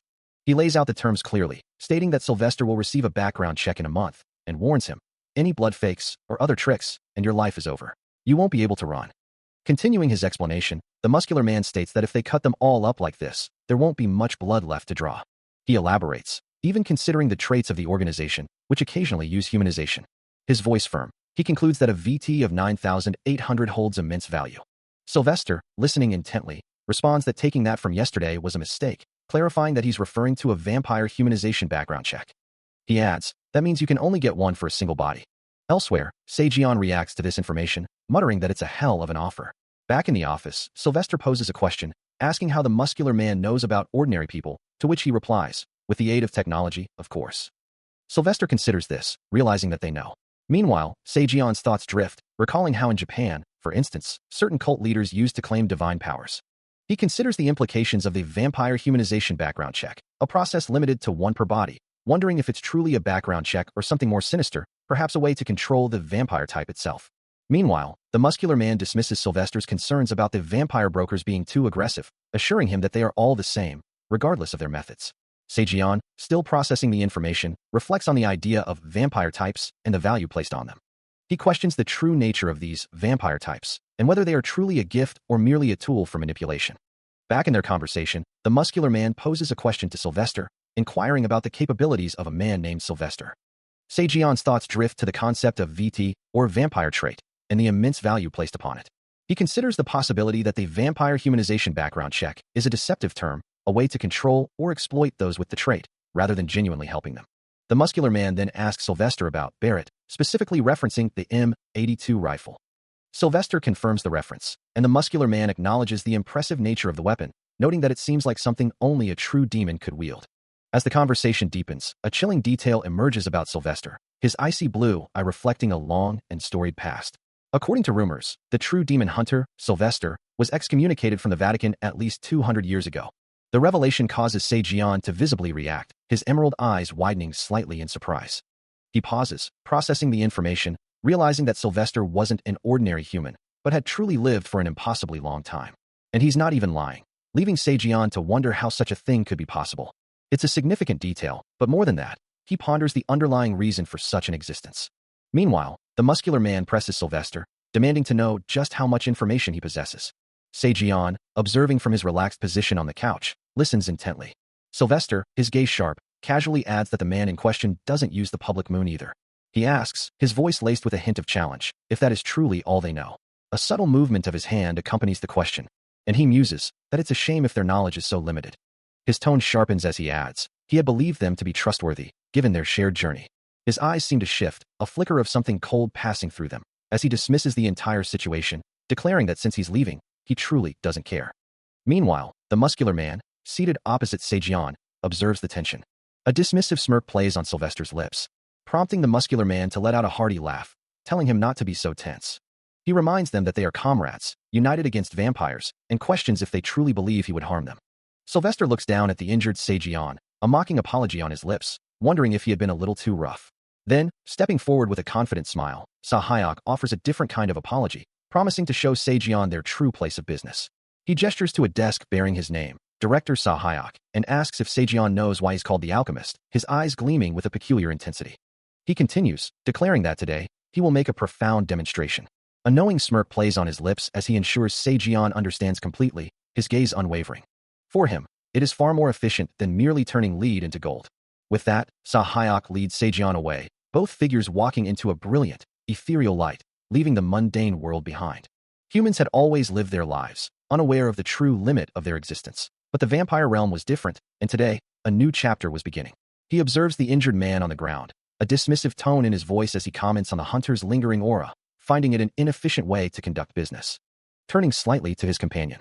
Then, with a sweeping gesture towards the shimmering portal, the portal pulses with an intense red light as he reveals. From his prone position, Sejian stares up at the swirling crimson energy. His eyes, wide with a mixture of pain and dawning realization. The red light intensifies, painting his features in stark, unsettling hues. Without another word, the director and his associate step into the portal. The crimson light engulfs them completely. Standing on a metal grate, blood dripping into the abyss below, Sejian lets out a dismissive sound. Meanwhile, Sahayak, surrounded by swirling red energy, gestures to the gruesome scene, asking if it isn't beautiful. His blood-stained hand holds a glowing red orb, as he proudly declares this to be the agricultural society of blood he's built. Sejian remains rooted to the spot, the crimson liquid continuing to fall beneath his feet. Sahayak and Sylvester stand side by side, observing the scene, red energy pulsing around them. Elsewhere, a hooded figure, eyes glowing crimson, curses at the sight, utterly shocked by the horror before him. Another man, with long, dark hair, addresses Sahayak, noting the arrival of their guest and expressing his impression of Sahayak's promptness. He then offers a chilling welcome. As Sahayak extends a hand, red energy flows from his palm, causing Sejian to recoil sharply. Standing amidst the gruesome tableau of blood and bodies, Sylvester observes the scene with a detached air, remarking that if they cut them all up like this, there wouldn't be much blood left to draw. Meanwhile, director Sahayak's face twists into a chilling smile, his eyes glowing with an eerie green light as he prepares to reveal more of his domain. He declares this place to be his vampire ranch. A figure extends a hand in a welcoming gesture, a voice echoing through the cavernous space. As the long-haired man in the flowing red coat spreads his arms wide, his sharp, green eyes glowing with an unsettling intensity. Welcome to my vampire ranch. Sylvester's expression remains unreadable, but he questions the master. Oh, this? The master simply replies, this is what I call the vampires. He continues, explaining the grim purpose of the caged figures. If you want to keep drawing fresh blood, you have to make sure you are well fed. Sylvester, standing before the caged figures, calmly explains that if they were to cut them all up like this, there wouldn't be much blood left to draw. He continues, reminding his companion that organisms don't simply produce blood, they need to be fed and kept alive for a continuous supply. Muscular Man listens intently as Sylvester elaborates on his method, mentioning that he takes them apart, then puts them right back together. His eyes glow with a chilling red light as he points out the corneas. He gestures towards the kidneys, liver, and pancreas, emphasizing that he takes everything apart. His hand moves to indicate the esophagus and large intestine. Then, with a precise motion, he points to the heart. Sylvester concludes, stating that he puts everything right back into circulation. He then abruptly shifts the topic, asking if his companion knew that his salary had hit nearly 50 million won last month. He gestures around the blood-soaked chamber, a chilling smile playing on his lips. Well, isn't it magnificent? His eyes glow with an eerie green light, reflecting the macabre scene before him. Addressing the figure trapped within a cage, he continues, oh, don't worry. He dismisses the other captives with a wave of his hand, explaining, these guys, they're all low-rank trash I picked up from the street. Sylvester's voice drips with disdain as he elaborates. I realize that they're all just as much worthless trash as America's low-rankers. No one would even notice when they're gone. He leans in conspiratorially, a twisted sense of benevolence in his tone. Honestly, they should be thanking me. A close-up reveals the chilling intensity in his gaze, his words painting a grim picture of his operation. I'm literally turning worthless trash. He pauses, then finishes with a flourish, into something useful. Who needs vampire blood? If this isn't modern-day alchemy, then what is it? Finally, he turns his full attention to the imprisoned protagonist, a cruel smirk spreading across his face. Am I right, Han Se-jian? Ha ha ha. He stands over the blood-soaked floor, his voice echoing with a chilling justification for the carnage, explaining that if they are cut up like this, there won't be much blood left to draw. His eyes glowing with an eerie green light. He adds that the perks from his gruesome work don't end there, reminding someone that he had told them this before. A sinister smile spreads across his face, his glowing gaze fixed on something unseen. He reiterates that the benefits are top tier, then commands his associate to show him what he means. With a firm grip on a captive's shoulder, he confirms that the command was heard, just like usual. The two men observe a group of bound individuals, their fates seemingly sealed by Sylvester's twisted ambition.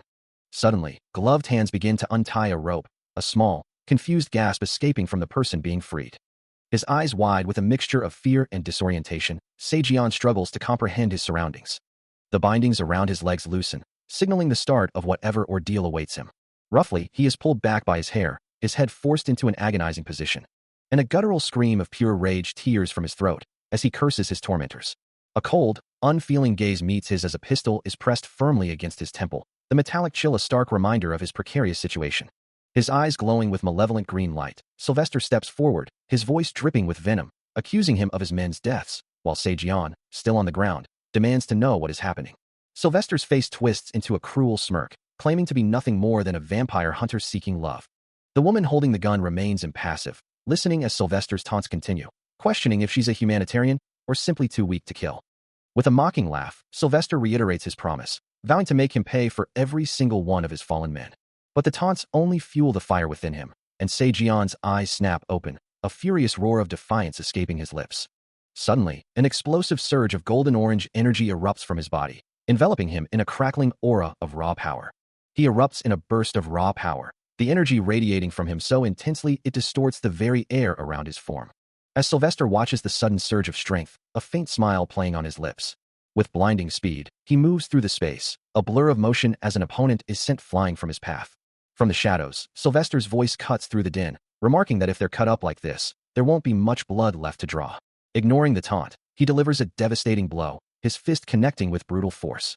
The impact sends the figure reeling, a spray of blood marking their rapid retreat. He presses his advantage, streaking across the floor to engage another foe. Another strike lands with explosive force, a burst of energy accompanying the impact. Sylvester's eyes glow with an eerie light, his smirk widening as he continues to observe the unfolding chaos. A furious snarl escapes him, his body a blur of motion as he continues to tear through the ranks of his attackers. Meanwhile, from a distance, a calm voice cuts through the chaos, commanding, "Hanga, put the gun away." Three figures, one with long, dark hair and a crossbow, stand poised and watchful, observing the brutal display. Se-jian's fist connects with sickening force, sending an opponent's head snapping back in a spray of blood. The impact lifts the man off his feet, his body already collapsing before it hits the ground. He moves like a phantom, striking multiple targets at once, their forms scattering like ragdolls. Another swift blow, and an attacker's head recoils violently. The air itself seems to distort around him, a testament to his impossible speed. He continues his relentless assault, each strike a blur, each opponent a mere obstacle to be obliterated. He continues his relentless assault, weaving through the chaos on his motorcycle, dismissing his opponents with a sneer. Meanwhile, his targets scramble, one shouting, "Hey, get the car, hurry." Another observes with disbelief, he's actually messing around. Their leader, frustrated, commands, "Enough of that, let's get back to work." He adds, "Get ready in case the cops show up." Two subordinates discuss the situation, one questioning, "But, boss." The other finishes, letting him walk away for a reason like that is. From a shadowed vantage point, Sylvester, his eyes glowing with an eerie green light, simply states, "I told you." His long, white hair cascades over the dark fabric of his coat. As he muses, he's exactly like how I was when I was young. Unaware of the observation, Se-jian speeds away, leaving a trail of destruction. He stands, a silent observer, looking down at the carnage. The floor is slick with blood, and bodies lie broken around the prone form of Han Se-jian. If you cut them all up like this, he muses, there won't be much blood left to draw. The scene shifts to the brutal fight itself, as Se-jian moves with blinding speed, a whirlwind of emerald green hair and golden eyes, tearing through his opponents. Despite the relentless assault, a grimace of pain twists his features, but his eyes burn with an unyielding resolve. His foot slams down with crushing force, the impact shaking the very ground. A vehicle's wheel buckles and shatters under the sheer power of his strike. With another powerful step, he plants his foot, ready for the next move. You punk. He snarls, his face contorted in fury. From a distance, Sylvester's thoughts echo. Looking at him again, he really hasn't grown a single inch. As the thought settles, Sylvester's hand clenches, his gaze distant, lost in contemplation. Meanwhile, the toll of the battle is evident on Sejian's back, a severe, glowing wound bleeding freely. Director Sa Hyok, his electric blue eyes glowing with an intense light, makes a firm declaration, stating that with this action, he has finally settled his debt.